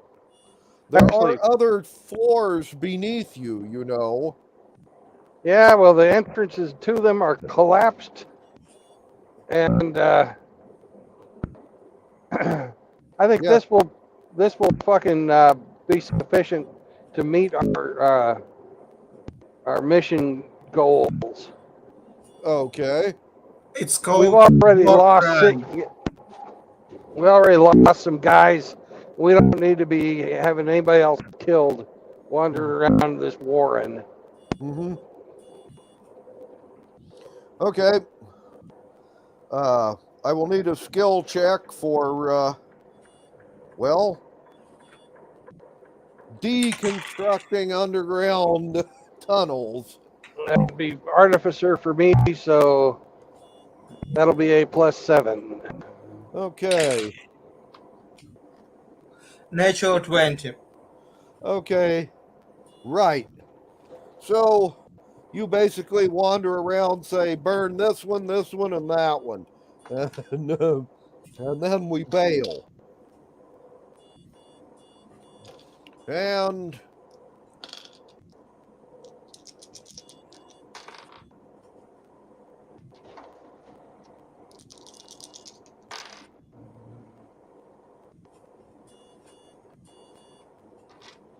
And then you guys run back up the tunnel you came in and end up, well, back up on the ground. Approximately 15 minutes after you got out,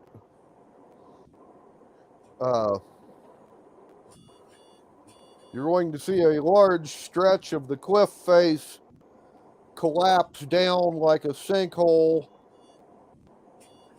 and trigger parts of it anyway, falling down into the river.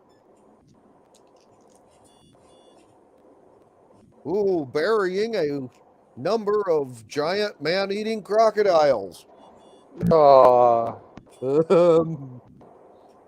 And anybody else who had been waiting for you down in the lower levels of the village.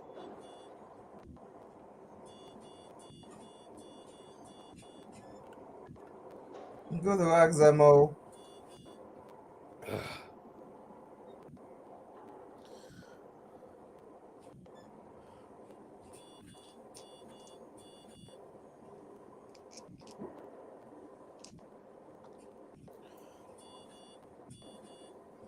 Mhm.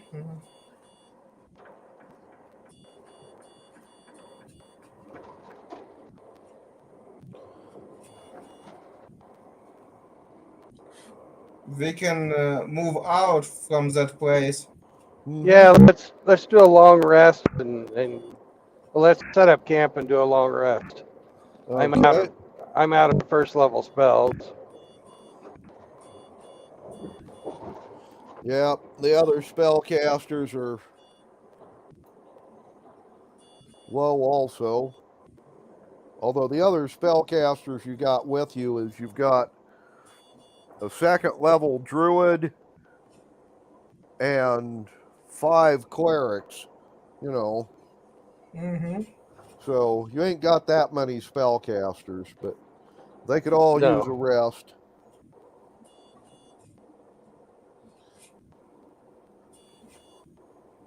It's much more that we have. I will need a percentile for the overnight.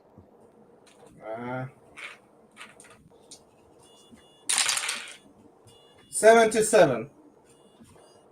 Okay. Which is a much better number than 69. Uh-huh. Do you know why, Constantine? I don't want to hear about it. Nah. Well, you know, you're a married man now. You need to learn these things. It's because you get 8 more. Uh-huh. All righty.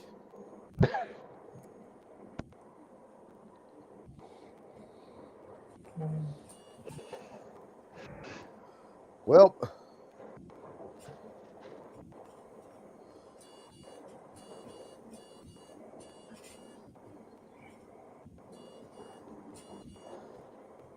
when you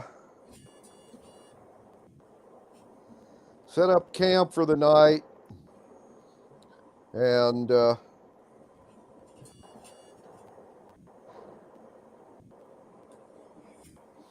are going about your business, healing up, and that sort of thing, right about midnight,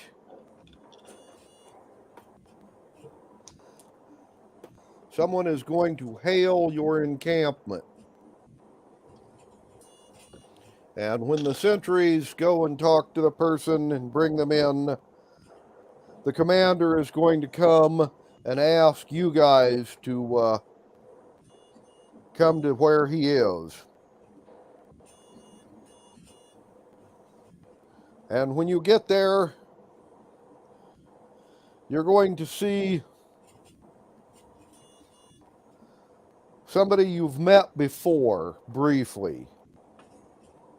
You ran into a blind, trifling soothsayer.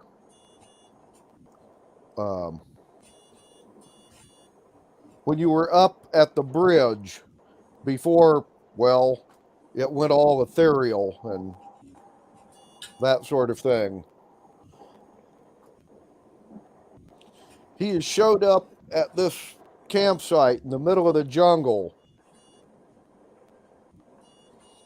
and wanted to talk to the commander. The commander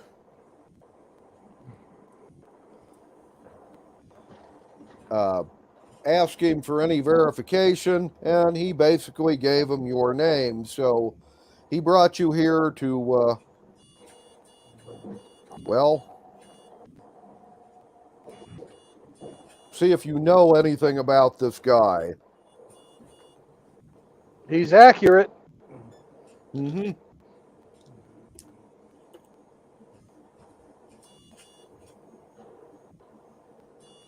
Well, by the way, when you come up, the blind guy will smile at you and say, events are now in progress that could lead to the end of civilization. Again. Mm-hmm.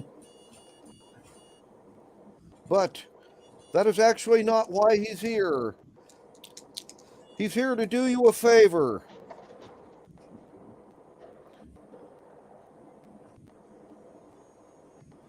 And he wants to tell you that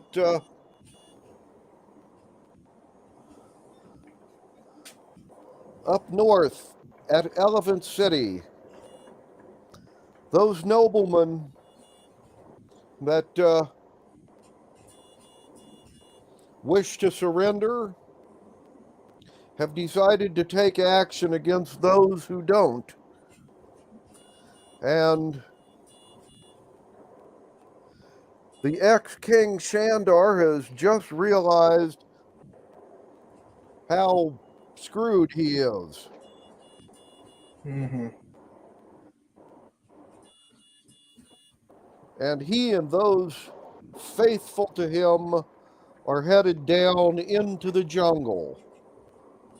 Mm. He believes that he is going to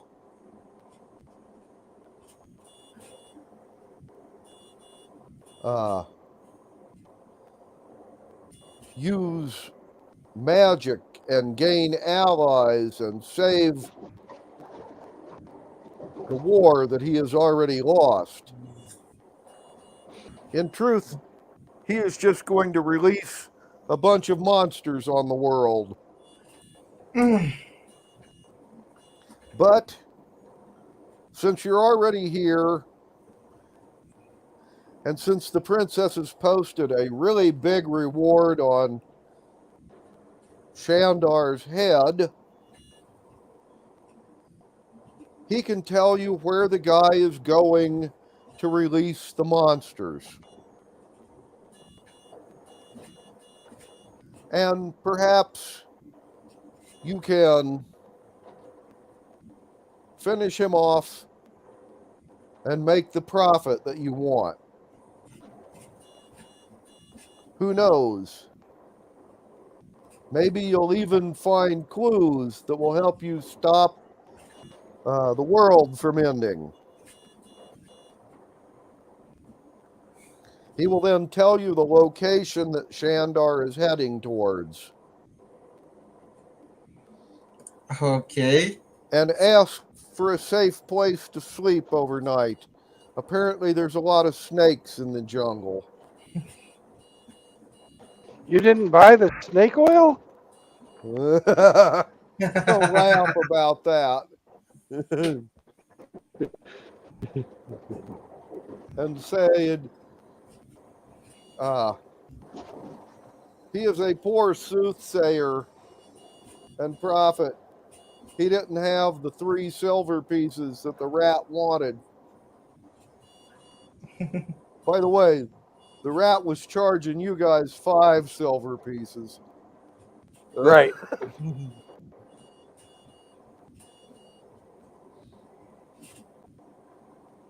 It was obvious, but who's care? And that's probably, the price that he was charging the soothsayer was probably 2 silver and 18 copper more than the bucket value of the oil. Mm-hmm. Yeah. At least he's bravery because he somehow need to find skunk oil. Yep. Well, Right. you either got to find a whole bunch of skunks to make that much, or you have to find one giant skunk. You know? Or else you just pay a bunch of people that don't mind stinking to harvest it for you. There is that, yeah. But anyways, that's not our concern. No. And this whole harvesting or going after the King Shandar is, well, that's a decision made by our leader. Yeah. Well, he has a question for the soothsayer, and he's like, you said some of his people want to remain loyal and some want to surrender. How many are coming into the jungle with him? And the soothsayer is going to tell you a total of 190 men.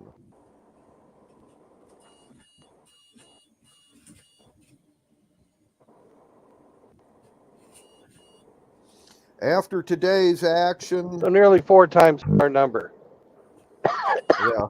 Mm-hmm. After today's action, yeah, you guys are 56 guys.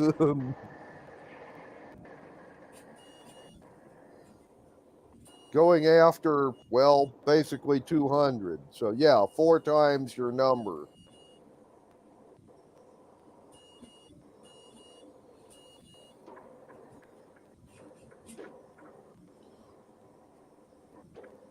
The other thing is the location that he has given you is southeast from Elephant City, basically 4.5 days travel. From where you are, it is 4 days, not 4.5 days travel, more or less straight south. Okay. It might be possible to get there early and stage an ambush or a kidnapping, we don't have to kill all those guys. All we got to do is get the king or his head back to Elephant City.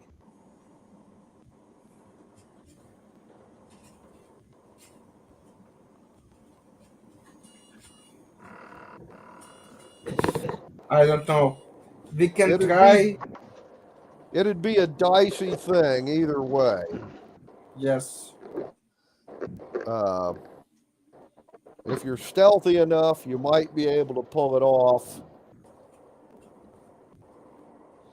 But if you don't, you're a long ways from any backup.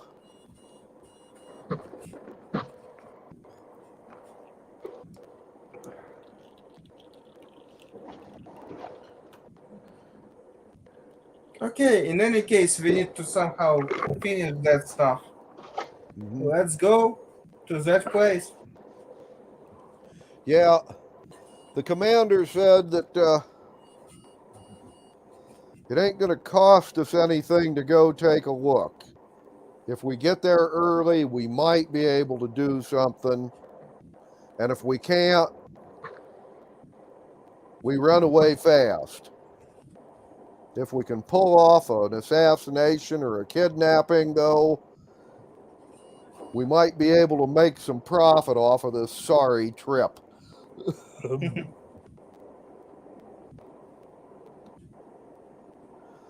Anyway. All right. We're not in any tents or anything, are we? You're not what? Are we in a tent? In a tent? No. Yeah. Well, at the top of my lungs, I'm going to go. Guy, I know you're watching. Come here. We need to talk to you. Sorry, Bill. You cut out. What was that one? Hey, cat guy. I know you're watching. Come here. We need to talk to you.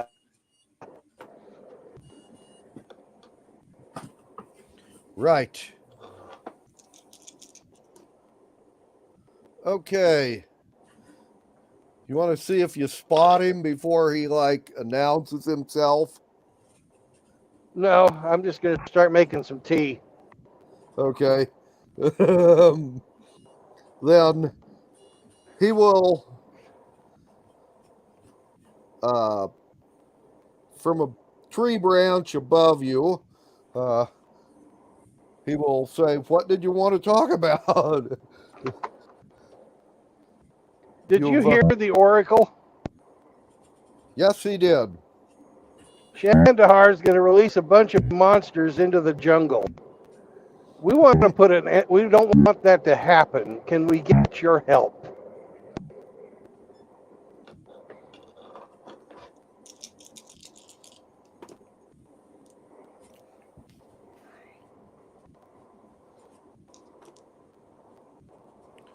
And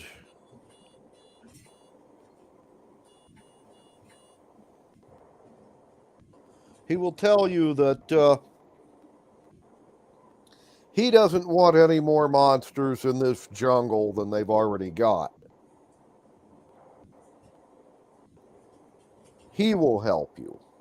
However, you're going to have to go talk to your chief. He has to go talk to the others to see if he can get anybody else involved. He will tell you that he will meet you at that location. All right. I'm also going to hand him one of my signal arrows. Mm-hmm. And say, if you get close enough and you need help, fire this into the air and we will come. Okay. He will give you one other little warning. From where you are to where that is, and by the way, the location that he in question, he knows a little bit about it.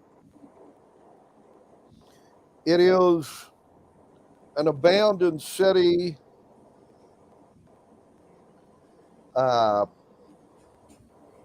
in the foothills where the jungle runs up against the mountains down south of here. And his people avoid it because, well, the abandoned city has monsters in it. What kind of monster? He's not sure. He's never been there. He's just heard stories. Okay. Carnivorous apes. And he's also heard a couple of stories about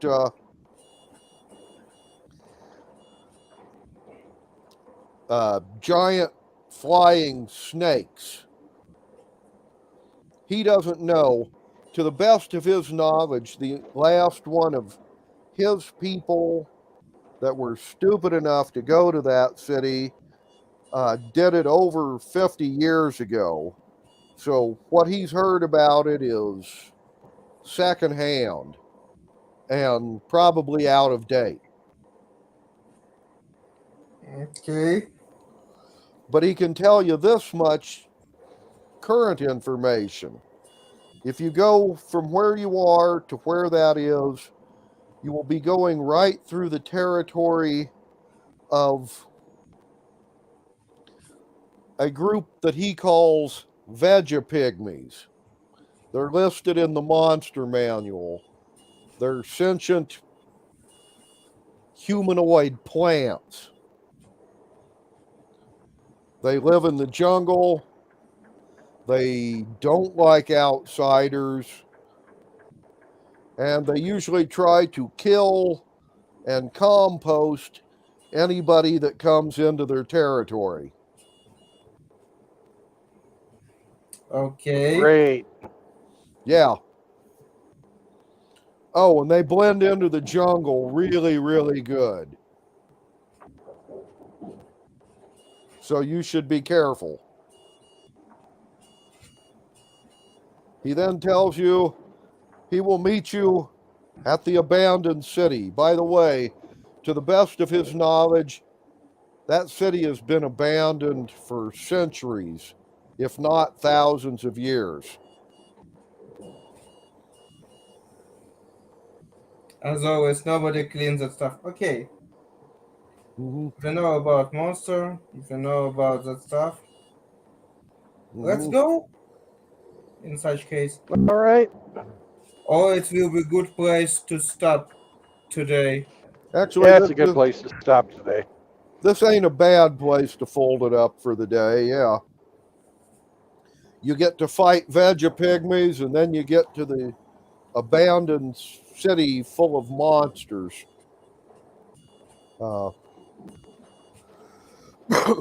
By the way, the leopard guy will tell you this much.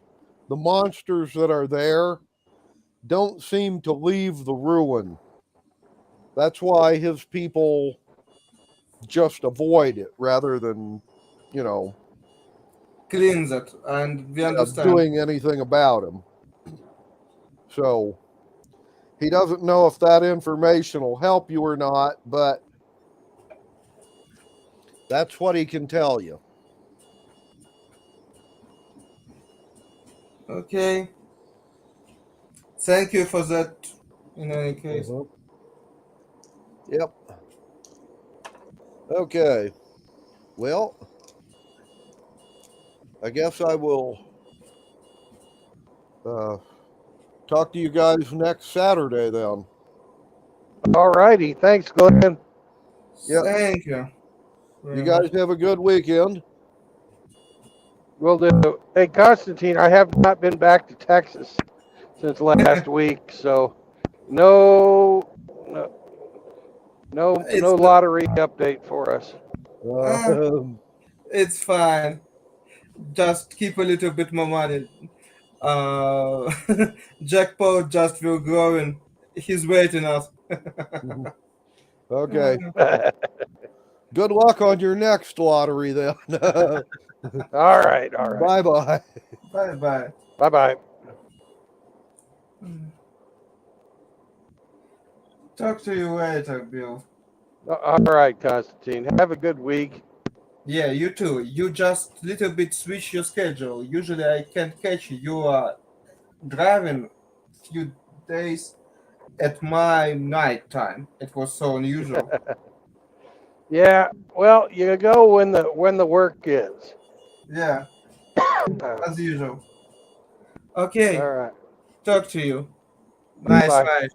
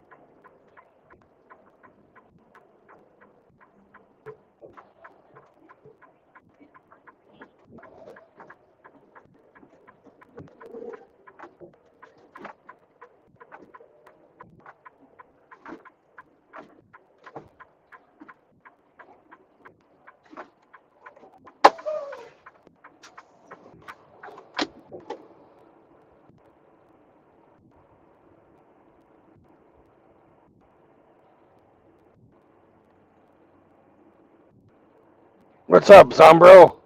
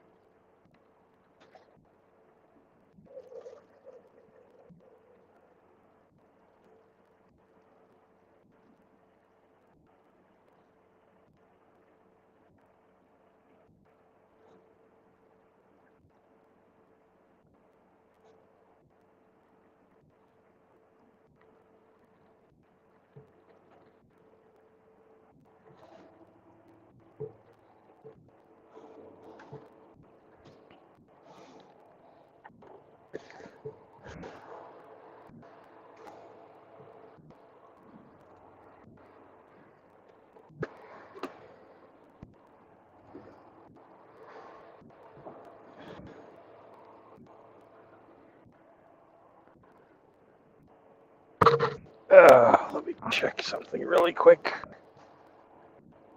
We'll be right back, brothers.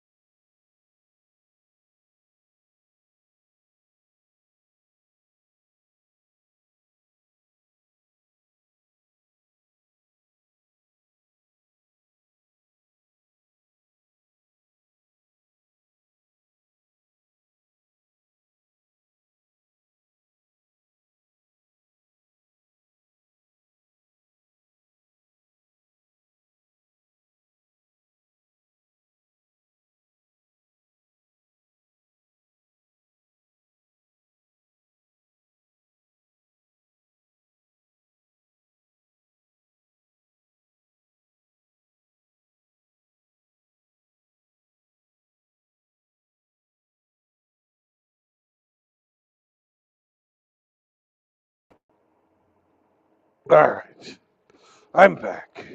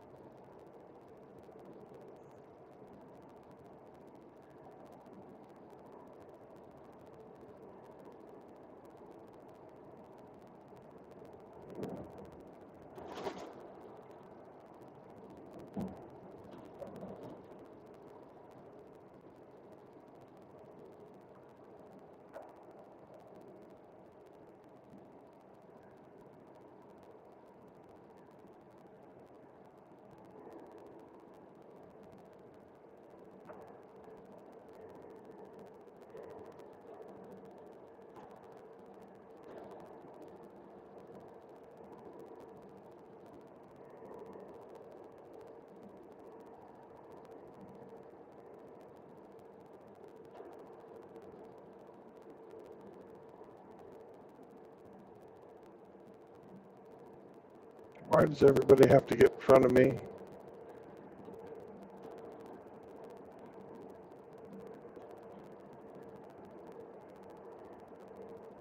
Putting on their brakes.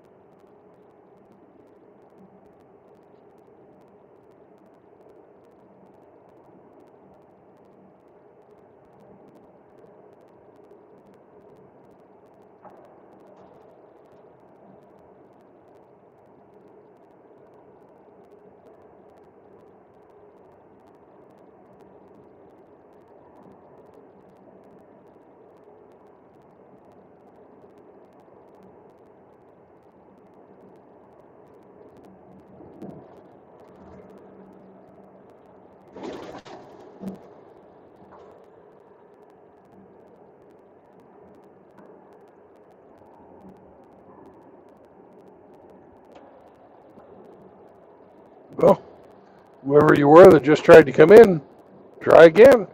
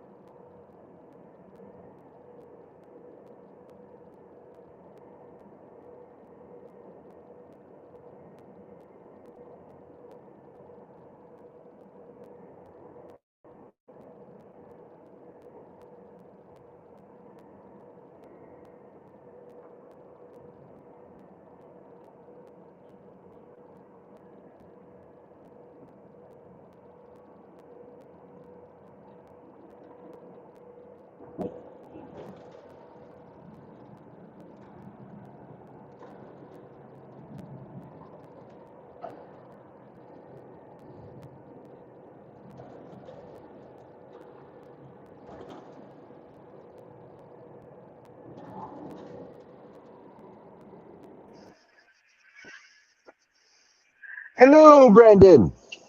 Hello, Hemi. How was the D&D? Oh, man. We won. You won. Excellent. Time to celebrate with a glass of raise your cups of mead. Ah, okay. And no pot? Oh, for me. Okay. You guys seem too straight laced for that. So where are you at now? Well, I'm in Waterloo, Iowa, Oh wow, headed west. you've met your Waterloo. Yep.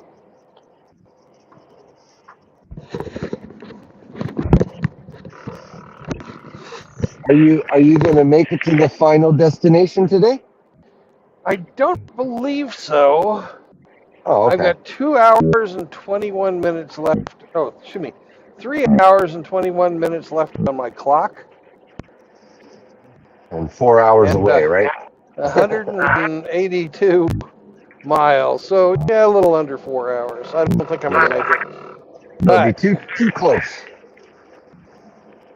I'm going to stop at that gas station where the Brontosaurus is. Oh.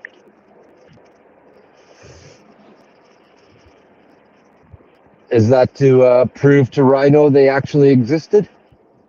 Well, we tried that once, so this time I'm gonna phone a friend, and as soon as I find a rest area up here, I'm gonna give Billy Von Baum a call.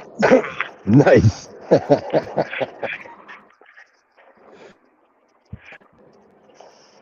It's Bayou Billy, I think now. So I don't know whether he's still Bayou Billy today or not, but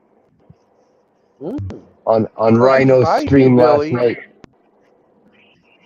Was he Yeah, Rusty's mystery guest? No, last night on Rhino's stream, he had a straw hat on his helmet. He was known as Bayou Billy. Oh, okay. So I don't know whether he's still in character today or not, though, but you'll see.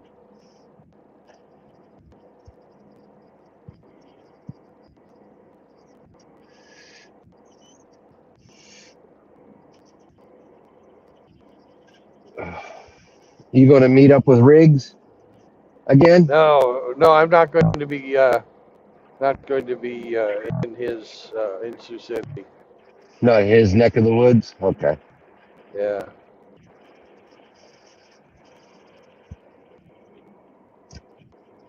I am going to get most of this trip in today, though, which is a good That's thing. good. That's good. And I'm going to get finished. The thing is, I'm going to get finished even before I was supposed to pick it up. Yeah, exactly. When is it due? Is it still due, or has that moved up too? I haven't called them yet. Oh, okay. Wanted to see how far I got. Right. Okay. Good plan. Yep. Can you do a little navigating? Okay. What are we looking at? I am on Highway 20 in Iowa.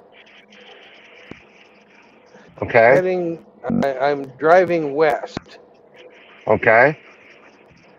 And I want to know how far away that Sinclair truck stop, or I don't think it's called Sinclair. But anyways, somewhere between I-35 and Storm Lake, Iowa, on I-20, there's a truck stop that has the Sinclair dinosaur.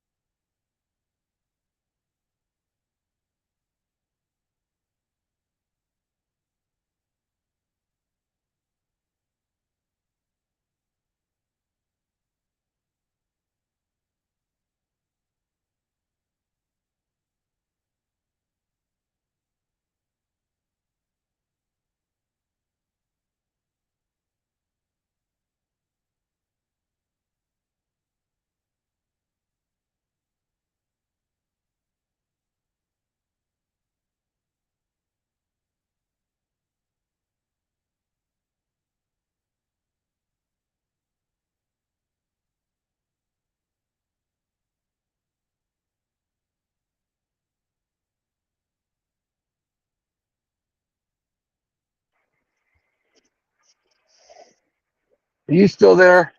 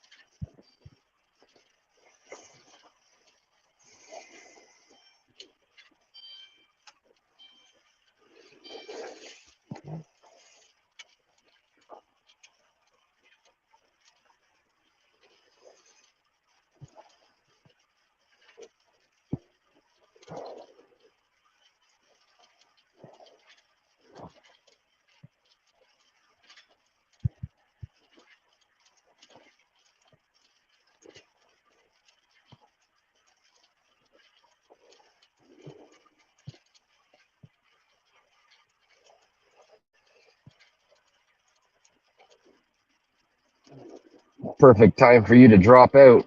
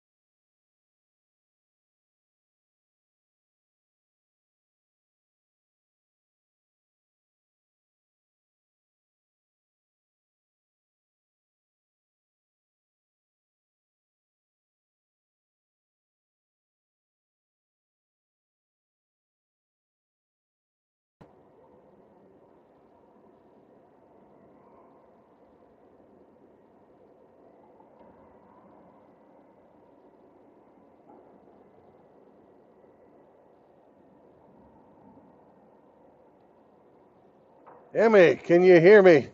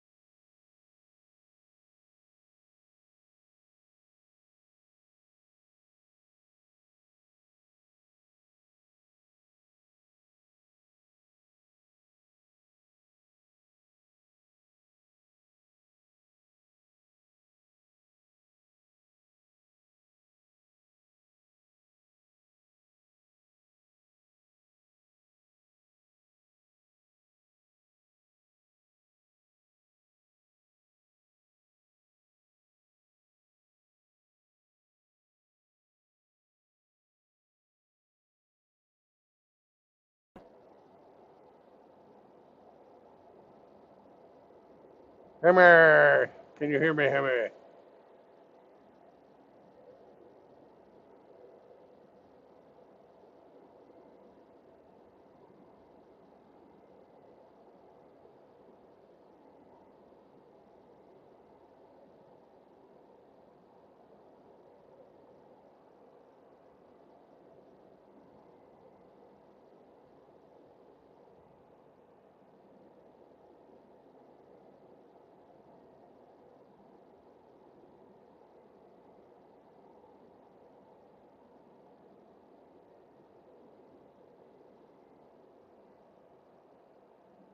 Yay! At least I know somebody's here. Hammy!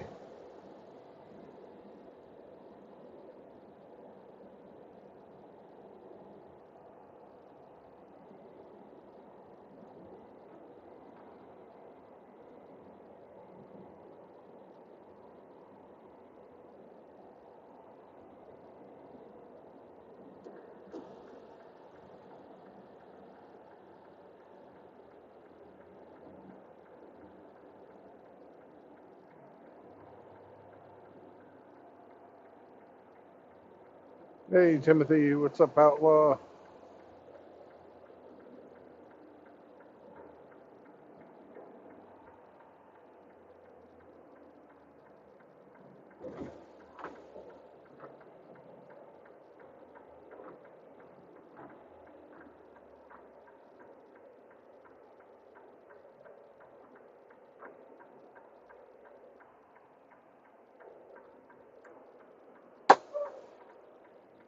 Guys, I'll be right back. I'm going to try and call Billy Von Bomb.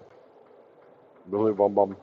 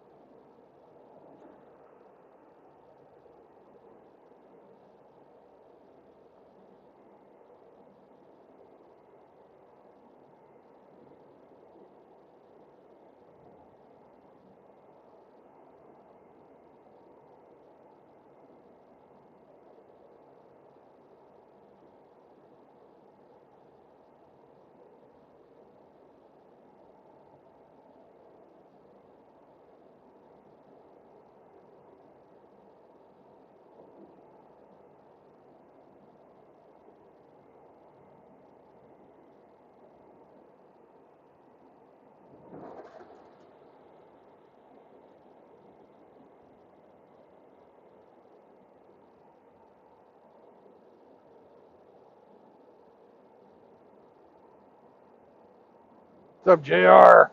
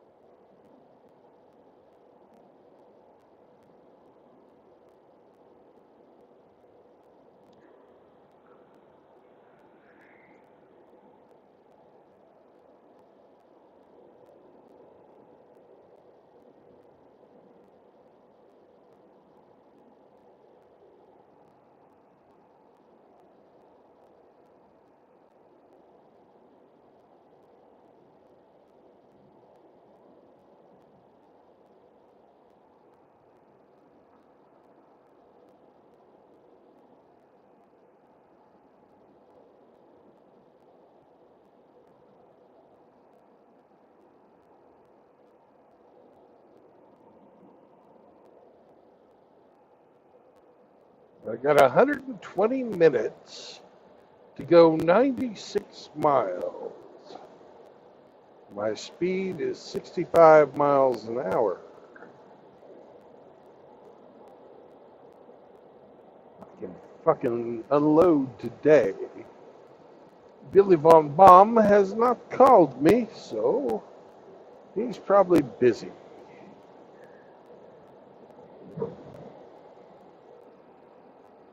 I think I'm just going to finish out this route. I didn't think I could make it, but I think I can make it. And deliver 2 days early. Get another route, make more money. That sounds like a good idea. Because we're probably about, 15 minutes away from where the real live actual brontosaurus lives by the side of the highway.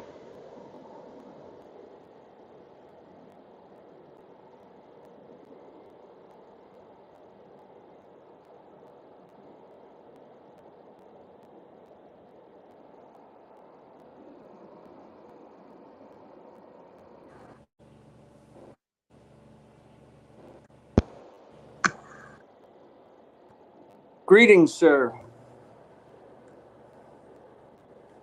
What you up to, Grinch?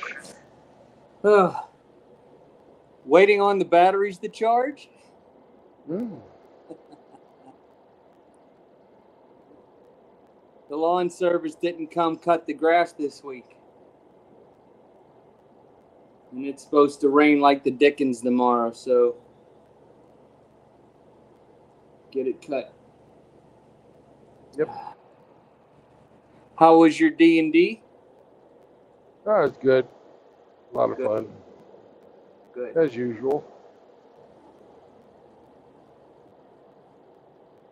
I was hanging out with Outlaw for a while. Had a good time there.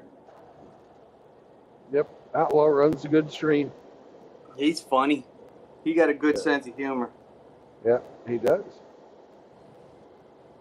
So you're a little early, huh, on this trip? Yeah. I was hoping that Billy Von Baum would call me. Well, I'm gonna try him one more time. So if you'll hang on, I'll be right back.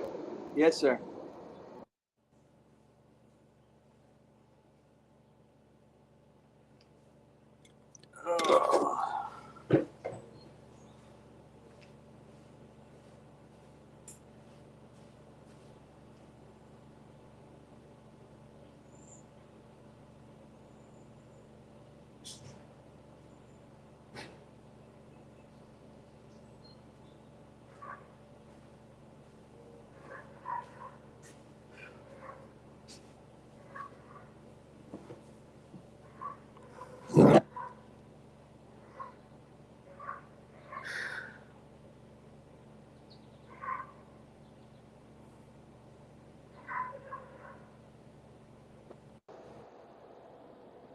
All right, I'm back. Okay. No luck, huh? No luck. Because up ahead of us is where the real live brontosaurus lives. Hmm.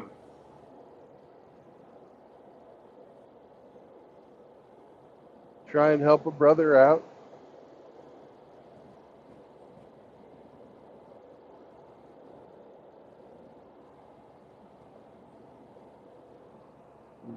There's people been saying the brontosaurus aren't real.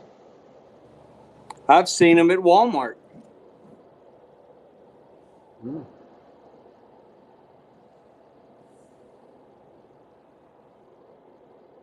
They're everywhere, really.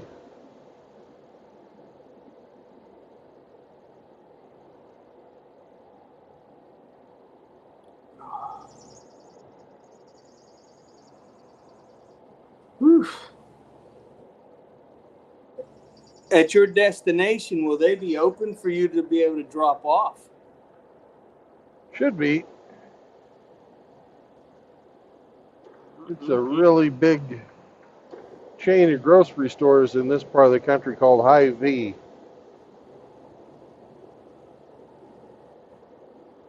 I see. Never heard of them.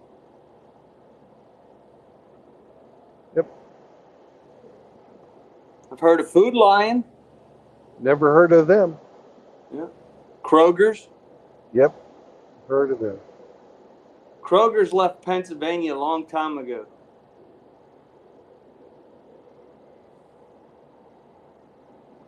So we have Giant Eagle here. Yeah. Okay, get ready to look on the right side of the road. You'll see the brontosaurus. He's hanging out.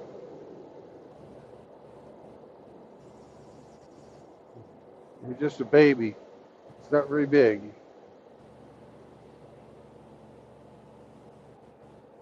There he is. Wow. Oh, they took his MGTOW sign off.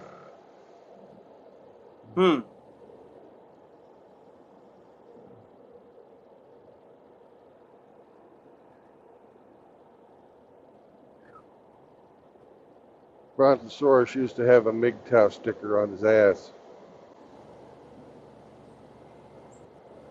Well, after a couple 100 billion years, I guess he has gone his own way. Yeah. Yeah.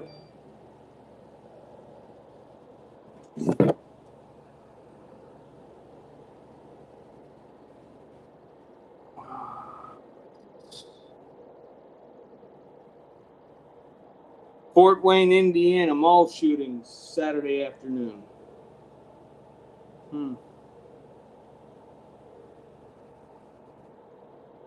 Nobody died though. That's the good thing.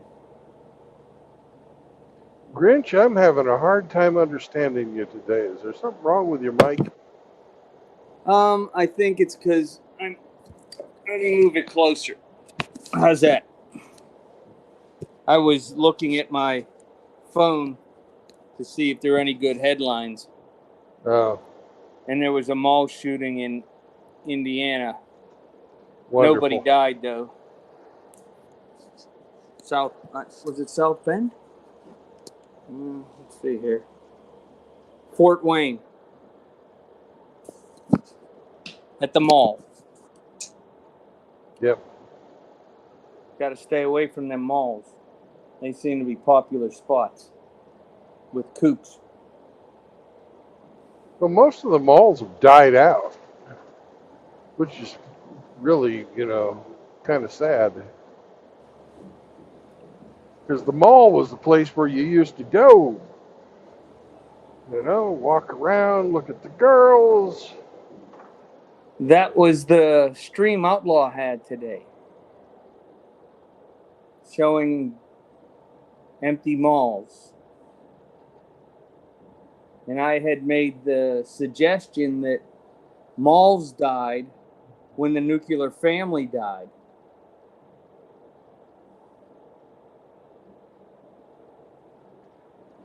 Could be. What's your reasoning? Well, once people started not having families, they might not have the resources to go pay the prices at the mall. That's why everybody does Amazon, because it's less expensive, or Walmart.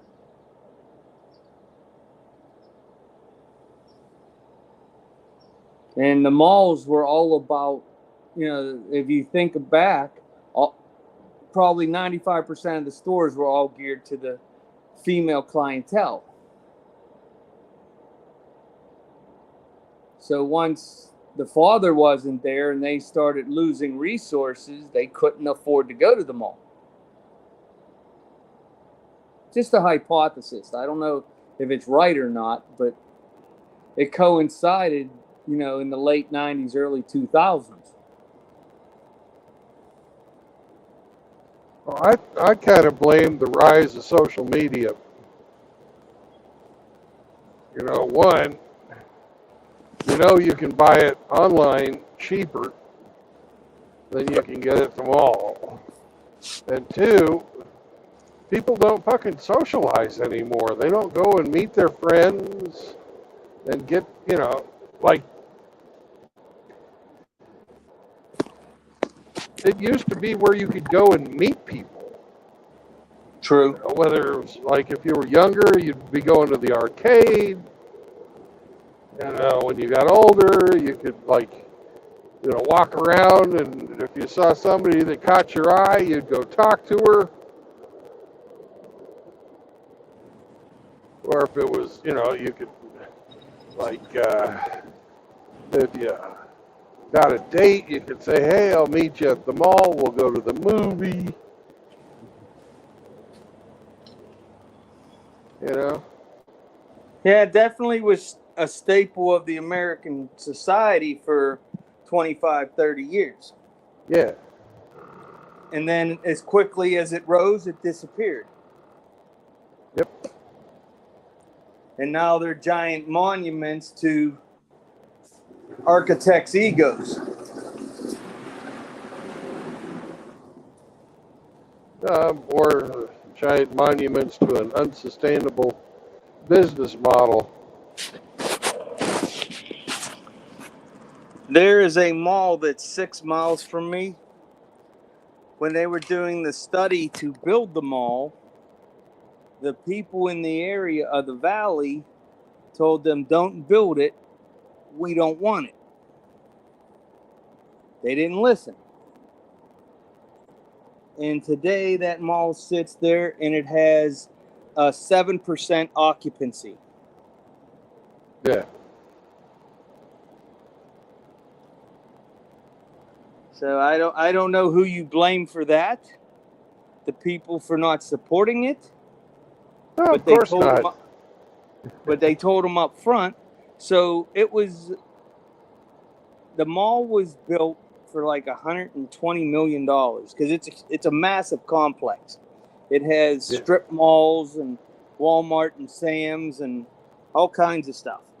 But the main inner mall, if you walk it, is like almost a mile around the lap.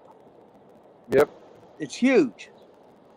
Well, it flourished for a few years, and then when the novelty wore off, so did everything dried up. It's bad when the Chamber of Commerce can't even stay at the mall.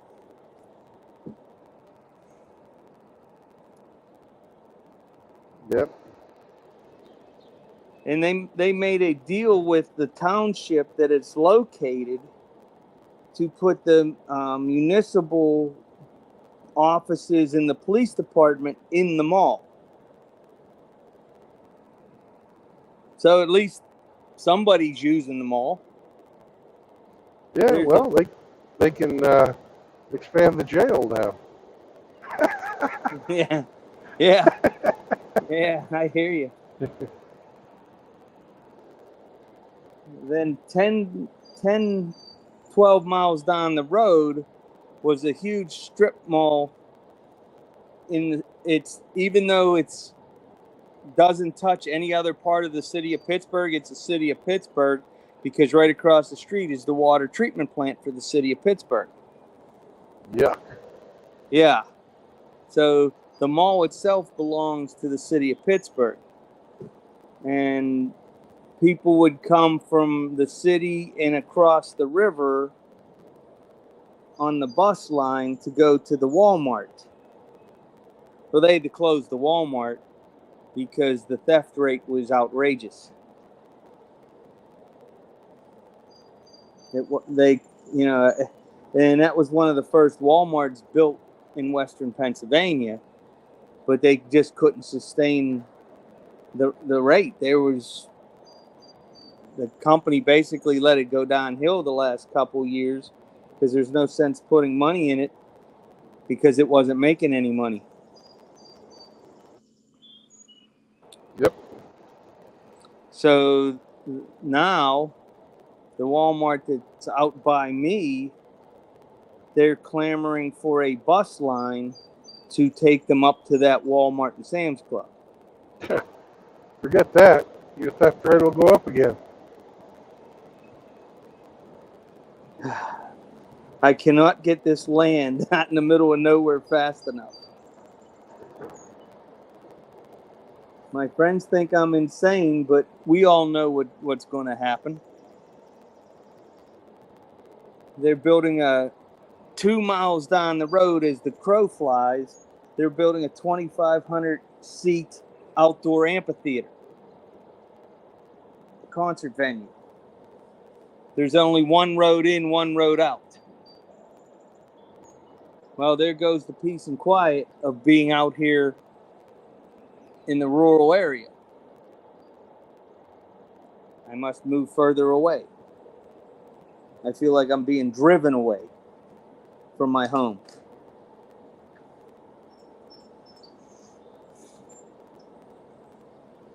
So if I move out to Amish country, that should be pretty far.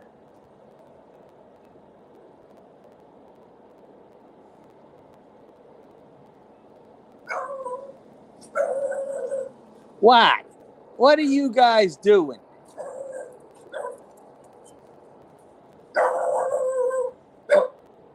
What? Can you hear that, Brandon? Yep. That is the French Bulldogs, Maverick and Goose. They're looking for Chloe. Hi, guys. Hi.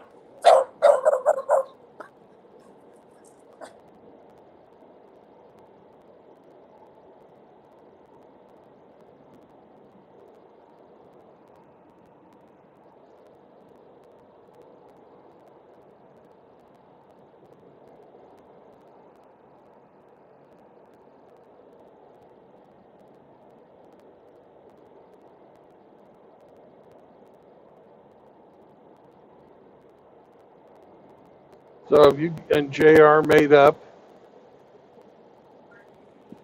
What's that, Brandon? Have you and JR made up? I didn't know we were fighting. Oh. No, Well, JR's my man. I always say it's not a great day until JR threatens me. Okay. No, I hope he doesn't think I'm mad at Well, him. I just saw some little thing where it said, "Fuck you, Grinch. I don't give a damn what you think." Yeah, but that's JR. Well, yeah. Yeah. So I thought you two were fighting. My bad. No, sir. No, sir. I admire his sense of humor. You know, I think it's funny. Until he threatens to kill me, it's not a complete day. No, I like JR. I think it's not a complete day until he threatens to kill us all. Well, for him, yes. Yeah. Yep. He likes to whack people on any stream he's on. Yep. He likes to banish them all. No. I hope JR doesn't think that if you assumed that. No, I just didn't know what was going on. I looked up when I was stopped to take a leak, and I saw the "Fuck you, Grinch." Well, I was busting his balls a little bit. You know, usually he's the one that gives it. So I'm an equal opportunity offender. I can take it. If you give it, you got to be able to take it. Oh yeah. And I definitely, I like to get him going. When he's on a roll, it's funny. Yep.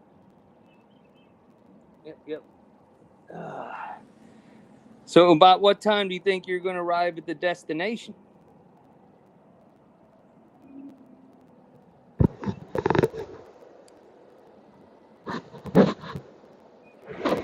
Probably no later than an hour and a half from now. Oh, nice. Nice. Maybe not even that long. Oh, your boss is going to be scrambling. Good. Yep. Find me another job. Come on, let's go. Yep. Yeah, that's efficient.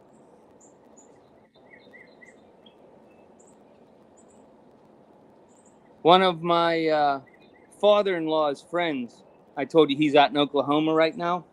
Yep. He likes a certain brand of cigars that he can't get there. So I ordered him a box and sent it to him, and he received them today. So he was all happy. Wanted to know how much I wanted for him. I'm like, nothing. I can't take, I'm not taking payment for that. That was a gift. Yep. I told him, but when I do come to Oklahoma, I will have a cigar with you, though. I think that's fair. Yep. Especially since I've never had one. It's the same brand my grandfather smoked.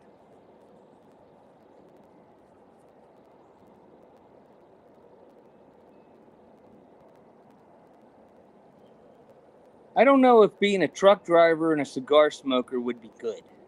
Oh, you see a lot of guys smoking cigars. The inside of that truck would stink to high heaven. Yep.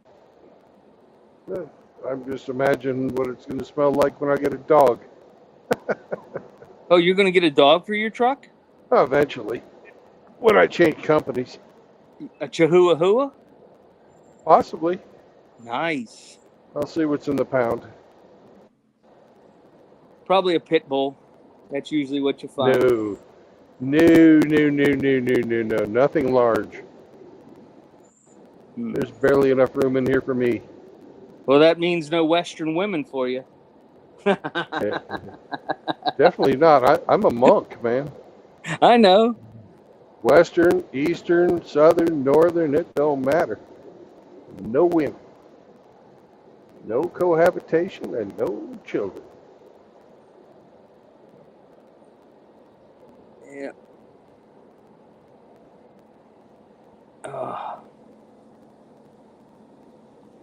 Oh, that's funny.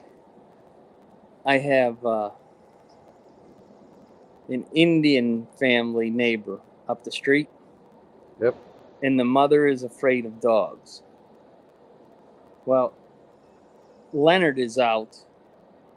Leonard is, I'm trying to think of the dogs the Queen had. The Queen Elizabeth had. I can't think of their name. Yorkies. Corgis, yeah. Corgis. Yeah. And he's 15 years old. He doesn't move too well. Well, she's afraid of dogs. So what'd she do? She seen a dog and turned around. This dog, the dog can't. What's the dog gonna do? The dog can barely walk. I find that to be, irrational. Just a bit.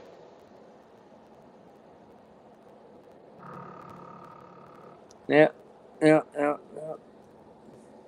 I'm not afraid of any dog because if you show fear, they'll sense that.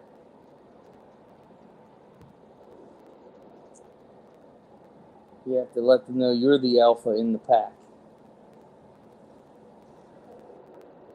Yep.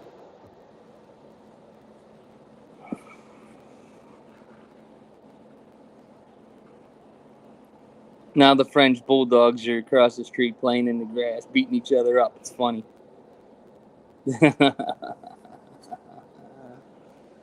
Awesome.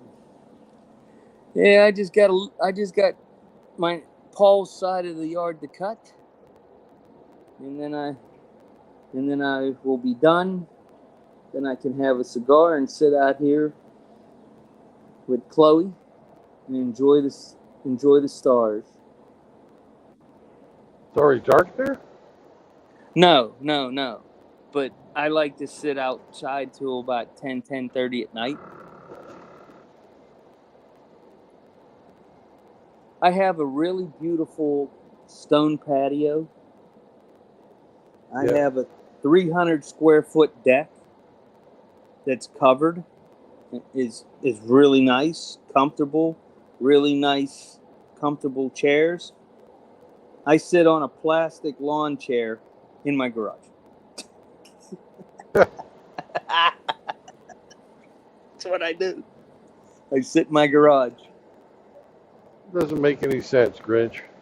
Well, the way I look at it is when it's hot outside, I sit in the back of the garage, and the 2-car garage door is like 16 feet wide or whatever, something like that. And I tell everybody, this is my full size, my big screen TV. It looks right in over all the trees to a nice blue sky, my American flag and my Marine Corps flag. It's beautiful. I sit in the back. I don't see anybody else's houses. All I see is woods right across the street from me. So that's my big screen TV.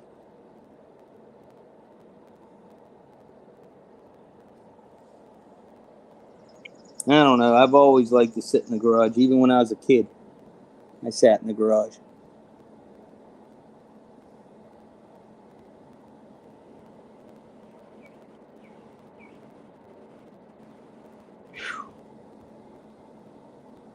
Wish this damn battery would charge.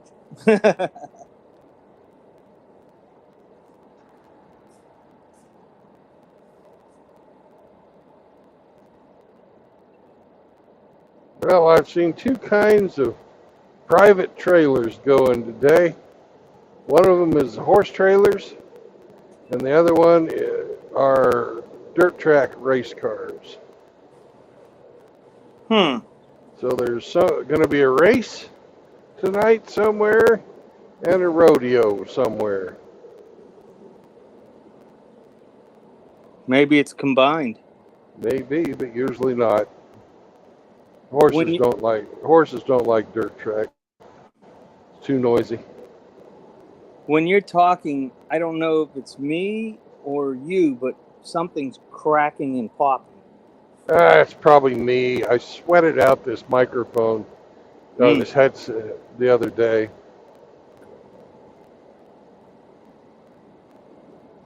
Time to call Amazon. Yeah, well, no, I'd get one at the truck stop. Amazon is hard to catch me. I move around too much. Have you heard if the company's going to let you take your truck in for the 100,000-mile service?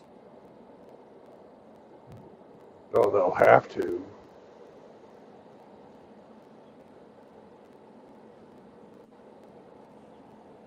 Well, hopefully they'll send you to a nice hub. We ain't got a nice hub. I guess our nicest hub is in our shittiest state, which is California. And nobody wants to go there. Nope, absolutely not. They give the truckers nothing but a hard time. I'm surprised the trucking companies haven't revolted over that. The way that they, as soon as you cross into California, the CHP, starts, inspecting trucks and what type of fuel you have and all that crazy crap. Then on top of that, the worst part. Traffic. No, the worst part, 55 miles an hour. Oh, is that the speed limit in California? That's the speed limit. They never raised it from when I was there? Oh my gosh. No, they raised it for everybody but trucks. Well, how the hell does that work? It sucks. We fucking impede traffic, and it takes us longer to get, we don't earn as much per mile. I mean, we don't earn as much per minute. You can't travel as fast. The faster you go, the more money you make. Because I get paid by the mile. Yes. If I go 55 miles an hour, I only get paid for 55 miles every hour. If I go 65 miles an hour, I get paid for 10 more miles than I would at fucking 55. Have you ever been to Ontario, California? Yeah. Boy, is that a huge truck city. That hub there is huge. There's all kinds of truck stuff there. Yeah. At least there was. A shithole. Yeah. But I remember when I left in 1990. I was out there from 83 to 90. And even back then, that's all it was a truck. The whole town was a truck stop. Well, they got a absolutely huge marine logistics base out there.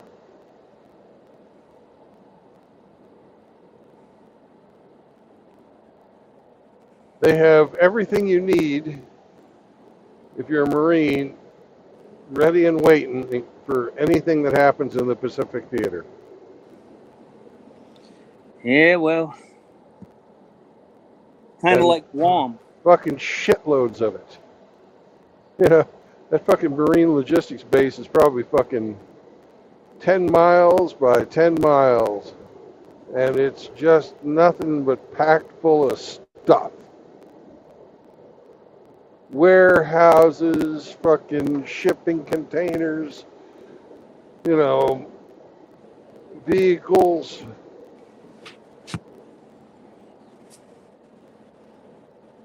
You know what the first thing that made me mad about the military when I found out was at graduation at boot camp, and they took the money for the uniforms you were wearing out of your paycheck. Yep. I was so mad. I'm like, hold it. You mean if I would have known that, I wouldn't have bought them? Oh, yeah, you got to wear the fucking uniform of the day, man. Yeah, you got your dress greens, and your short sleeve shirts, your long sleeve shirts, some ties, shoes, a couple pairs of boots. What was it? 4 sets of camouflage uniforms at the time. So back then it was like a month's pay just for uniforms. Yeah. And they deducted that out of your paycheck. Yeah, Navy did the same fucking thing. All the branches do. And I'm like, how can that be? I'm surprised nobody's ever complained about that. Dude, everybody complains about it. They don't change nothing, though.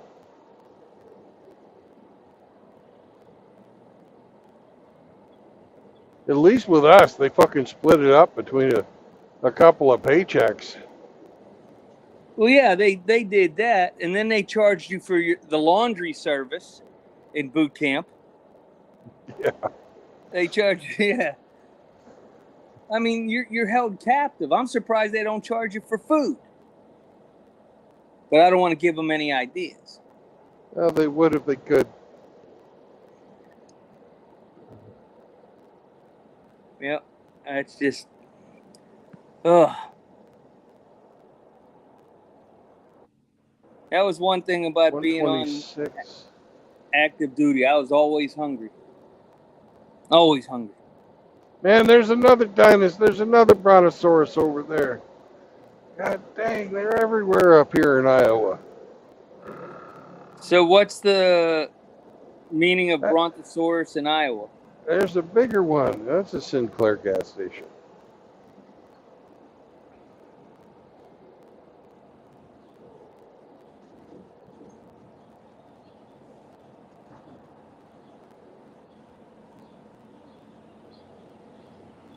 Looks like a nice one, too.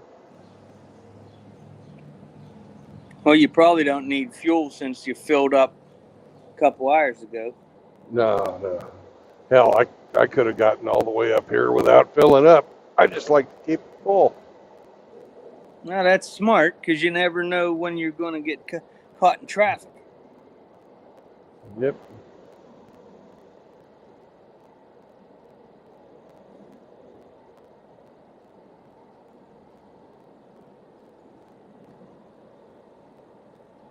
That's my favorite kind of highway right there. The 2 lanes, just like that. Nobody on it. Leave me alone. That's a 4-lane highway. Well, I mean, 2 on each side. Oh, okay. Yeah. You're not riding on the other side of the road. You go out but... Oh, my neighbor's home. All right. Good for him.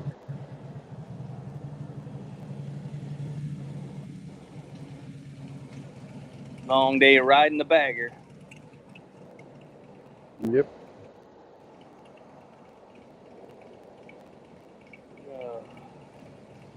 Now, that's the way lanes are counted, is you count both sides. Okay. Yeah, that setup right there is just my favorite. You could just go and, the speed limit on that should probably be 75. It is. And you can just go, go, go. I have a governor on the truck, so I have to go 65. Well, you set the cruise control and just steer. That's true.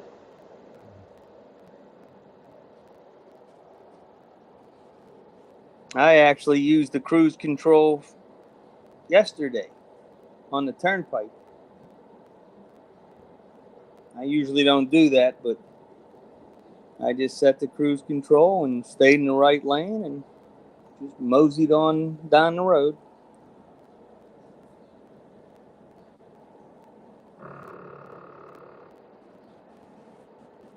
Oh, what a beautiful evening. Sun's coming out up over the trees.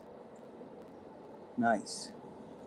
Well, I was watching the Weather Channel. You're going to get fucking hit. Yep. That's why the grass had to be cut today.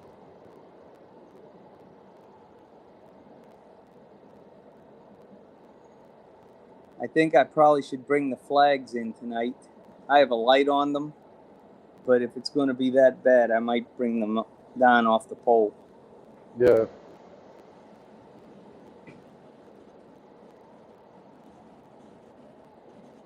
Maybe I'll have to design a Stunning and Brave Armory flag for my flagpole. Oh, God, don't desecrate your flagpole with that bullshit. Nobody would know what I'm talking about. Nah, but I don't know. I guess I kind of hold the flag to be somewhat sacred, even though it's not a religious symbol. It has a position of honor because of the blood that's been shed, regardless of the government. When Joe Biden was inaugurated, I flew my flag upside down for a whole month in protest. Yeah. Nice One of tits, the lady. What? Lady in this Honda Elantra has a big old pair of hooters. Nice. Nice. I knew right then and there when he got sworn in that we were in peril. We were I knew in when distress. he fucking stole the fucking election. Well, you know, I see Pence out there fucking running around these days, that motherfucker. He was saying, if Ukraine loses the war, America's going to have to fight Russia. Why? Why? Why? I don't understand it. You know, somebody the other day was asking him, hey, how come you didn't vote to fucking send the count back to the states, huh, Mike? You know, you could have done that. Why did you have to certify the election? There was a whole bunch of shit in contested. Huh, Mike? Well, here in Pennsylvania, 90 days before the election, Yeah, the rules were changed. Yes. The state Took- Supreme Court, the 6 Democrats on the state Supreme Court rewrote the election laws.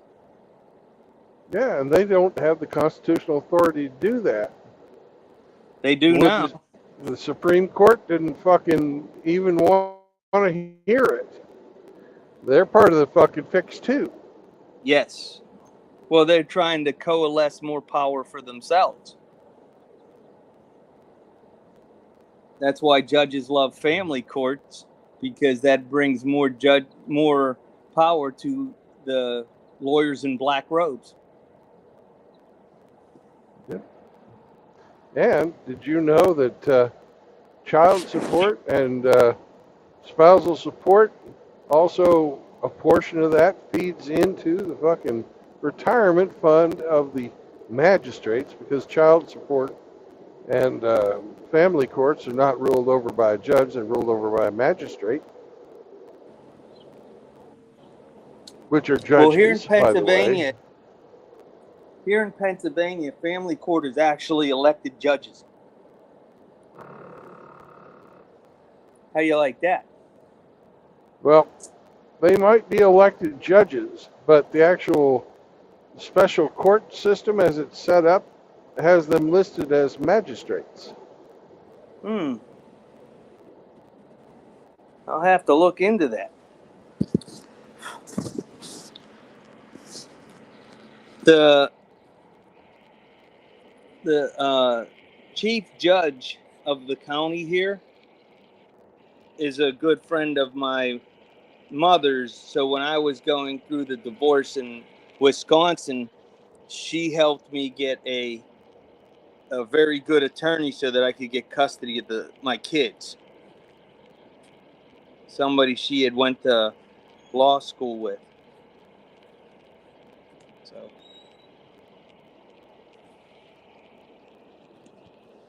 Took you 10 years, right?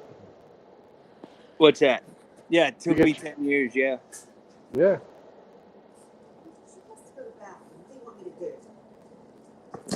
Take her that way. All right, go potty, Chloe. Go get mama. Yep. Yeah, it's all a scam. You know, it shouldn't have fucking taken 10 years. If your wife is as bad as you said, yeah. Well, it's because it's fucking set up against the men. Yes. And even though she had multiple DUIs and at least 3 with the kids in the car, it took a long time to get the kids. And the only reason I eventually got them was because Wisconsin had passed a law notifying the parent that did not have custody of the crime. So, it's a sad tale. But it was worth every penny. Thank you for the kiss, Chloe. Good. We'll take her back in because I got to go finish cutting Paul's. Because of their feminine bias, it cost you 9 years and 9 months worth of fucking legal fees. It's great that you got your kids. I'm glad that they finally were taken away out of that situation. But, they had to live with an alcoholic. They had to have their lives, endangered by an alcoholic when they had a responsible parent to begin with.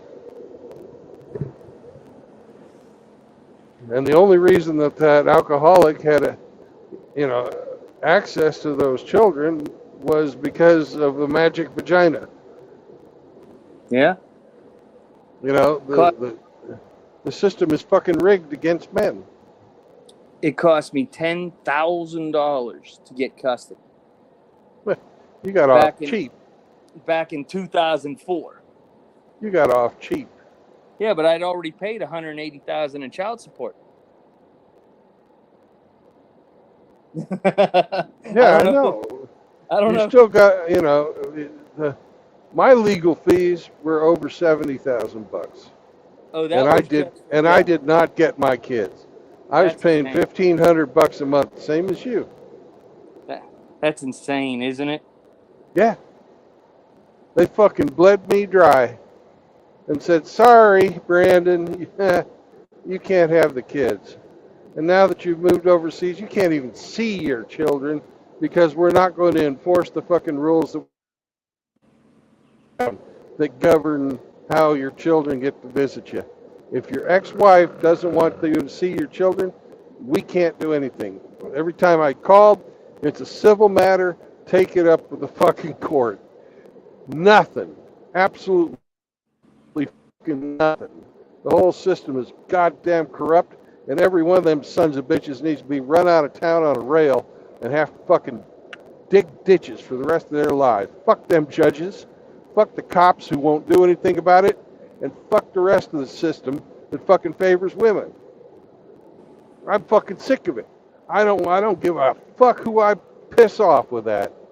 And there's nothing you can tell me that's going to justify fucking any of these people. Oh, my judge friend, she put me in touch with this other lawyer who sucked a bunch of money out of me. Oh, fuck her too. You know, all of them are all in fucking this together. The whole fucking lock, stock, and barrel. Every one of them sons of bitches. It's the Lawyer Employment Act. Yeah. Fuck them motherfuckers. Shakespeare had it right in Macbeth when he said the first thing we do is kill all the lawyers.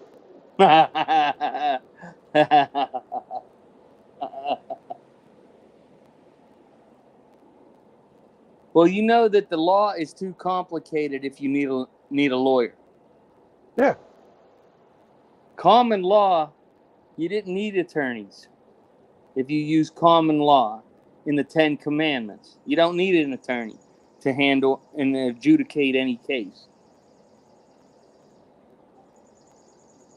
Nope. I agree with you 100%, Brandon. Yep, no doubt about it. I guess because I don't think about it much anymore. Because I tried to get rid of that anger out of my life. Because when I think about it, I still get angry. Cost me my career with the Department of Justice. Yeah. Cost me all that money. Cost me lost time with my children. Yeah. Hell, two of my kids won't even talk to me because their fucking mother estranged them from me. My fucking youngest daughter told me that her mother's fucking dead drug addict fucking husband, he died of an overdose, and he was a cop. Holy shit. Yeah, she told me that he was her real father. Okay. Yeah, well, women are fucking evil. I guess you get nothing. Do that to somebody.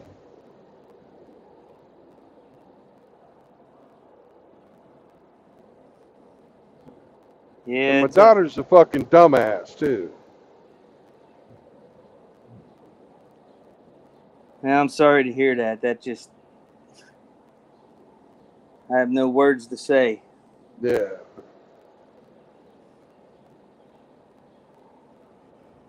And whenever I hear somebody being accepting of that type of fucking treatment, it just fucking riles me up like you wouldn't believe.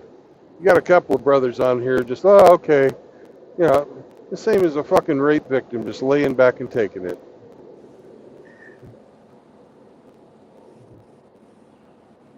I just don't get mad at my situation anymore. I've tried to move on, you know, because that was 20 years ago since I got custody, you know, almost 20 years since I had custody of the kids. So whatever anger I had, I try to let it go. But then again, I don't talk to her anymore. Yeah. Well, I don't talk to my ex either. I don't talk to my youngest son. Next month will be 4 years. Yeah. That's fine. That's his choice, not mine. He made it. Well, live with the consequences. I don't know what he was thinking when he decided that was a good idea to fuck you like that. I do.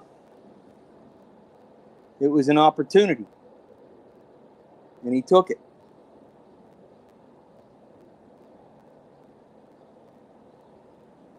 So, you know, he chose poorly.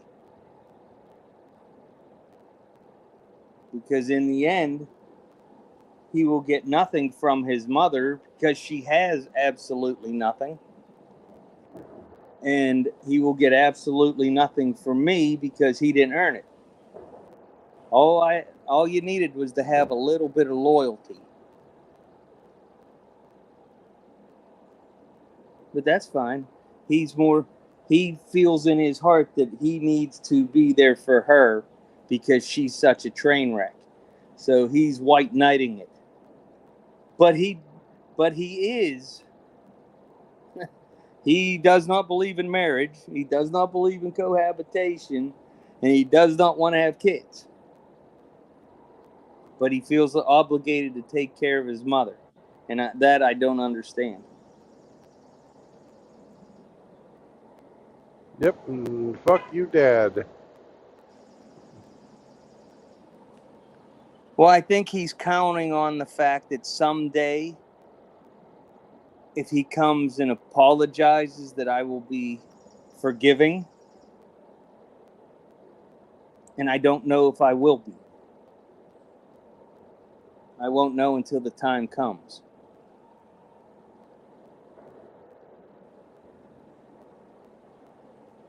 You know, I don't feel like he hurt me.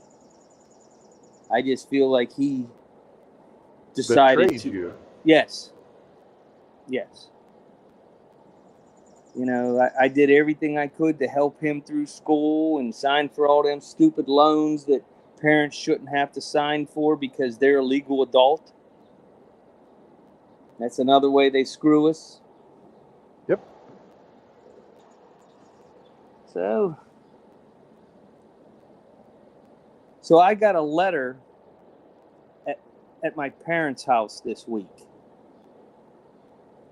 from a bank.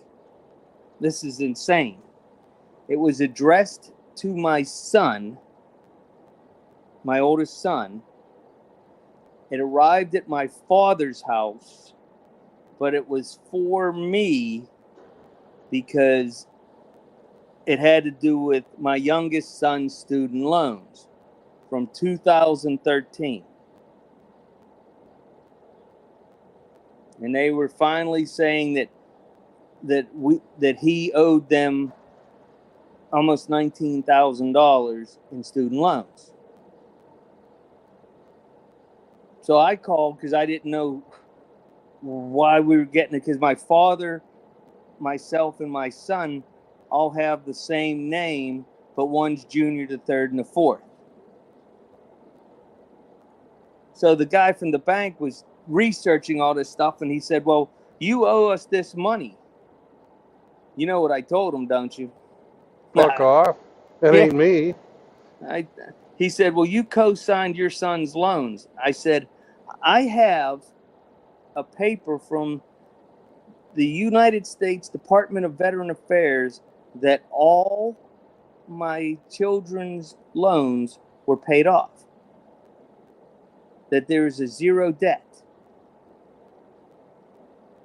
Don't come here 10 years later telling me I owe you money. It's not, no. I will take that to any court and say, well, if you got a problem, you fight with the VA, because I got a letter from the government saying I don't owe anybody. Your problem's with them, not me. Boy, was I mad, though, when I had to make that choice to go to school or pay off all the loans.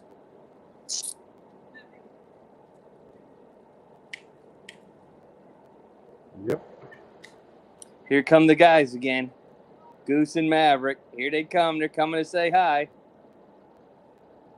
Yep.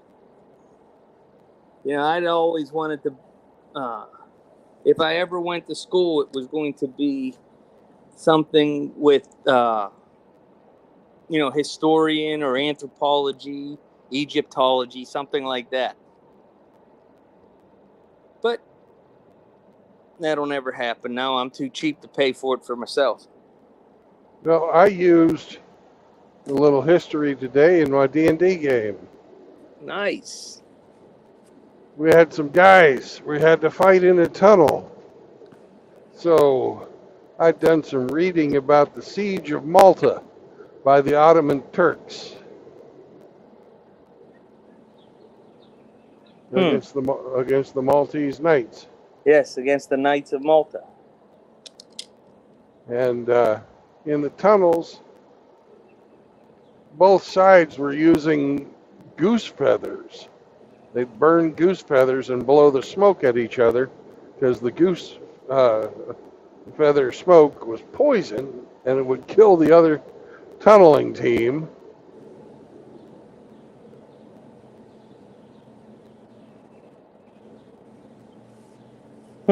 That's interesting.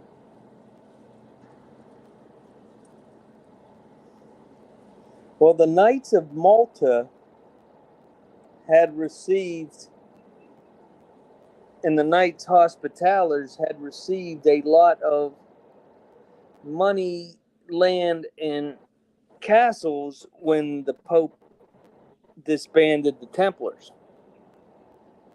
Yep.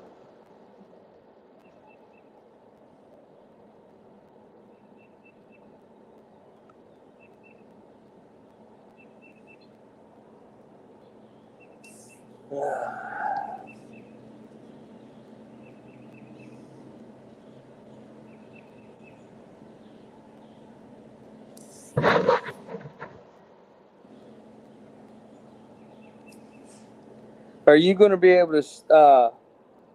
Are you going to stop to have dinner before or after the drop? After. While your boss is figuring out where you're going to go next. Yeah. Well, I'll be done for the day. I'm almost out of time.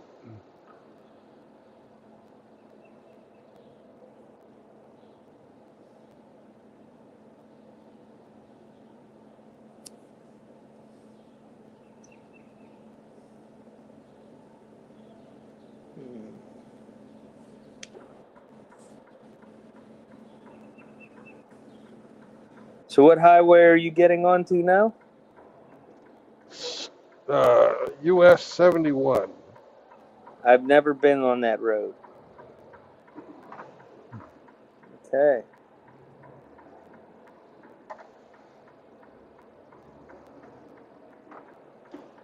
Looks just like the last one you were on, only same scenery. Yeah.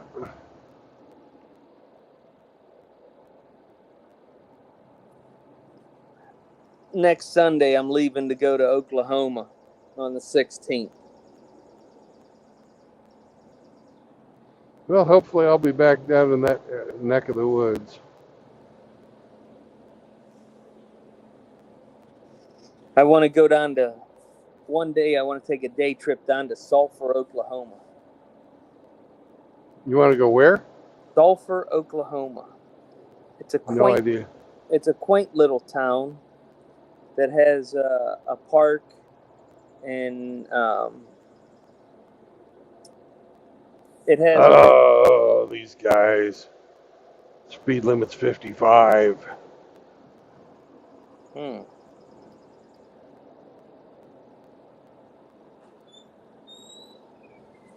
Oh, Timothy Sokol says, what's the difference between a lawyer and a catfish? One's a dirty, scum-sucking bottom feeder and the other's a fish. Right.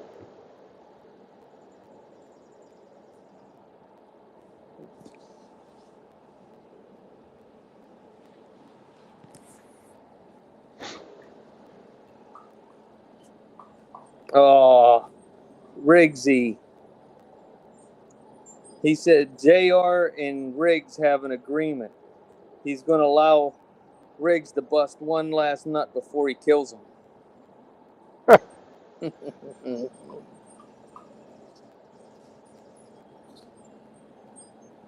Riggs wants to be in rural Hawaii. Yeah. Nice. He needs to talk to Frost. He does. Oh, he does? He's going to be he's going to be Frost's neighbor. Nice.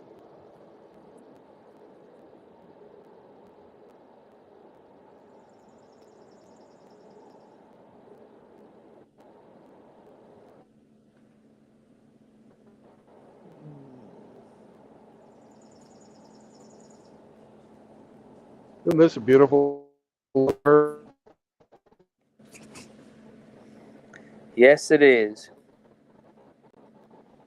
Hi, Clobo. Chloe Bowie. Chloe, Chloe, Chloe. Who the Chloe? Oh. Check my battery real quick.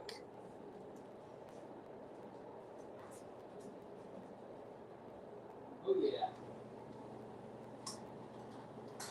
Oh, yeah.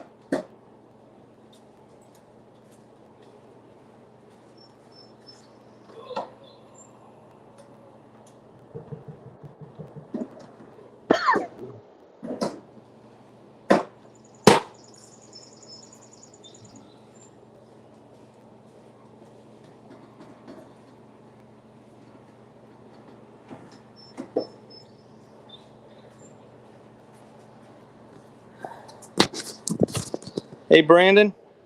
Yo. I'll be back in a few minutes. I'm going to go cut the side of Paul's house, and I'll be done. So I'll be back shortly, sir. Bye.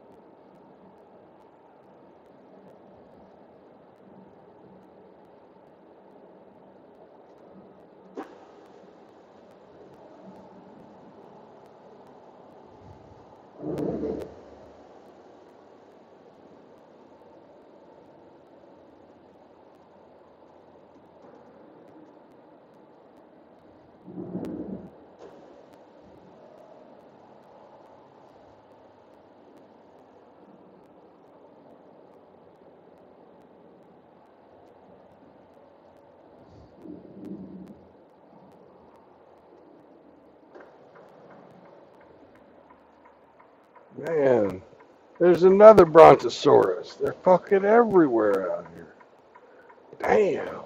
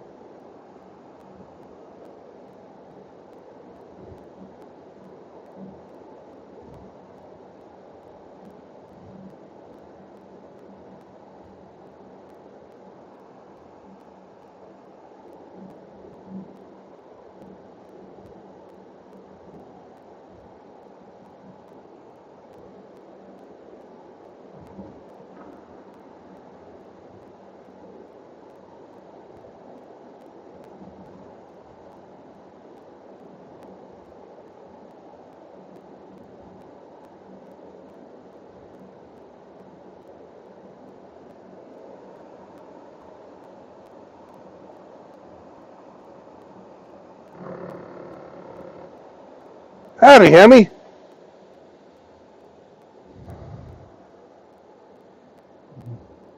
Hello.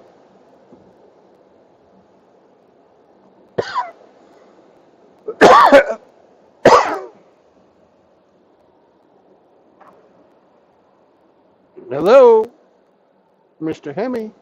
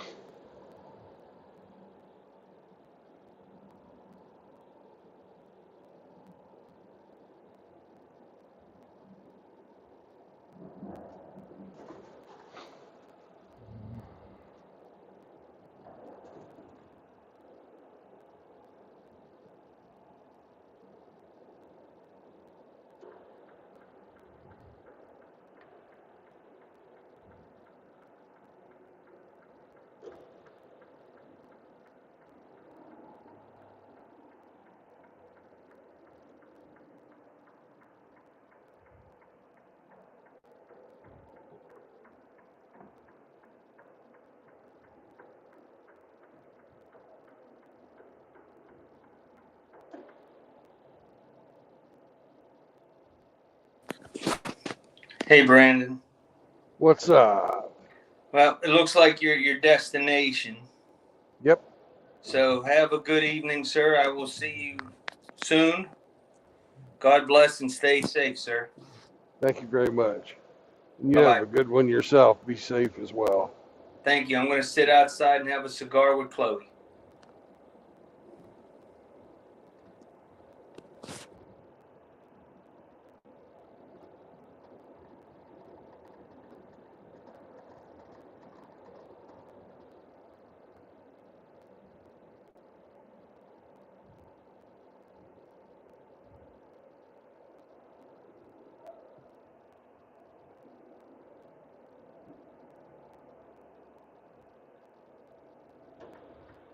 That's got to be Hemi.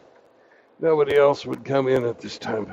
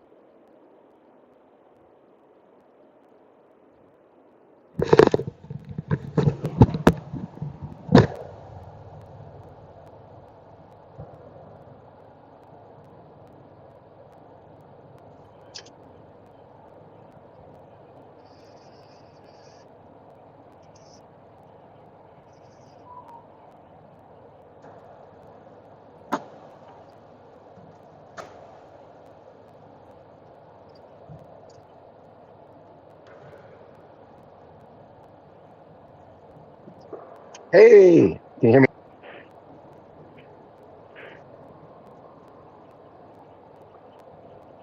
Can you hear me now?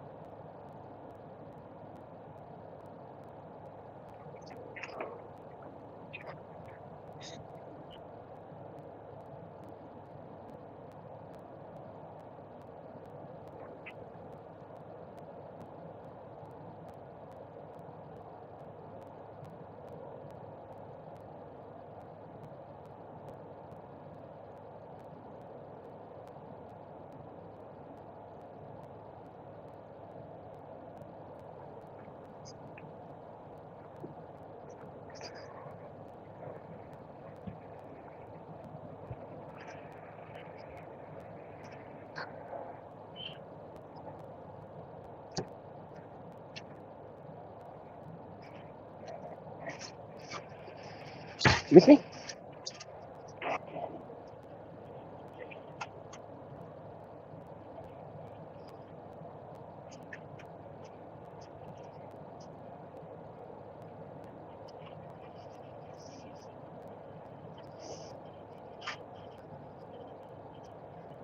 Can you hear me?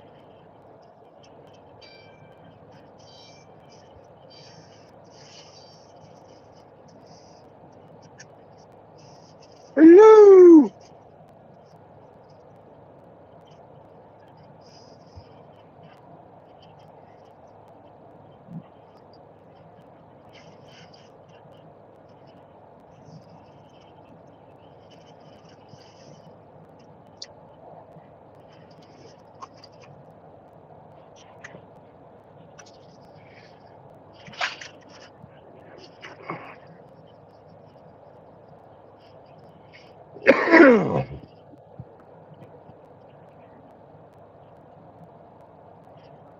Hello.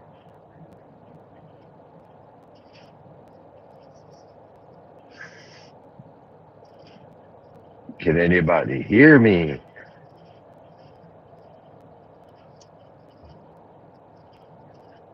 Is there anyone home?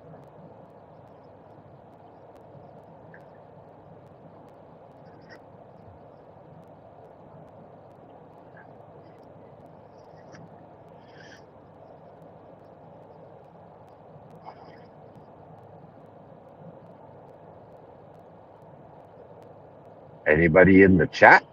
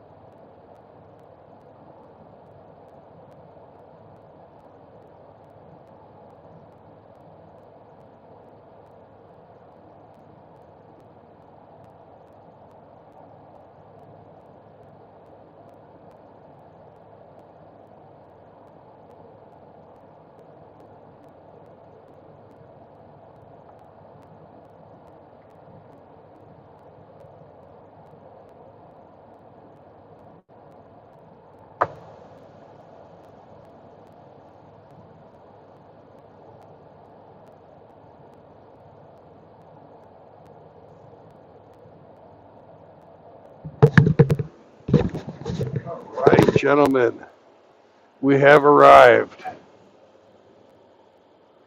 I can't believe there's 5 of you all in here watching me park. But I got here.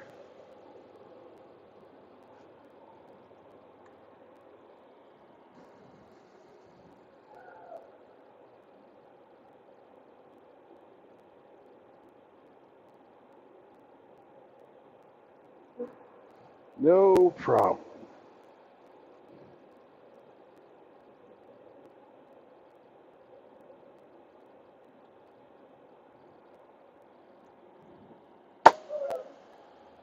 I'm going to do my inspection. But first, let me tell you, no marriage, no cohabitation, and no kids. And I'll see you boys on the flip side. Have a great evening. Thanks for coming along for the ride.